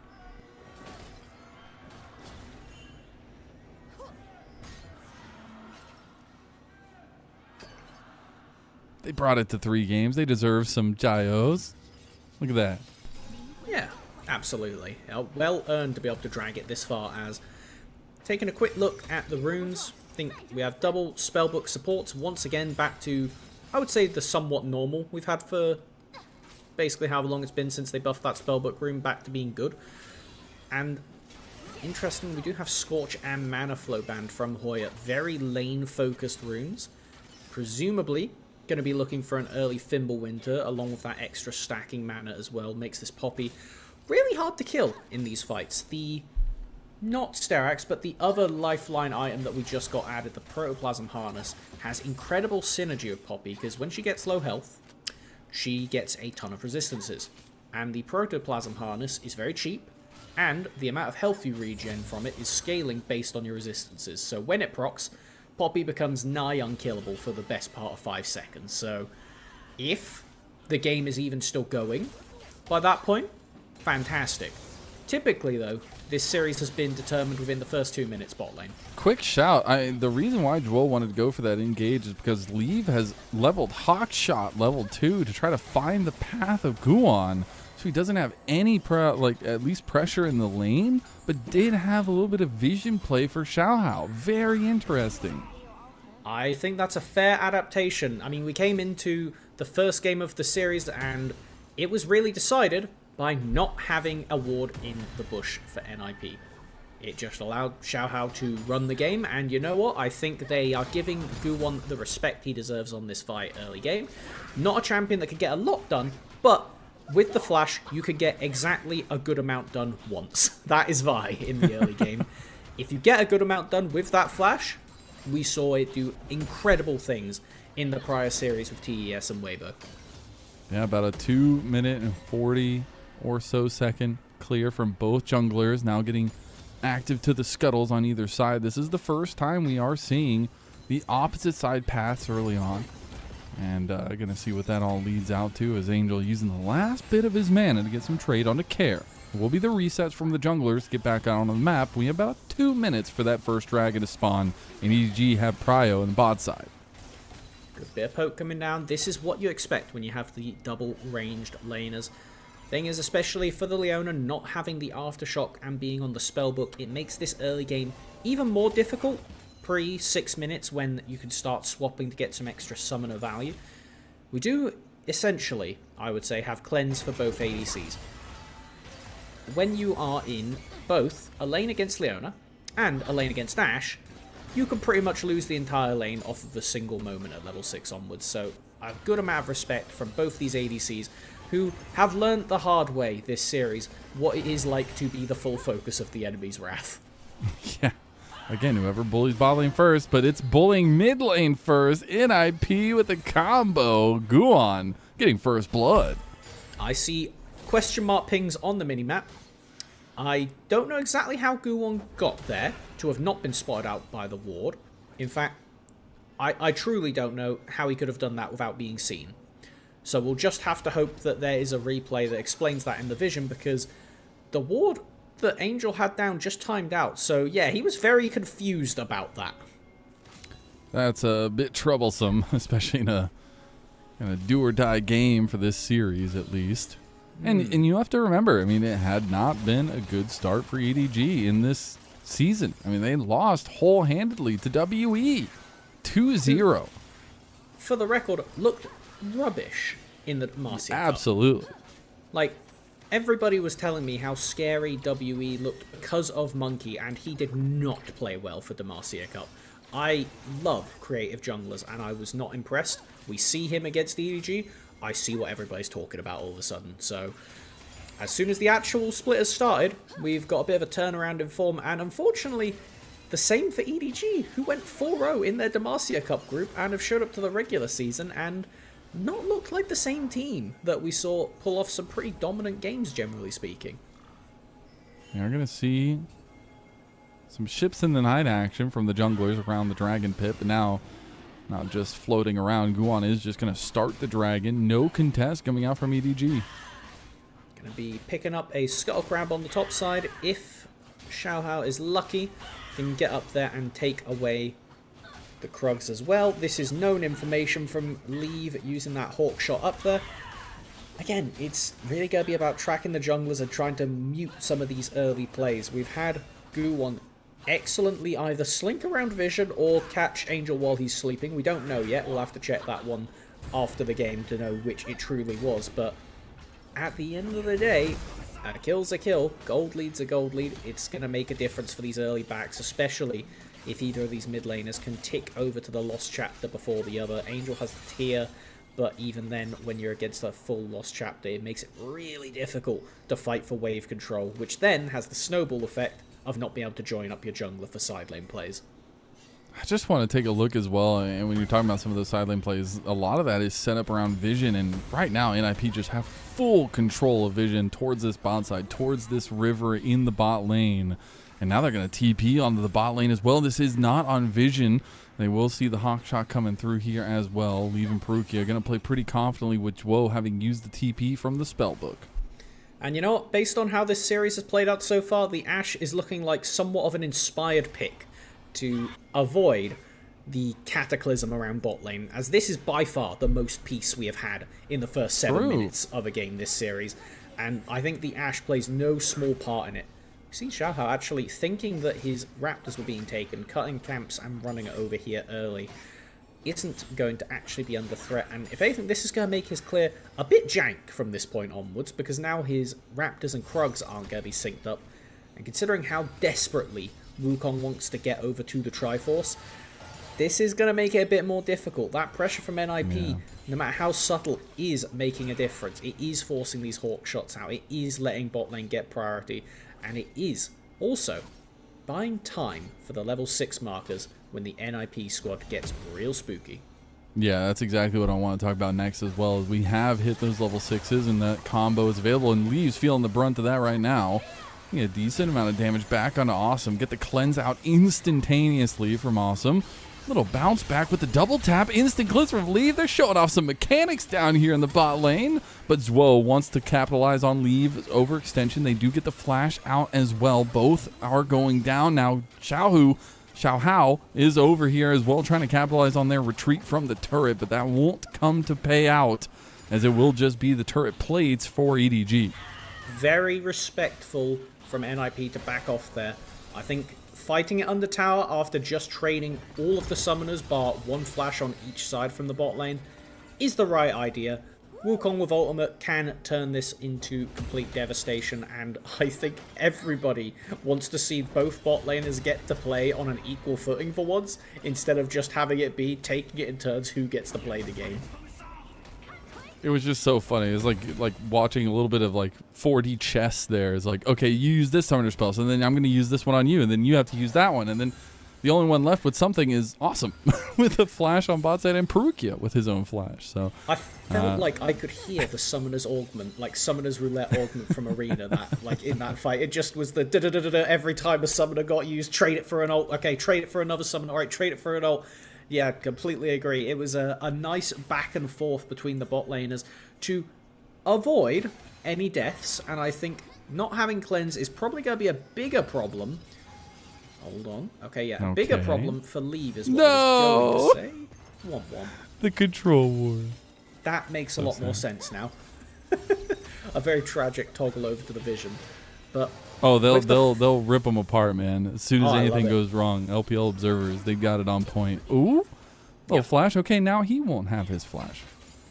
And that's why I was saying I think this is going to be worse for Leave all in all, because even if you get a dead accurate arrow, Awesome did have the flash, which is going to buy enough time. The MF is quite quick, and so I don't think we're going to see an isolated Renata ult play. But now, with Zhou coming back to the bottom lane, always option of a Hex Flash ult onto Leave, and then you are just dead to bullet time. So, this is NiP's turn. They are playing a really lovely back and forth in the bottom lane, and now can Leave avoid the pressure for a few moments until he gets one of those summoners back. Next thing we're looking at is about 30 seconds for that dragon. Again, NiP would love to stack these up early. We're going to get an all-in here with the all-out from ZDZ, trying to get some damage on a Hoya. We're going to get a little bit back, throws the buckler, and now has a little bit of a health advantage, missing the Q3 as well as ZDZ as he walks back away. That does mean a little bit of early trades, and Hoya having TP advantage in topside. Very, very happy with that. There is a reason this Poppy is a counter pick, because every time the Cassante goes to trade, Poppy can just out-trade. It really is just, she does the same kind of pattern that as him, but you get the buckler for the shield, and also when you go in for the all-in, ZDZ just doesn't have the damage to break through a Poppy this early on. They do at least come back with the Iceborne Gauntlet and Pocket, but it is going to be 4 members of NiP spotted out on the bottom side. It will be a Dragon start, and the Wukong is lurking in bottom lane without Triforce, though. Guwon already has the Sundered Sky in pocket. Yeah, that's such a big differential happening here with this setup. It's like Xiaohao is going to make his way down here. Duo has vision on this, knowing that they're going to walk over. EDG are falling into a bit of a trap. They realize what's happening. The Weaver's Wall is available from Angel if he wants to try to make a play, if he wants to try to cut anybody off, but EDG will wait in the bushes and wait while Dragon is secured by NiP. If you told me after the first 2 games, Game 3 is going to be a back-and-forth chess match, I wouldn't believe you. Actually, I just wouldn't believe you. Like, this is just so much. Ooh, care. Takes the extra turret shots, almost goes down. Okay, it didn't actually have to blow the ultimate or the flash, but that is going to be sacrificing all pressure in the lane for the moment. Probably going to be a TP back, and if you can't afford the Malignance, you're going to feel real silly about that for Care. You get the payoff here. Oh, nope. You get a ad before, plus the stats as we look back to the mid lane. Woe connects onto Angel. Care came back just in time with the cease and desist coming through from Guwon. They take down Angel. No recompense here, and Care will get himself on the board. With the Malignance in pocket as well, was barely able to afford that one, so what looked like it could have been a way to throw away all mid lane pressure, bailed out by the support. Really good roam from Zhou, and focusing down the Talia importantly. Yeah, chef's kiss, not going to complain. We actually now, if we pan up to the top, we have some quests getting completed. They're all starting to tick over now. Both mid laners actually behind. Normally, mid lane's the one that finishes their quest first, but this has been a relatively trade light lane in the mid. Ooh, ZDZ starting to lose this one out. Goes for the all-out play onto him. Gets a little bit of CC onto Hoya, but not too much. But, I mean, that's just one of those plays that makes a difference, right? Like, if this game ends up going NiP's way, like, that is one play out of maybe 5 that you'll say, like, that can make the difference in this one. That just little minute timing differential, and the fact that Care knew how to play it. 100%, and it is going to have repercussions, because with Talia not having flash now, well, Rift Herald's up in a minute, Dragon's up in 3. Not going to have flash up for either of them, barely on the Dragon side, but even then, it is going to give options for NiP who want to use this mid jungle, support trio to force fights and get something done. The question is, on the other side, can EDG pressure down Asum on this misfortune? A champion who has really, really been just hovering in that, not S tier, but like A tier, B tier, for pretty much the entirety of what we've seen for about 3 months or so at this point now. She just is really good at eating pressure and dealing a bit out, but has her clear weaknesses. Does not impact the fights in the same way as a typical auto attacker like the Yanara can. She has to win in a different, unique manner. I'll have to keep a side eye on that one moving forward here. Speaking of moving forward, though, we're just cresting into 2 items here, sooner rather than later at least, for Leave and Awesome, and trying to figure out how quickly these mid laners are going to continue to get active. Because again, there's this, on paper, just lethal combo of the Ahri and the Vi, and you can see NiP want to use that combo on the map now. And we pan over to EDG, the execution barrier much higher. If you want to get a combo, it needs to be an Ashe arrow, a raw Talia W, an Ashe slow into a Talia W maybe is your most reliable pick tool. And when we're having to reach this far, yeah, I mean, for a team that's form has been incredibly variable, just in general, especially within this series in of itself, makes life difficult. I will point out though, Brooke here understands the assignment, has bought Vandal Pipes. There you go. That's a dub. EDG now looking for their own play. Again, they have that trigger pull. The Enchant Crystal Arrow just got used, actually, so that'll be down, and I don't really see any flashes that are just burned, except maybe Dwo's, I guess. As ZDZ and Hoya continue the wet noodle fight that is bot and / top lane. And that's all we're going to get from this side. Angel, there's the combo. You knew what was coming when they drafted it, and they throw it right into their face. Another big kill for Care. There's a reason that Vi Ahri has been a dynamic duo for the past few years. It's exactly that. How can play? Like, truly, how can play? As Hoya getting a really slick trade onto ZDZ. There is a dive threat available. If you do not respect this Poppy, the ability to go QR into another Q after chasing you down, it's real. And will give a bit of space on this bottom side, handing plates over to Hoya, as it will be an objective trade on the map, despite NiP getting the winning end of that top lane play. It will not convert into the Herald, but instead, the 3rd dragon in what is another Cloud Soul game. I kind of like this from NiP, though. They're saying, you're not going to be able to check us at that Dragon Soul fight. We are just going to go with the guarantee, and we think we can defend off of your Rift Herald play. So now it's really up to EDG to get value out of that Rift Herald usage, but NiP were taking the Dragon, taking pressure on bot side, and just flexing their muscles a bit. I also think it's good recognition when you're against a Talia to undervalue or value the Herald less, because the ability to throw up the wall and mitigate a Herald play, it feels like a waste of time. Like, the best you get from the objective is that gold and empowered recall. So I think this is definitely, after you said, right decision from NiP to opt for that. Get that inevitability in there and force EDG to show up to a fight at some point. Angel, I don't think you won that fight, brother. I think Hoya might win that one. It's Poppy champion. She's really good top lane. I just didn't expect NiP to necessarily have the... Okay. I was going to say to have the ability to snowball this early game, and I wouldn't even say the early game is super snowball, but at least on the objective front. By the way, I just noticed that Zhou has not finished his support quest yet. Yeah, it's a little tough. 18 minutes in. Dodges out the Enchanted Crystal Arrow. Goes back in for the fight, realizing he needs to do something. But the combo is off. NiP just fully flubbed their engage. The bullet time coming through, but it didn't matter. Leave picks up a kill, and EDG get away scot-free. Going to be a nice recovery, equalizing that, albeit medium-sized, gold lead. And will actually swing back with ZDZ being the recipient of this bot lane tower. Now, we have to think about what the repercussions of that are going to be coming to the next fight.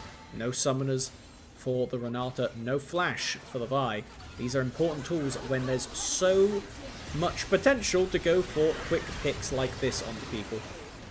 Oh man, I not gonna lie, Guan just like throwing himself into that cease and desist made Kier miss everything. He literally knocked him out of his Q, and then he went back over, missed his charm, and those are the combinations that need to sink in if NiP are going to continuously win these fights.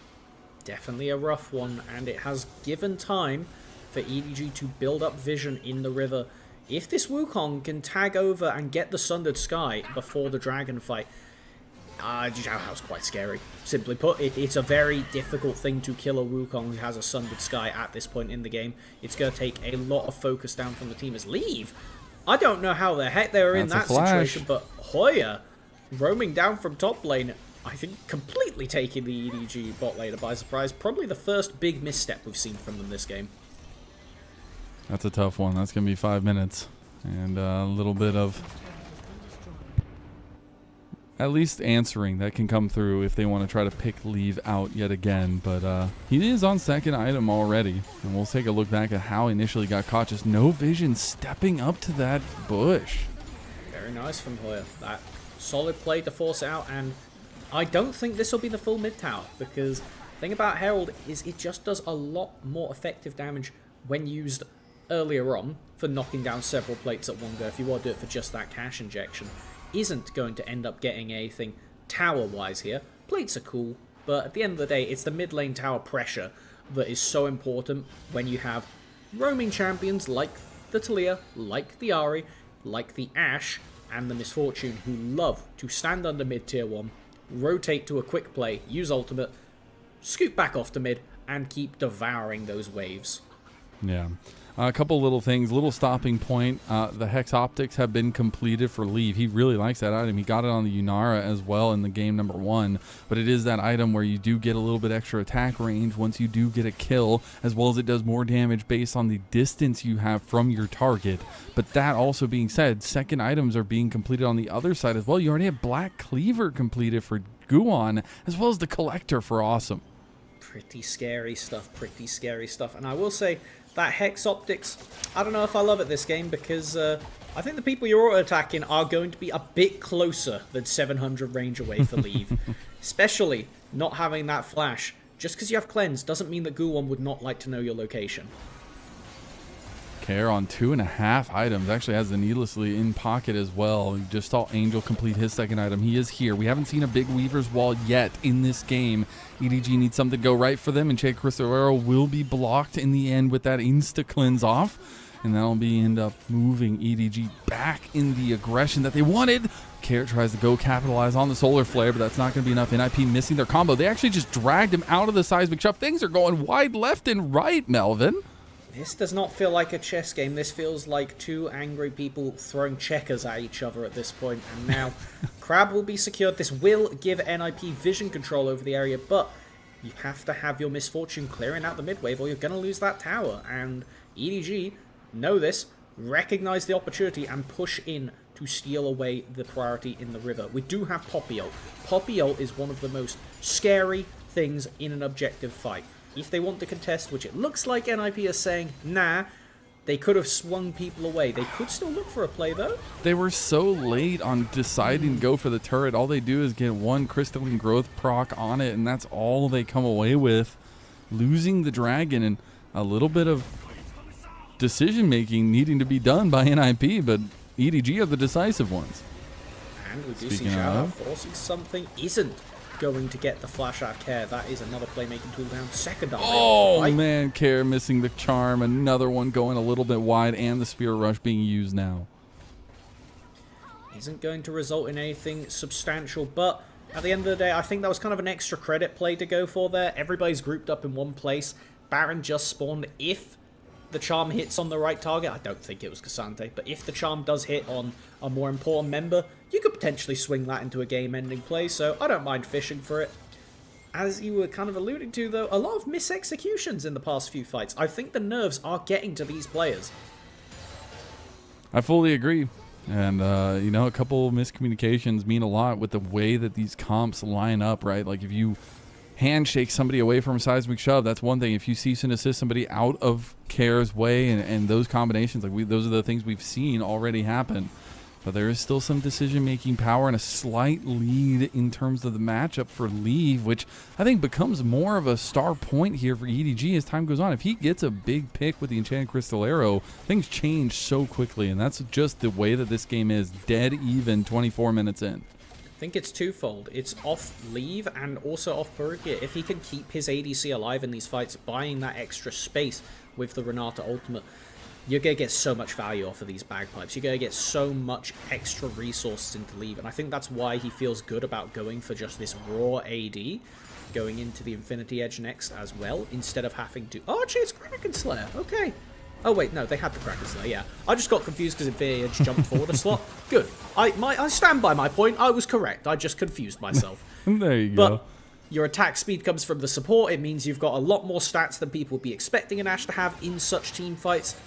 Asterisk, if you're allowed to click on anybody. Guwon can still change this. He absolutely could, and I think that's their strategy coming from the draft, is they just wanted something easy to execute. And that was my big question for EDG, is they do not have necessarily ease of execution on their side for this game number 3, but TP. we see TP coming into the top side. That will end up being Angel leaving with the Weaver's Wall. There was a deep chase coming in from Guwon, but it was NiP just starting to fish with their fishing tools. I mean, when the Baron is up, and with the Ahri ultimate going to be a sub 60-second cooldown very soon, if not already, you want to get something done. You want to force out summoners from EDG. You want to force out big ultimates with these less committal tools. And I think that means that Care, with the biggest gold lead on his team, needs to be the person getting stuff done. Because if you can, that's that making a difference moment. That's that swinging the game in your favor. And it will make entirely these fights easier. Nearly towards that Rabadon's at this point on the Ahri. A lot of damage. But honestly, just want to see, get a good charm. That's it. Just go into all these fights, even throw it at, well, I would say Perugia, but he's actually had the cleanse sat on him for quite a long time from the spellbook. So the targets aren't bountiful for the Ahri, but you need to do something, because otherwise EDG just get continued free scaling, and Wukong outscales Vi.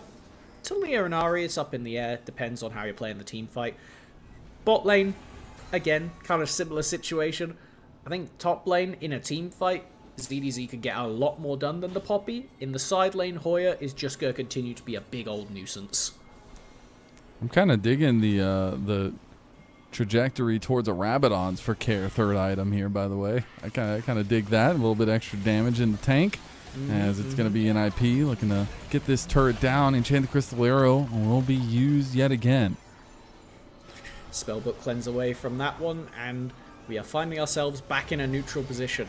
As the game goes on, this Ashe ult will continue to get lower and lower, so yeah, again, we're talking about for Care, the non-committal pick tools being that Leave ultimate, something that we need to keep an eye on.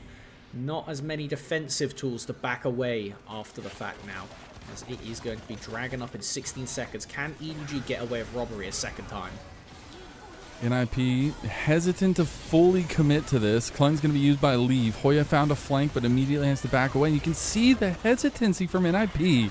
They don't want to move in. They don't want to lose this game over what would be a second dragon for EDG. Care going for it. Can't hit the charm again. He misses it. Can't strike home on the Angel. And now EDG moved back to the dragon. It's already down. That'll be second dragon in a row for EDG. Now they're going to chase down Jewel. Look how much range Leave has. Look how much damage he's doing. And EDG trying to corral around NiP at this point. Xiaohao has been shown in mid lane. EDG going to back away with their prize. And once again, EDG just working more as a unit.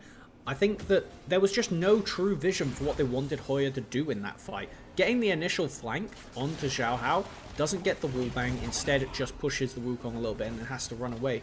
But we saw Hoya recall on full HP and TP in, which doesn't make any sense. At the end of the day, I get you want to get the 30% HP shield, and maybe the angle was I want to get my TP flank behind them. But I don't know. I think that was just NiP shot calling completely. They're scared. On that play. Yeah, they I think they're just scared. and they need to do something. Care's been sat on 15 for quite a while. I don't know if he is closer to the Rabadons. You'd certainly hope that off of this wave at least he'd be at that point now, especially with how quickly these minion waves come tumbling in. But we need to see this mid laner get something done for Care. Got 100% kill participation because there's been 3 kills!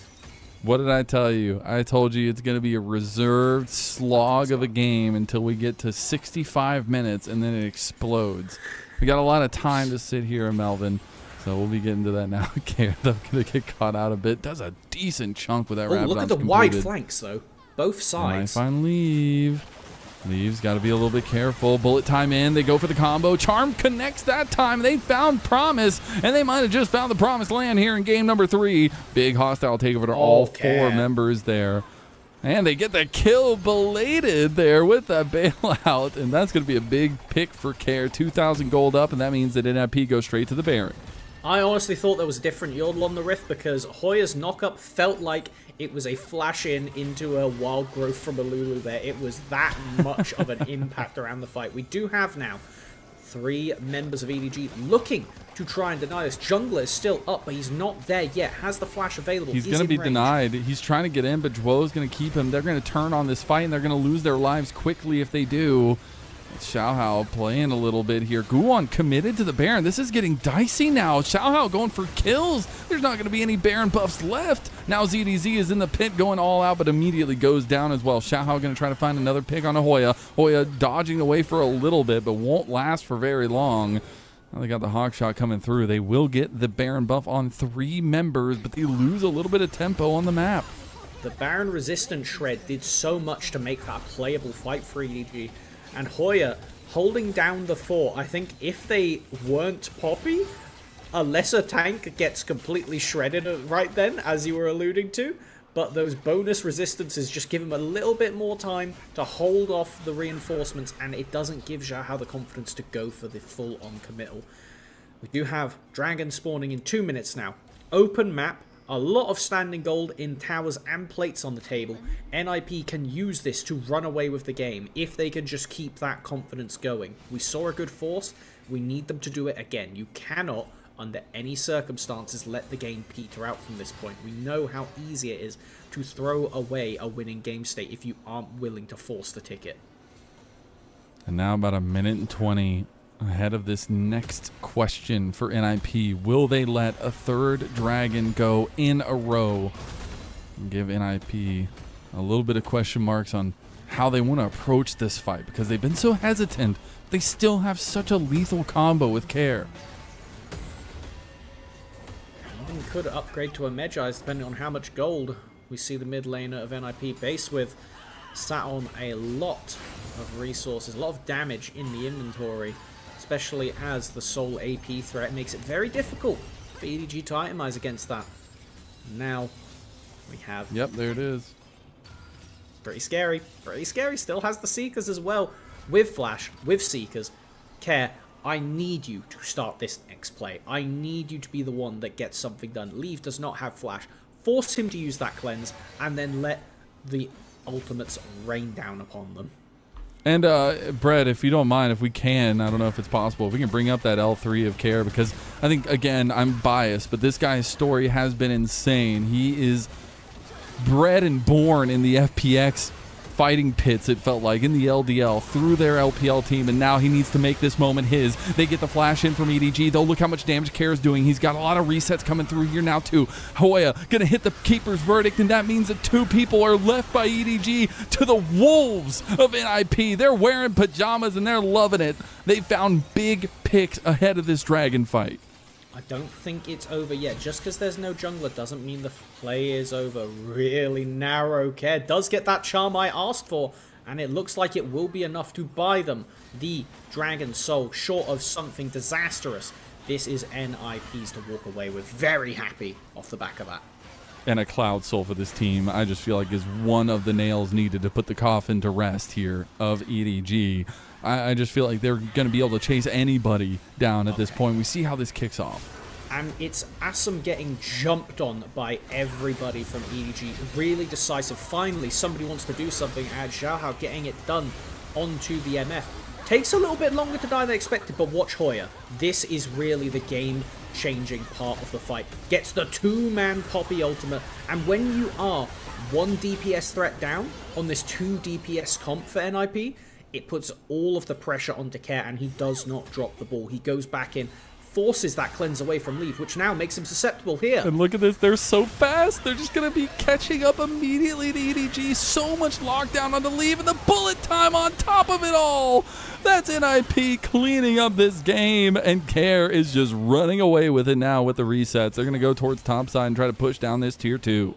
The full 25 stacks on the Magi's. NiP in their first game, their first series of the year, come in quite variable fashion is the best way to put it, but finishing it on a high note. They could definitely fish for the end if they want to, but it looks like they're kind of indecisive. Now's not the time to drop the ball, NiP. Just because the Baron buff's gone doesn't mean you can't get it down.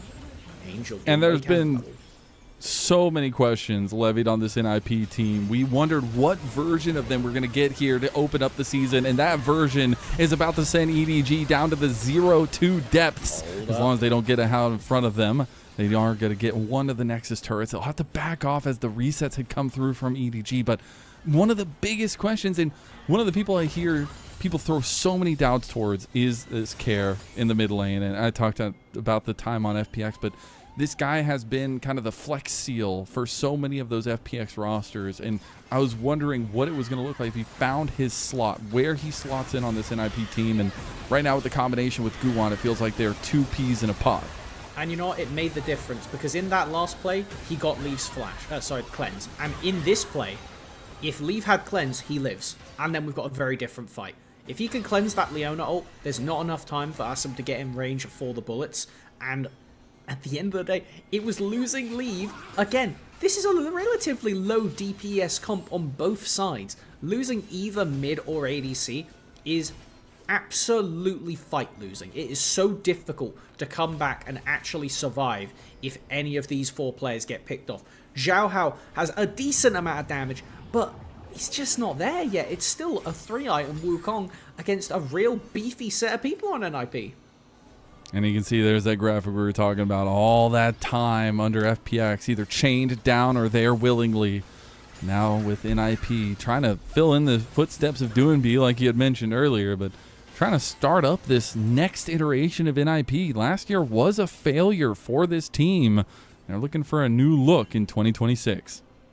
And I think they want that new look to start off wearing purple. The Baron is back up. Elder is up in 2 minutes 40. We are now in the devastating overlap time, where if you lose a fight, they get Baron, whoever it is, and that will definitely lead into an Elder after the fact, as now NiP backing off, arrow down. Baron had already been started up, about half health. EDG moving in. The Weaver's Wall going to be used. Xiaohao's now on the other side of the pit. Care catches him out. Beautiful charm on a Xiaohao. They're going to chase him down, take him down with the buckler from Hoya, and that just means the Baron goes over to NiP. The wall cancels the Poppy ult, but guess what? You don't need to kick out the jungler if you just kill him. And now, Care going to be able to shove in this top wave. Got the double super minions walking in. Hoya on the mid lane as well, being able to shove in there. It means that EDG are stuck between a rock and a hard place, and Talia can't move this one.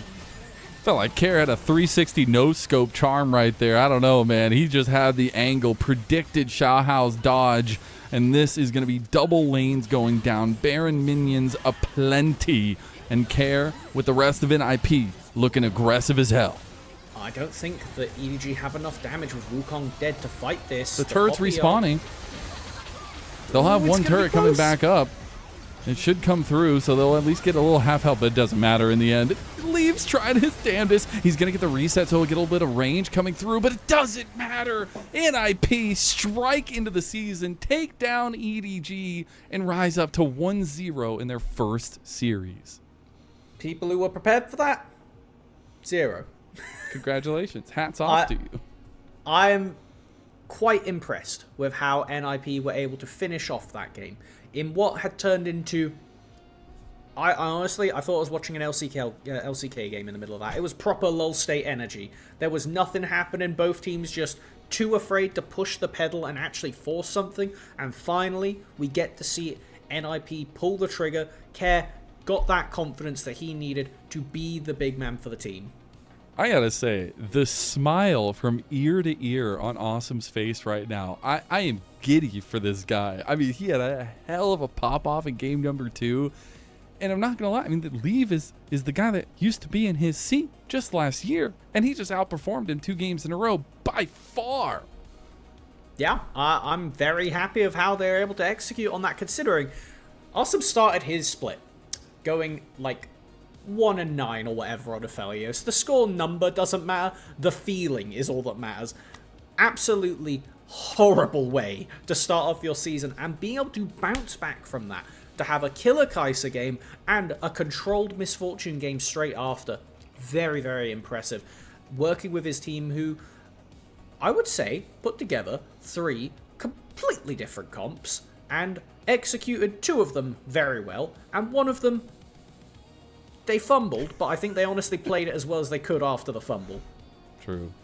Well, what a series, and honestly, I'm glad it went to 3 games. I knew it was coming.